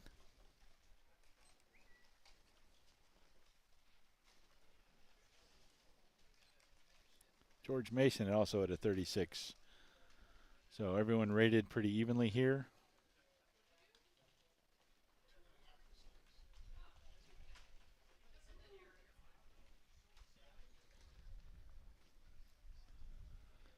Very tight race for the lead in this B final between Florida and Georgia Tech.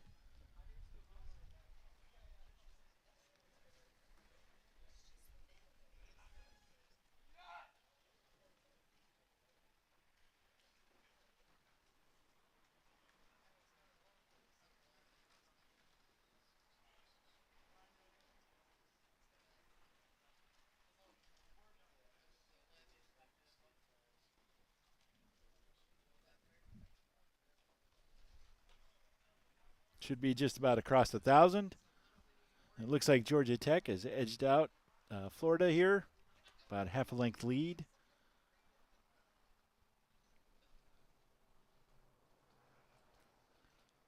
Georgia Tech's coxswain letting her rowers know.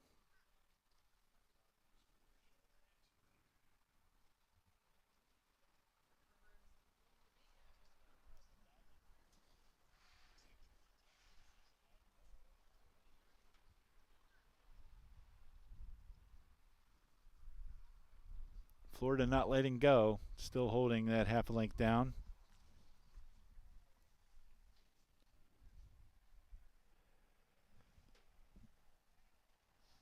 Looks like George Mason has a slight edge over Dayton.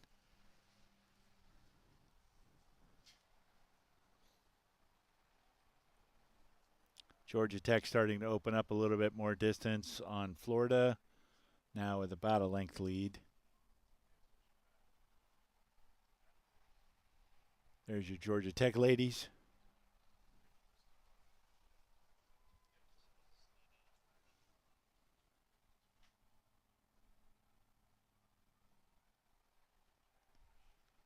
Looks like they all shopped at the same sunglasses store today.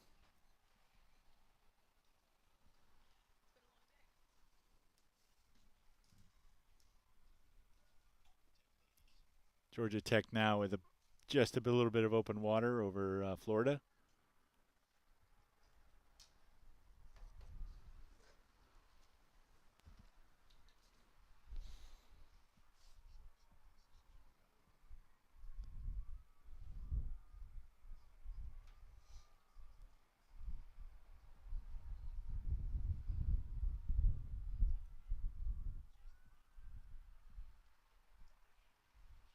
Solid rowing by the University of Florida ladies.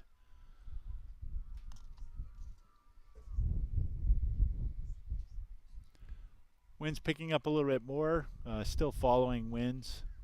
Tailwinds are good for rowers, make the races a little bit faster, allow the rates to be a little higher. Working with a tailwind is much better than working into a headwind.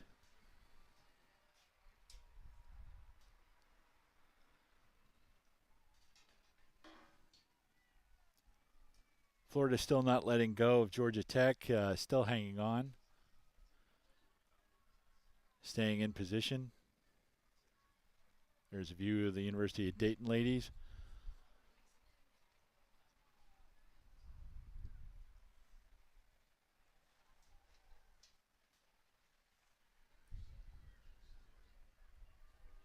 Looking across the water at George Mason in the green and yellow.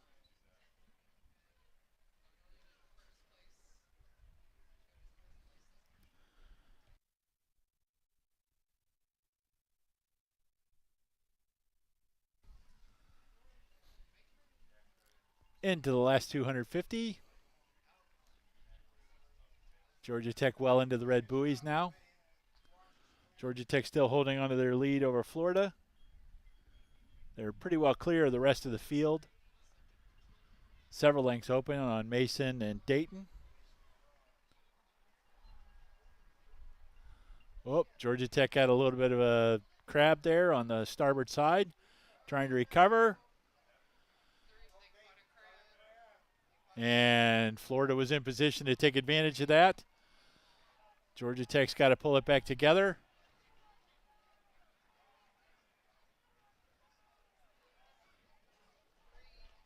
Anything can happen in the last 250 meters of the race.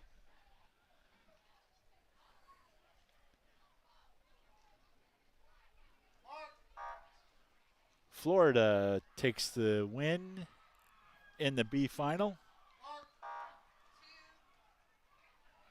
followed by Georgia Tech and then George Mason.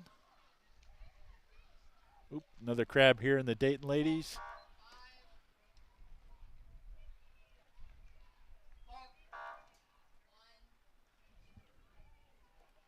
And then William and Mary bringing it up,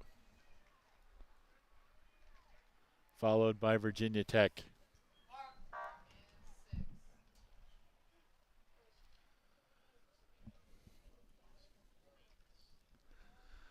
We've seen some interesting crabs happening here in the last 100, 150 meters of the racing. have changed some race outcomes. There must be some big Melton Hill Lake crabs hiding under the water.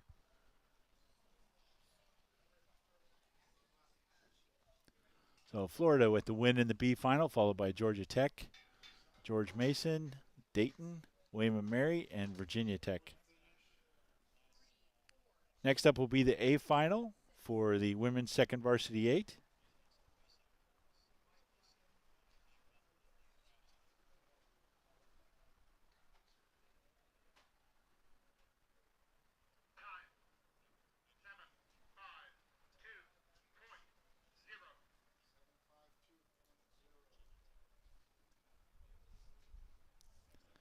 They are underway. From right to left in lane 1, Vanderbilt, lane 2, High Point, lane 3, Louisville, lane 4, Kansas State, lane 5, Stetson, and lane 6, Purdue. Louisville looks to be in charge at the moment. In lane 3, Kansas State hot on their heels.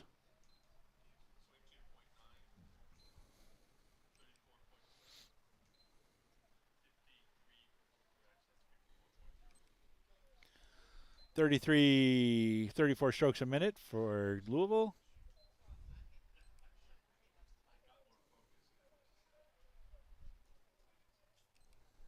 $35 strokes a minute for Kansas State.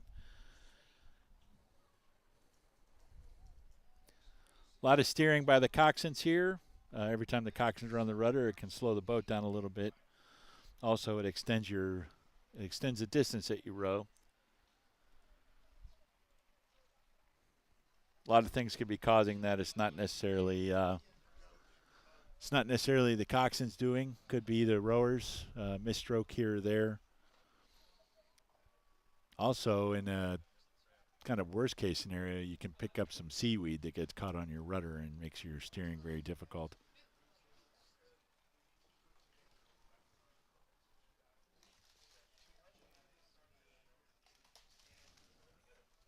The Louisville ladies right now in control. This one's for the medals. The A final of the women's second varsity 8.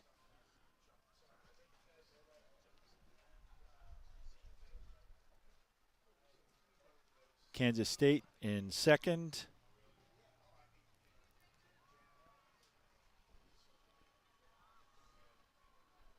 Stetson in third. High Point in fourth. Purdue. I take it back. Vanderbilt in fifth and Purdue in sixth.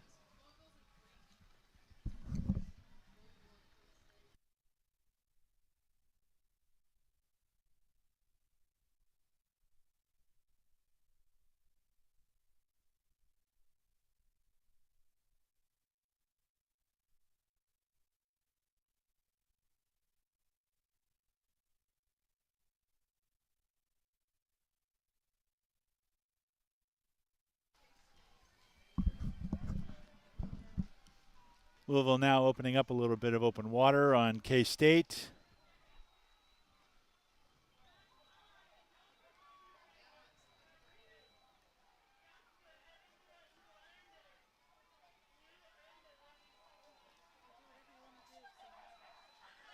Now K-State working their way back.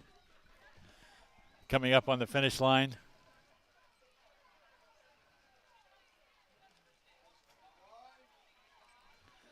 Louisville crossing the line shortly at a 37.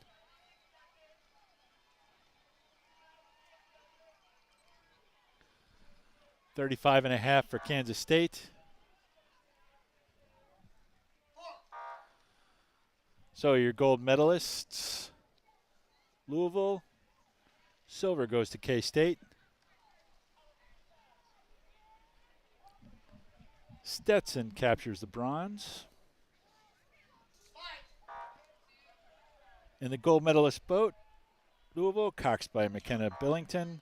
From bow, Madeline Giron, Lauren Stedry, Clara Chavez, Sierra, wow, my eyes are getting bad. Sierra Chavez, Alexa Bernard, Clara Van Dyke, Taylor Fauci, Elizabeth Fazio, Haley Kuntz.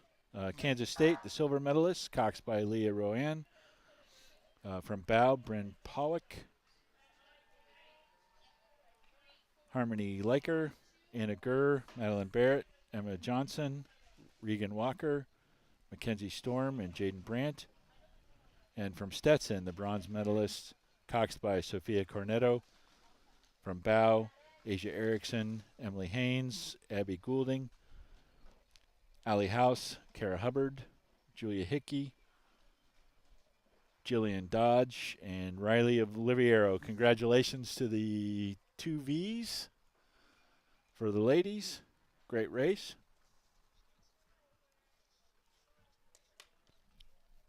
Next up will be the men's varsity, second varsity 8B final, which is underway. From right to left, in lane 1, Alabama. Lane 2, Georgia Tech. Lane 3, North Carolina. Lane 4, Notre Dame B. Lane 5, Alabama. Lane 6, Georgia Tech B. And in lane 7, Virginia Tech. This is a 7-boat race. Tight grouping in the first 3 spots right now with UNC, Notre Dame B, and Alabama. Right on their heels, though, is Georgia Tech A.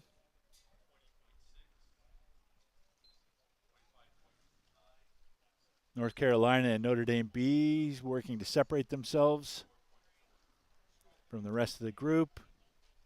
But Alabama and Georgia Tech A not letting go.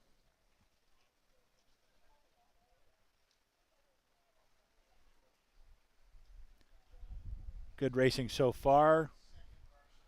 Little under halfway.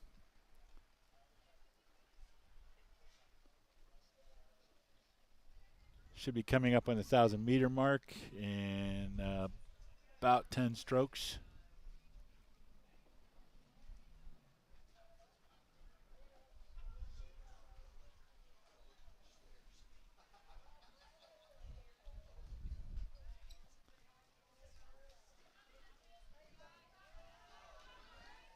There's the 1,000. You can see the large yellow buoy and the red buoy there.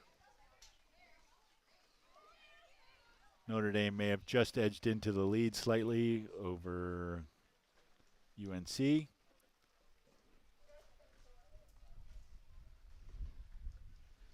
Alabama moving up on UNC as well.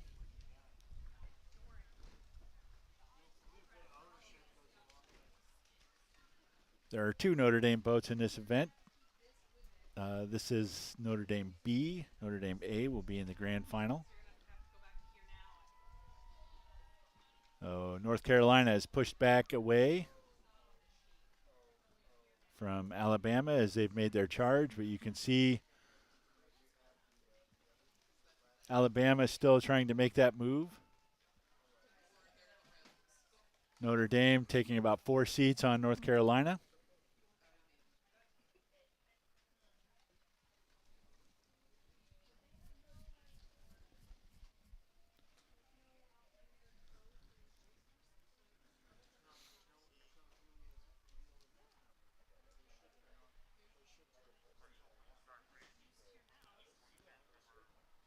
So this is likely the 3rd varsity boat for Notre Dame.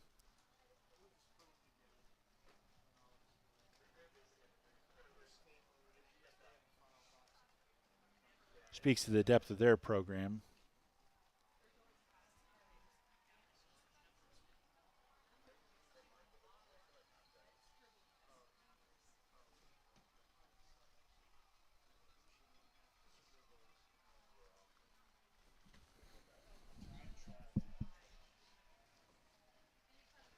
That's a good look at Georgia Tech in lane 2.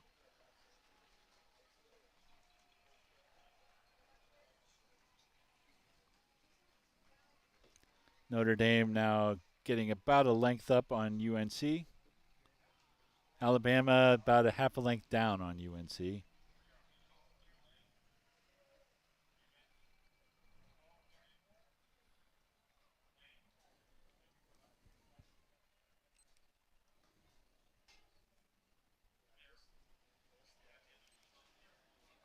.37 strokes a minute for Notre Dame.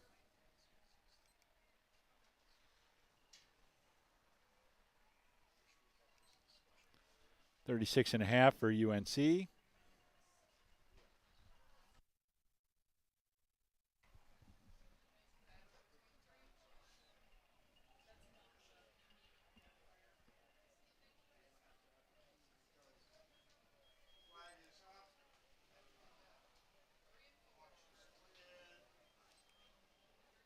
37 strokes a minute for Alabama.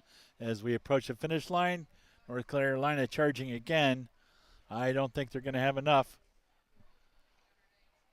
Notre Dame was still holding about a half a length lead over Carolina.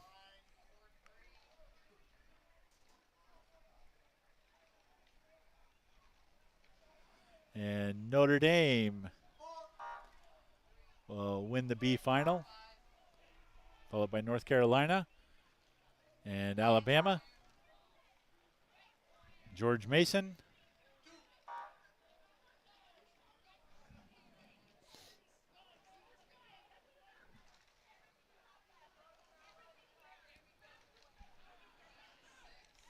Next looks to be Georgia Tech B. Oh, that was a close finish right there, too. Virginia Tech may have just caught him. And Jacksonville University.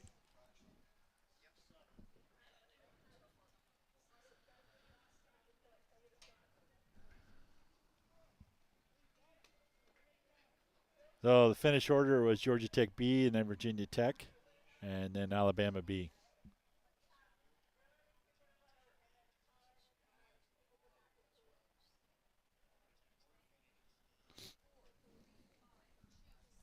Good racing by those crews. We'll move on to the A final for the men's second varsity 8.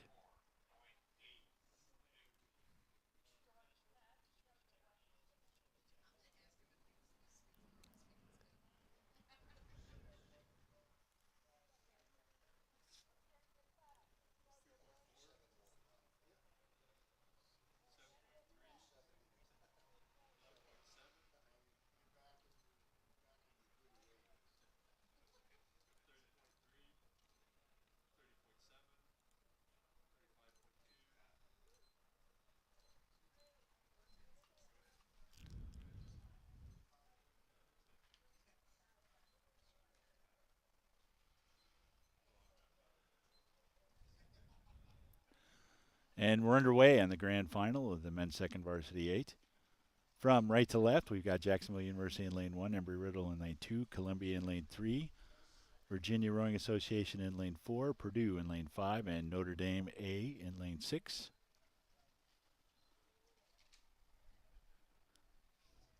Columbia out ahead in lane 3, followed by Virginia.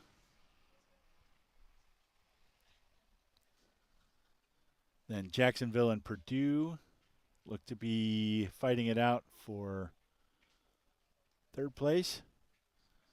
Certainly Embry-Riddle's in the hunt for that one, as well as Notre Dame.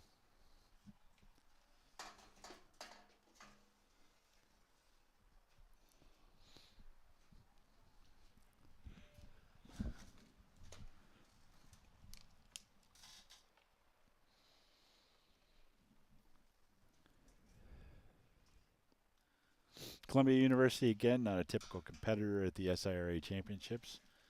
They're here as a guest of the SIRA. There are the SIRA member organizations, Purdue, Virginia, Tulane, Tennessee, and then there are the other southeastern or southern conference schools like Texas A&M, and then there are those that are not part of the southeastern United States, like Columbia, and they can also, the race is basically open to anyone. And Columbia, usually an Ivy League school, have brought their boats down to race in this race.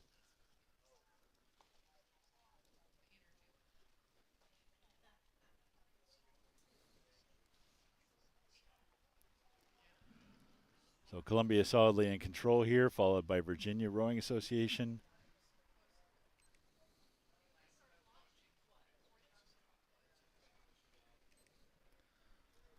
Columbia to 36.5.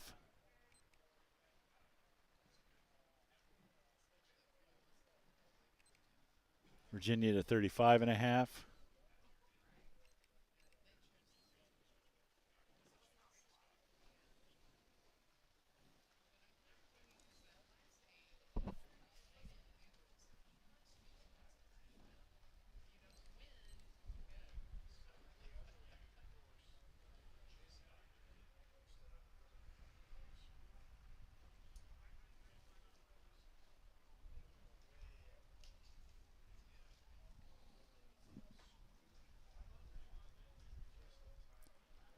Hard to get a picture of who's got third place locked up. I don't think anybody has right now, but Columbia is definitely in control.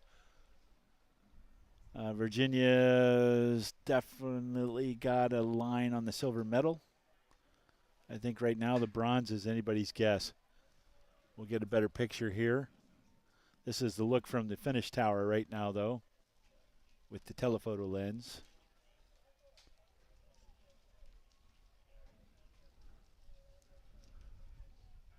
Looks like Embry Riddle's trying to press back in.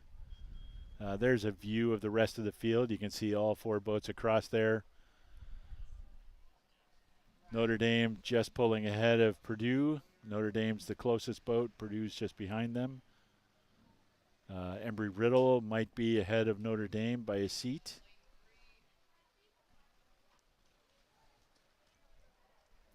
Could come down to a photo finish for third place.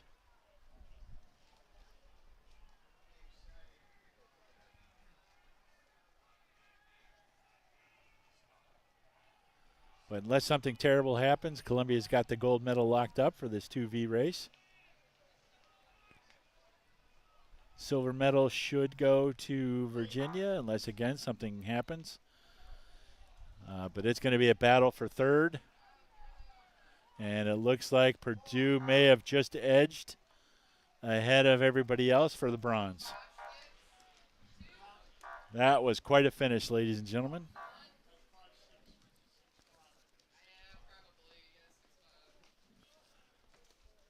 So Columbia is your gold medalist in the men's second varsity 8. Followed by Virginia. Then it looks like Notre Dame did just edge out Purdue by 3/100ths of a second. So Columbia, coxed by Grace Patterson. From Bow, Amir Lagasse, Antonio Valentino, Jakub Williams, Oscar Plateau, Samuel Wilson, Alptug Kanar, Joshua Wang, and Gonzalo Cortez. Virginia, the silver medalist, coxed by Natalie Lawrence, Kabir Suri, Silas Marks, Cade Shaw, Sean McDevitt, Alex Civiletti, Caden Kowalski, Hugh Strecker, and Ian Forer. And Notre Dame winning the bronze medal, coxed by Lily Hurt. From Bow, Brendan Paul, Matthew DeGesso, Jack Patterson, Robert Richardson, Thomas McWhirter, Adam Doherty, Jude Coles, and Nicholas Bauer. Congratulations to our medalists and to the rest of the crews. Purdue, Embry Riddle, and Jacksonville for 4th, 5th, and 6th. That was some great racing there again. Exciting day so far, ladies and gentlemen.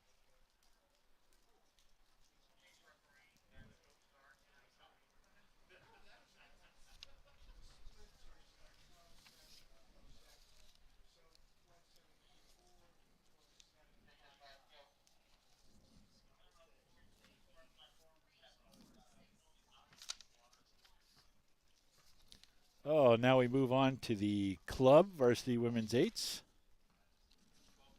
The B final is underway. From right to left, we have Virginia Tech in lane 3, Tulane in lane 4, and Sewanee in lane 5. Virginia Tech looks to be in the lead here, just about 500 meters in.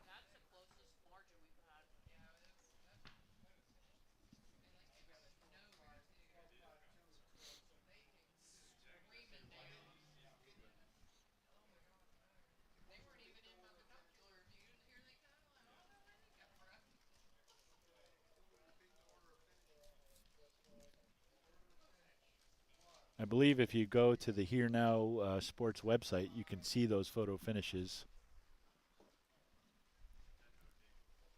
So you go to the SIRA Championship link on Here Now Sports, and you'll be able to actually see the photo finish. It's a great setup they've got here. They do a good job with the drones and the land-based cameras and the start timing, finish timing. And they are bringing this webcast to you. Virginia Tech in the lead. Looking strong. This is the B final of the club.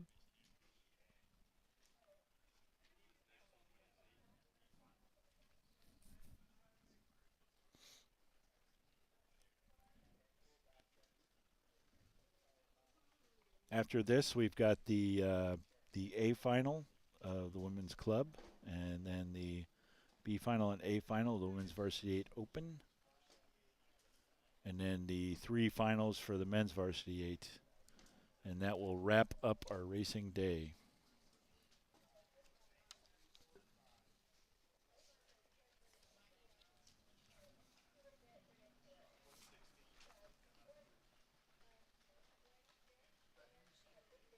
So for our priority boats here in lane 3 from Virginia Tech, coxed by Emily Leonard. From Bow, Georgia Fegley, 2, Lily Tylick, Annabelle Logan, Indigo Brooks Weiss, Emily Dorsey, Olivia So, Adele Barnes, and Georgia Frederick. Lane 4, Tulane, coxed by Cayenne Flores. We have Olivia Indek, Irina Zhirkova, Lauren Tedisco, Jenna Lazowski, Madeline Davis, Madeline Flahaven,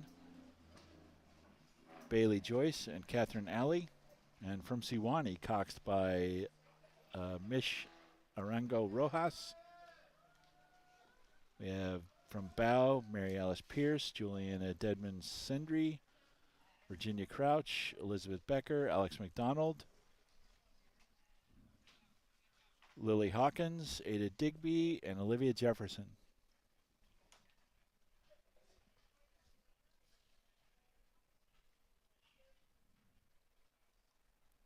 Virginia Tech looking strong here in lane 3.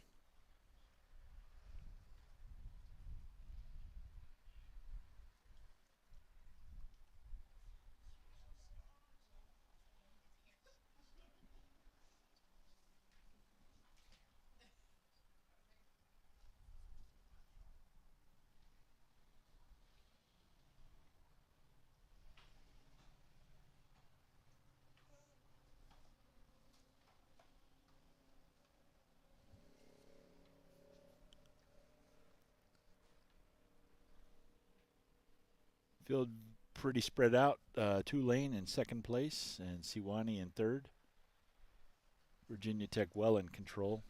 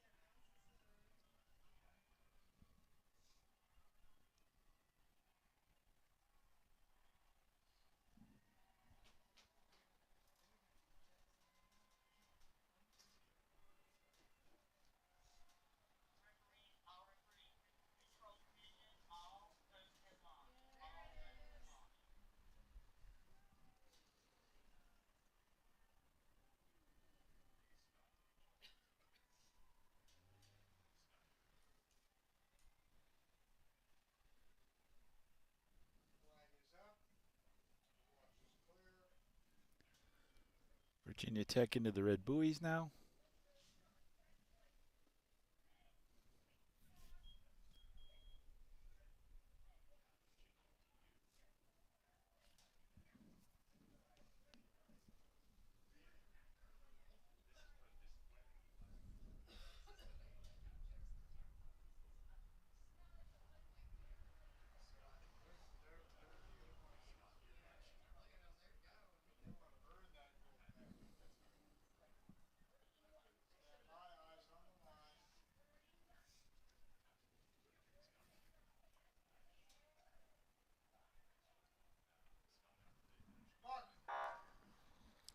Virginia Tech wins the B final. They'll be followed by Tulane.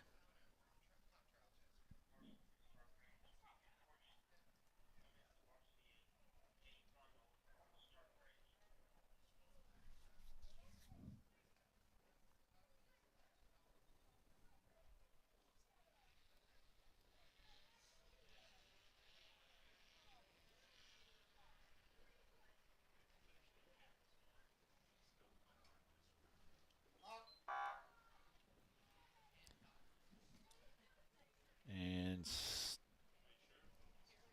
soon to come is Sewanee.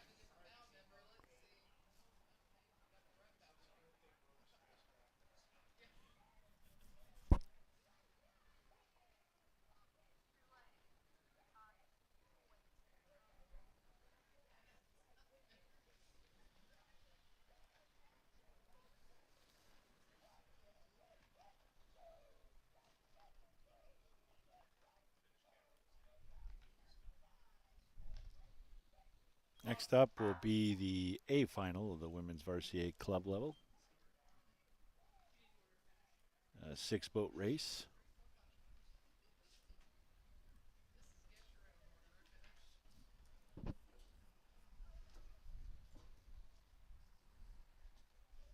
It should be across the 500 right now.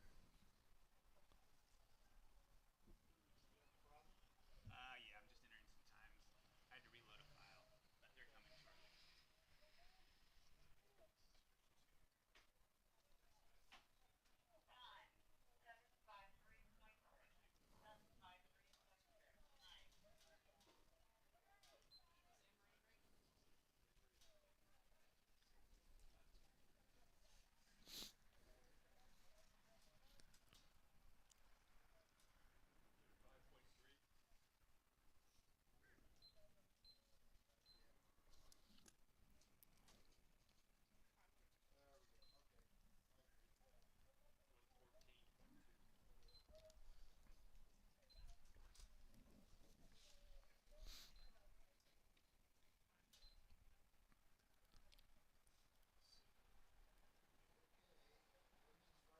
to reload a file, but they're coming shortly. And we're underway on the A final.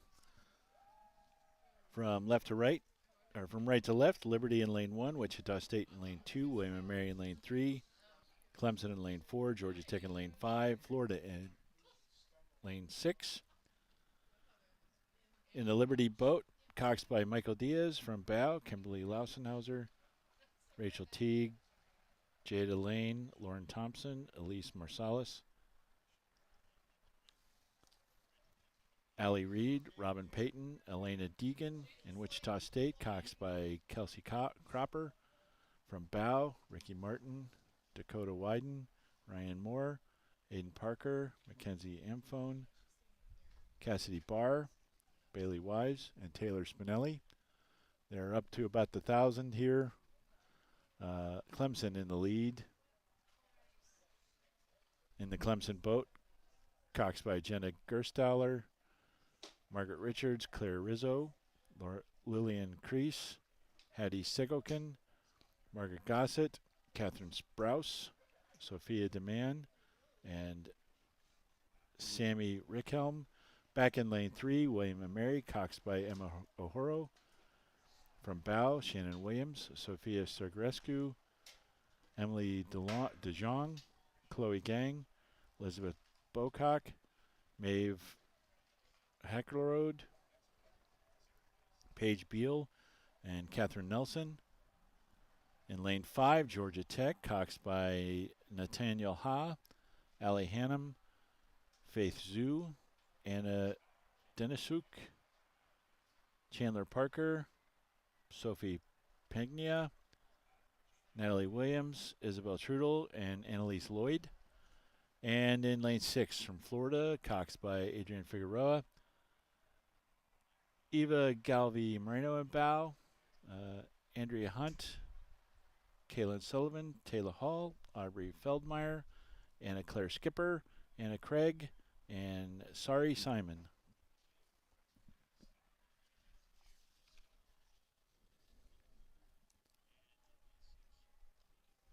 This is for the medals in the A final of the women's varsity 8 club level.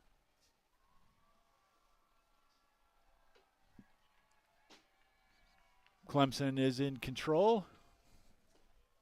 Georgia Tech looks to be in pretty solid position to get the silver medal, followed by William and Mary in lane 3 for the bronze. We're into the red buoys.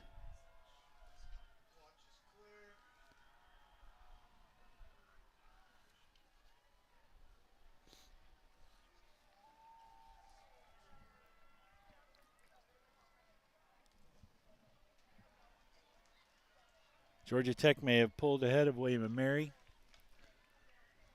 William and Mary is fighting back, though. Unless something bad happens, Clemson will take home the gold medal from this race.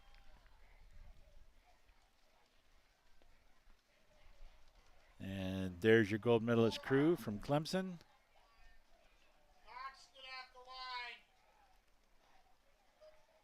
And Georgia Tech takes the silver.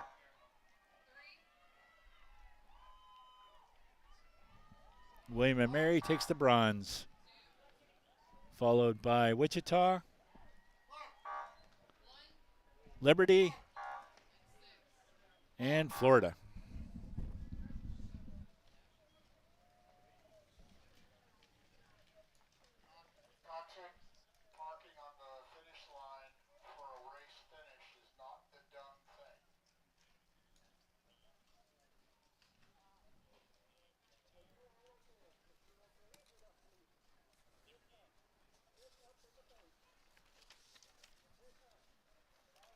Now we've got the B final of the Women's Varsity 8 Open. It's the 5-boat race. And it is underway in lane 1 from right to left. University of Dayton, Rollins College in 2, Wash U in 3, University of Rhode Island in 4, and George Mason in 5. In the Dayton women, Cox by Emily Walker from Bow, Paige Sherlock, Sarah Duncan, Maya Murray, Bailey Vogel, Caitlin O'Laughlin, Catherine Blandford, Catherine Frazier, and Cecilia Martina. Rollins, Cox by Maria Littman from Bow, Sophie Bolin, Lillian Groves, Olivia Prelog, Chloe Smith, Sophia Prieto, Maria Gutierrez, Kinsley Sparks, and Abigail Klessa. Wash U, Cox by Gibson Werner. From Bow, Evangeline Joyce, Tata Tour, Christina Berry, Genevieve Larson, Bryn Muller, Valerie Pasanci, Shira Pardo, and Camille Weiss. URI, Cox by Christopher Grivers. From Bow, Allison Asaf, Santana Walter, Carly Tier, Kayla McGrady, Nora Van Vranken, Claire Swenson, Evan Anderson, and Cassidy Haskell. Lane 5, George Mason, Cox by June Johnson. From Bow, Marta Cux, Sarah Dinkle, Casey Jackson, Molly Gretel, Maddie Baldwin, Midori Galligan, Shannon Malak, and Aline Mermavishvi.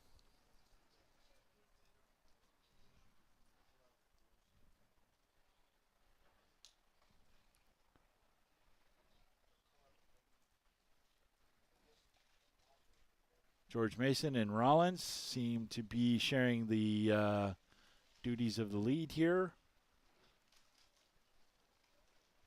Followed by URI and Wash U and University of Dayton women. This looks to be a tight race. Does look like George Mason is in the lead, though, by about a quarter of a length over Rollins.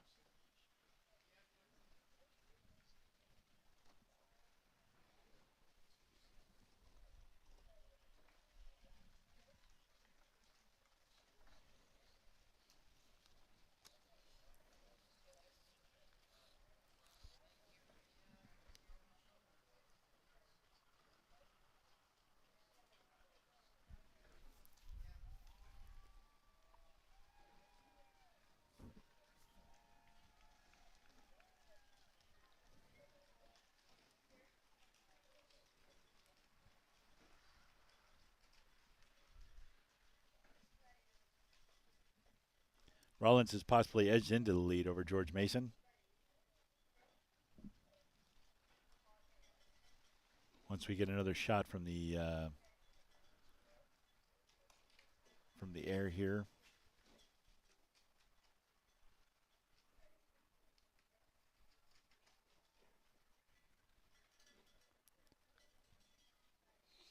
George Mason is in the lead, followed by Rollins and Washu.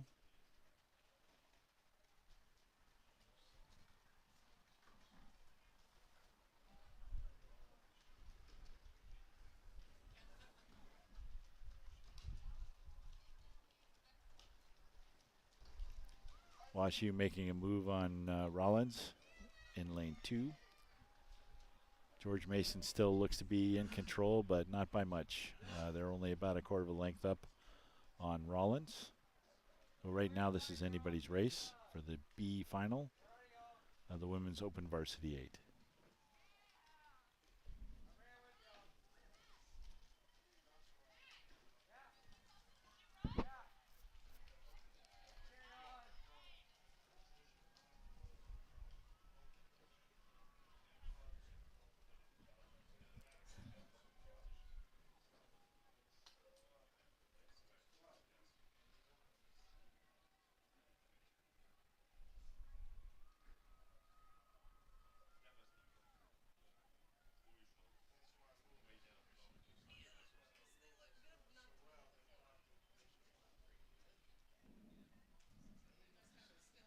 Rollins now moving back up on George Mason. Rollins may be a little bit ahead, if not they're even. Washu is hanging with Rollins, so this will be a good finish. They're into the red buoys.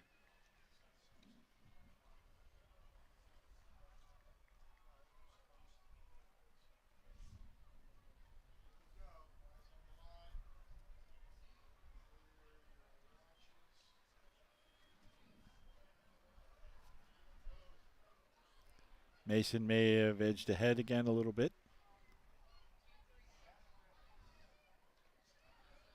We'll get a better look when we get to the finish line camera. But this one's going to be a close one, ladies and gentlemen. Another photo finish.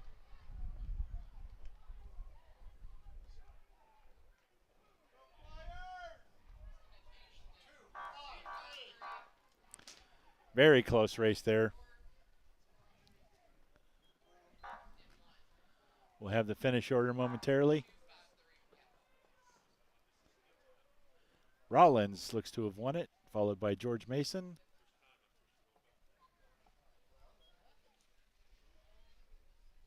And Washu. Less than 0.2 of a second separate, less than 0.3 of a second separate the first and third place team. That is a tight grouping.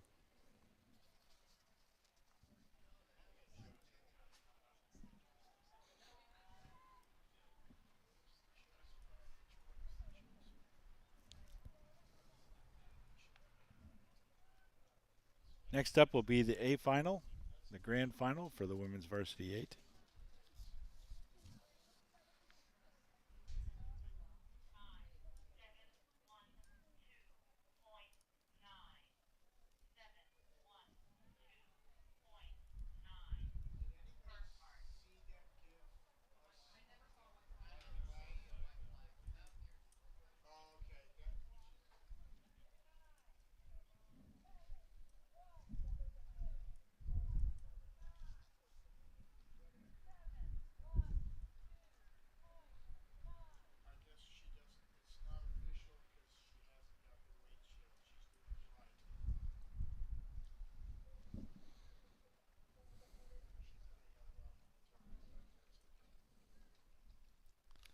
We are underway on the grand final of the Women's Open Varsity 8A. In lane 1, from right to left, Purdue. Lane 2, Vanderbilt. Lane 3, Louisville. Lane 4, Kansas State. Lane 5, Stetson. Lane 6, High Point University. Purdue in lane 1, coxed by Grace Kennel. Emily Slade in 1, Bow. Ellie Heaney. Eliana Papandrea. Ruby Lake. Reagan Bethard, Gabriela Sturdica, Sophie Shabazz, and Nicolette Hallahan. Vanderbilt in lane 2, Cox by Sophia Brown from Bow, Serena Samuel, Gabrielle Opdyke, Ivy Thornborough, Ella Dzowski, Nora Kolb, Greta Higginbotham, Julia Moshart, and Amelia Simpson. Louisville in lane 3, coxed by Olivia Guarnicchia, Claire Carver Ritter, Emma Bell, Kylie Leonard, Donata Alez, Grace Rodabaugh, Macy Weisenand, Mary Noschang, and Isabella Utella. I'll get back to the lineups here in a minute. Right now, it looks like Louisville is in charge of this race, up about a half a length open water over Kansas State. And High Point out in lane 6, followed by Stetson in lane 5 and Purdue in lane 6, or lane 1. Back to our lineups. Kansas State in lane 4, coxed by Kirsten Smalls. From Bow, Kay Packemeyer, Simone Simmons, Isabella Ross, Graceland McLean, Sylvia Cunningham, Grace Hall, Madison Kohler, and Rachel Harmon. Stetson in lane 5, coxed by Sarah Sessions, Maria Del Mar Lopez Martin, Lauren Sweat, Noelle Zinn, Ella Glover, Maya Starwalker, Sienna Meany, Emma Rees, and Jocelyn Ortega. High Point in lane 6, coxed by Ariana Ording. From Bow, Willow Conley, Josie Ganshaw, Riley Werner, Audrey Houle, Anna Venditti, Sage Wiggins, Kate Concepcion, and Mallory Sullivan. They're across the 1,000-meter mark now. There are the second place crew from Kansas State.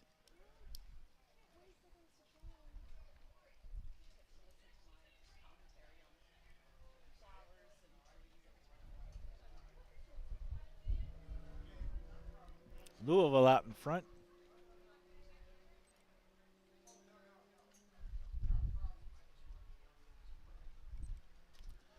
Louisville's at a 35, K-State.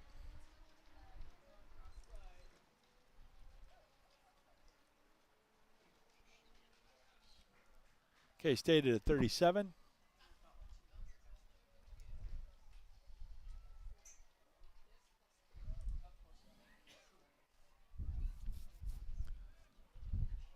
Good view of High Point out in lane 6. They're definitely in the hunt for the silver medal here. K-State doesn't have this wrapped up. I think Louisville is in good shape to get the gold medal.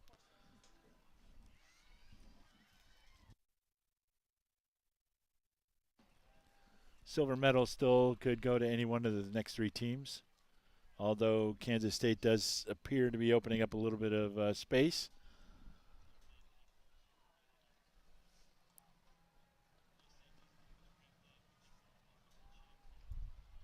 So Vanderbilt and Stetson still challenging, but K-State now pushing away.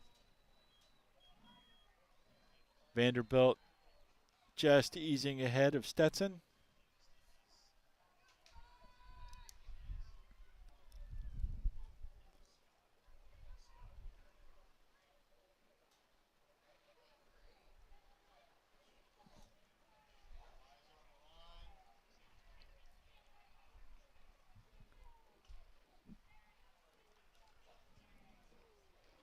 And Louisville, your gold medalist in the Women's Open Varsity 8.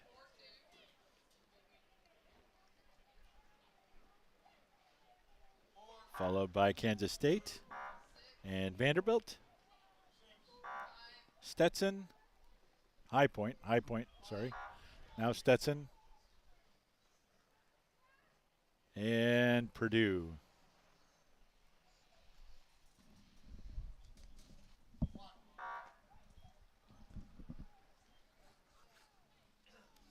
That concludes the varsity women's 8 events. Now we'll move to the varsity men, our last event of the day. First up is the men's varsity 8C final. This is a 5-boat race.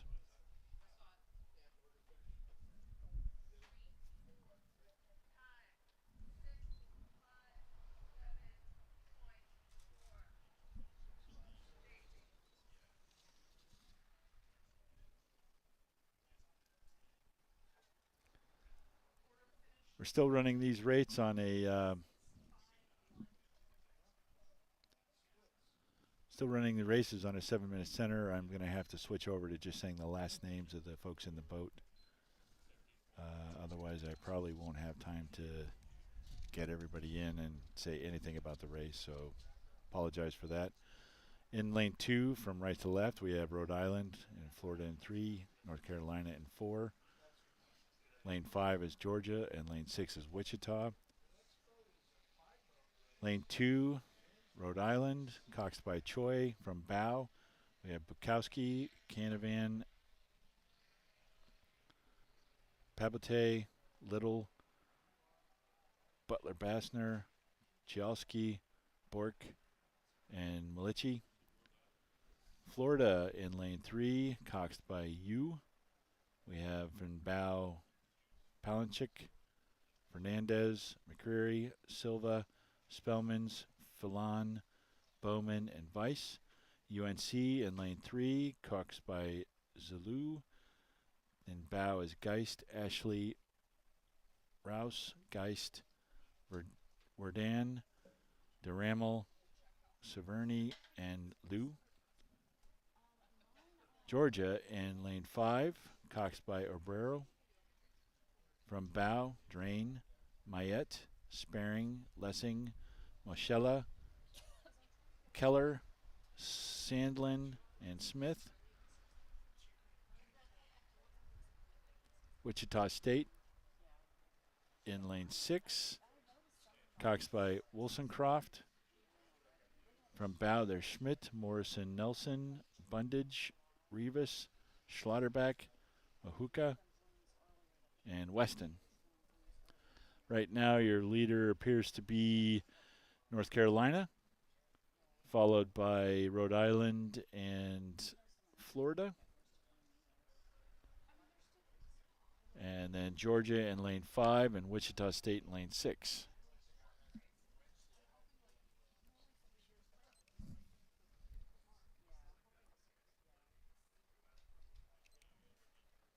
North Carolina's at a 36.5.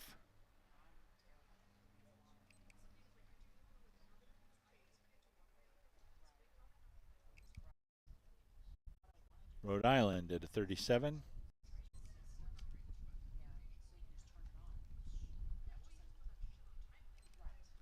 Florida at a 34.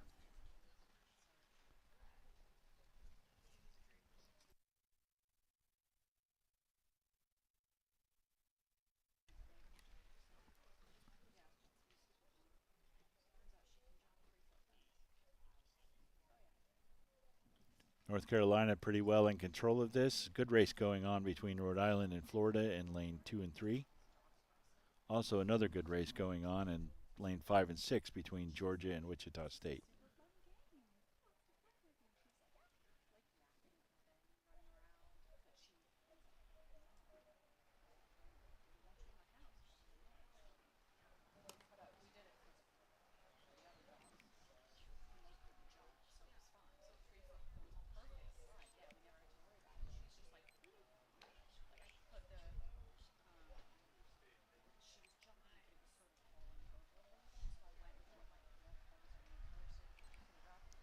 $36.5 Rhode Island.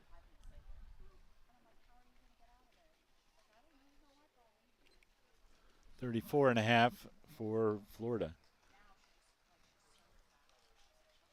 Florida just easing up here.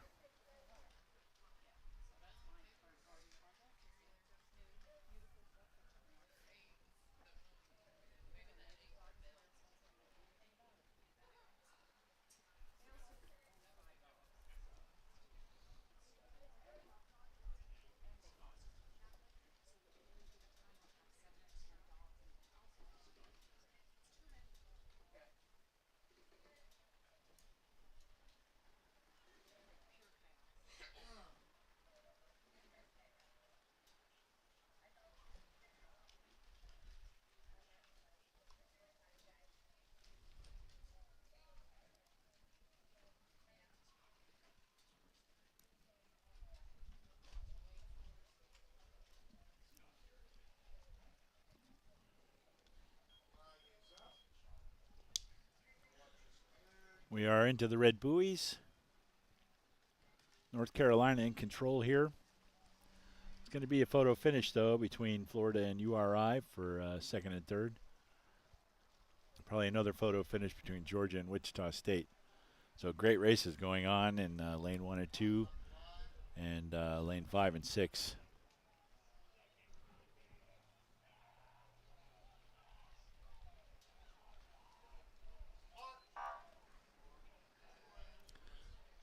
Florida may have just eased ahead by about a deck. Good final push there by Florida. Now we'll see what happens with the other race that's going on here. Georgia and Wichita. Wichita just punched it through.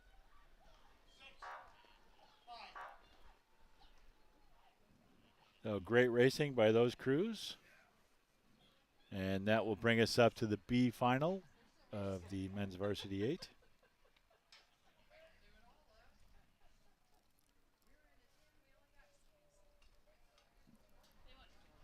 Just 2 races to go now on the card.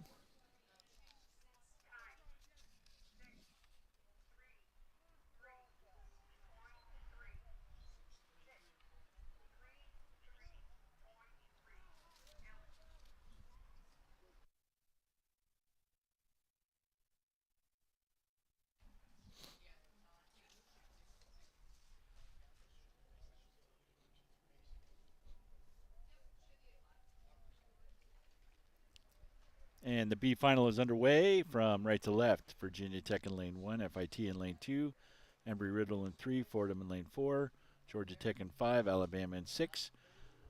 Virginia Tech in lane 1, Cox by Kawada. We have from Bow, Robinson, Hunter, Brown, Robinson, Brent, McDonald, Goggins, and Richardson. FIT, Cox by Duringer Smith. From Bow, Robinson, Castro, Pavlakis, Ruzika, Matt, Maraca, Byram, and Gardella. Embry-Riddle, Cox by Matthews. From Bow, Chinggis, Leinkugel, Dalton, Zvitnov, Martinovic, Claude, Gerpfert, and Sanchez. And Fordham in lane 4, coxed by Barson. We have Rodriguez in Bow. The rest of the boat, Panas, Chase, Schmidt, Martino, Siwek, Delyanin, and Gwit. Georgia Tech, coxed by Sabo. In Bow, Smith, Mihalis, Heyerdahl, Kluge, Rhodes, Sherburne, Kozuski, and Prakash. And Alabama, coxed by Sund. From Bow, Willie, Adamski, Thompson, Wahoff, Queen, Myers, Patent, and Murphy.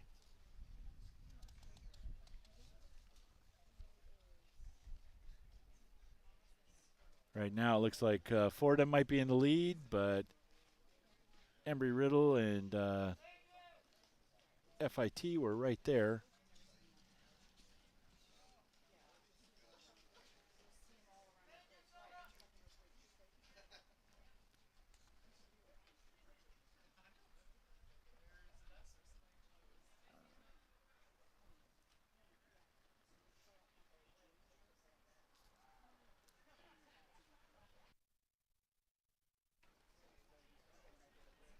Very tight race between the first 3 places, FIT, Embry-Riddle, and Fordham. Fordham may have the edge, Embry-Riddle a little bit behind them, and FIT a little bit behind them. Then a tight race going on between Georgia Tech and Alabama. And then Virginia Tech out in lane 1.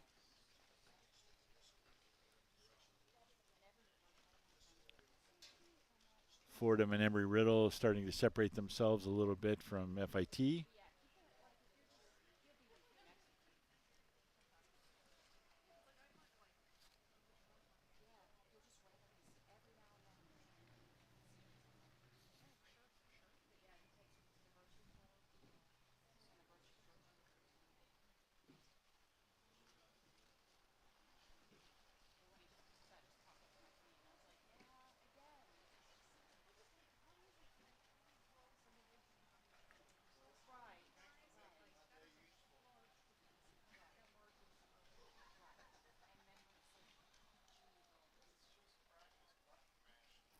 Fordham's just edged up again on Embry-Riddle. So a good battle going on between those two boats. FIT has fallen back about 3/4 of a length on the two lead boats.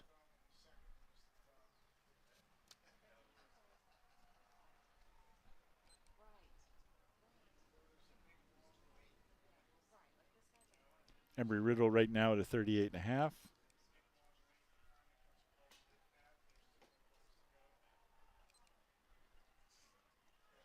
Fordham at a 35.5.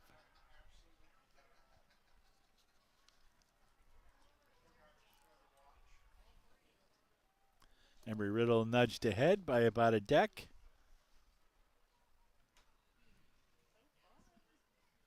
Fordham working their way back. Trying to match the move. Embry-Riddle now opening up another seat. Pushing Fordham back. This is going to be a good race here. Embry-Riddle just a little bit sharper.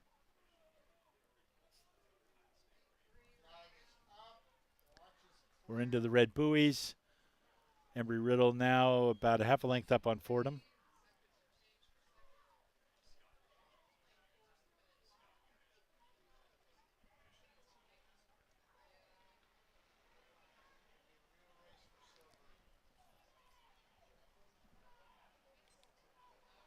Green, lane 4, 342. 41 strokes a minute for Embry-Riddle. Big sprint there by the folks from the Aeronautical University. Fordham will take second. FIT will take third. Alabama fourth. Georgia Tech fifth. And Virginia Tech will round out the field for the B final.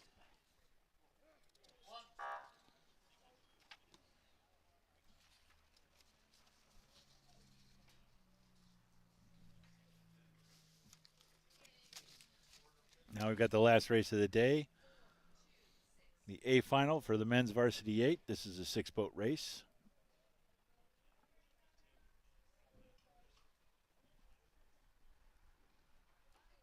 Medals to the top 3 places.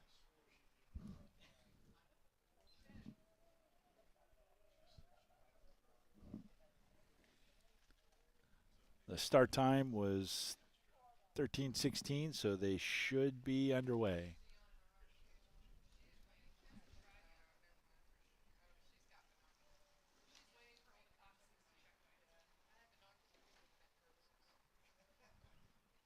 And they are. From right to left, we have Jacksonville in lane 1, Notre Dame in 2, Columbia University in 3, Virginia Rowing Association in 4, Stetson in 5, and Purdue in 6.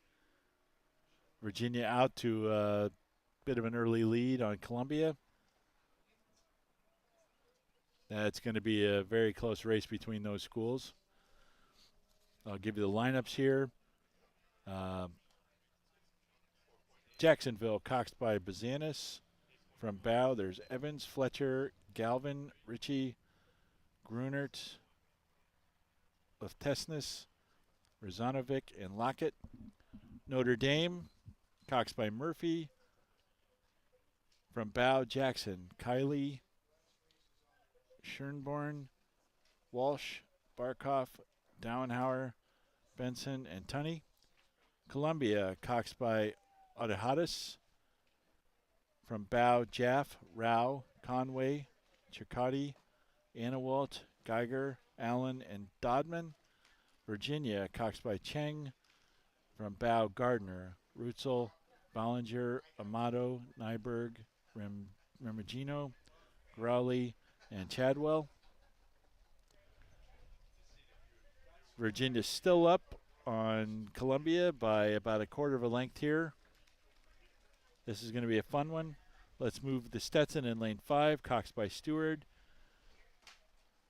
In bow, Tice, Vandegreek, Bretman, Hubbard, Roach, Harris, Rolena, and Bjork. And Purdue in lane 6, coxed by Hyatt. From bow, there's Bussey, Hurd, Louis, Foucher, Robertson, Scubus, Murr, and Wagger.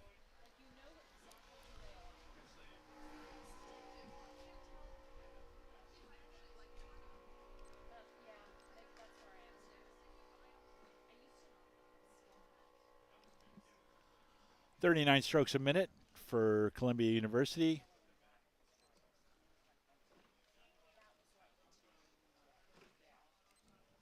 .38 strokes a minute for Virginia. Virginia with about a quarter of a length lead, maybe a third. 3 seats probably. Nice tight race between those two boats. Third place right now looks to be Notre Dame, ahead of Stetson, Purdue, and Jacksonville.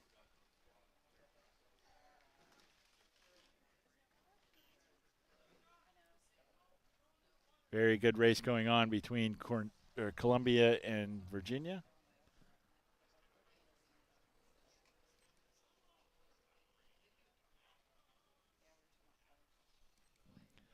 .37.5 for Virginia right now.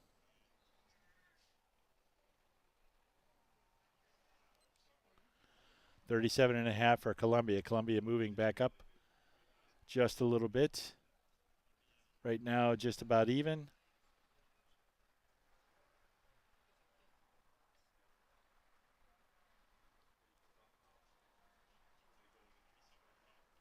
Virginia still with a slight edge, about a deck.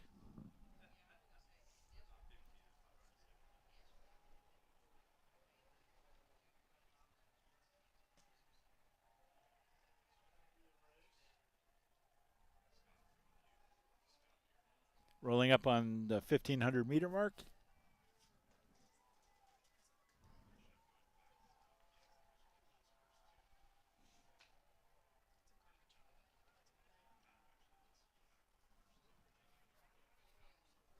Looks like it's still Virginia by just a bit. Maybe 2 seats. Columbia certainly making a move here.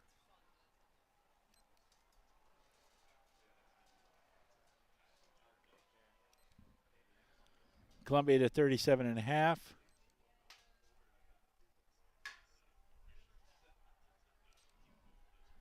Virginia to 38.5.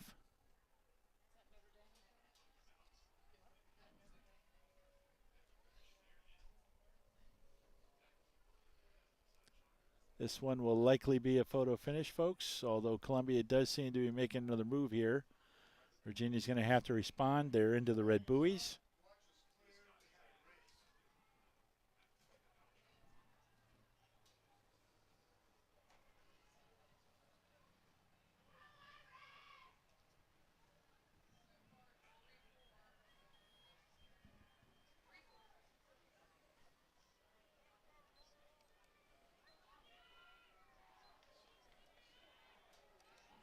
.41 now for Virginia.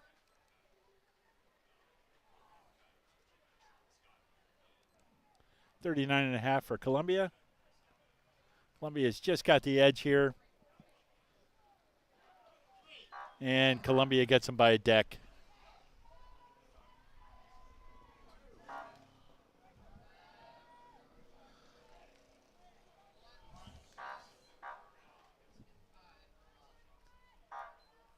Oh, Columbia, your gold medalist, followed by Virginia, and the silver with the bronze going to Notre Dame.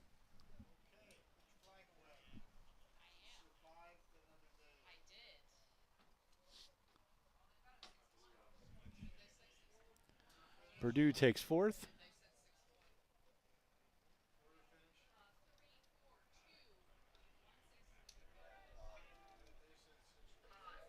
Jacksonville fifth and Stetson sixth. That concludes our racing day, ladies and gentlemen. We've enjoyed having you here. We hope you enjoyed it. Please look to Here Now Sports for more exciting rowing coverage at the regattas as we move through the championship season.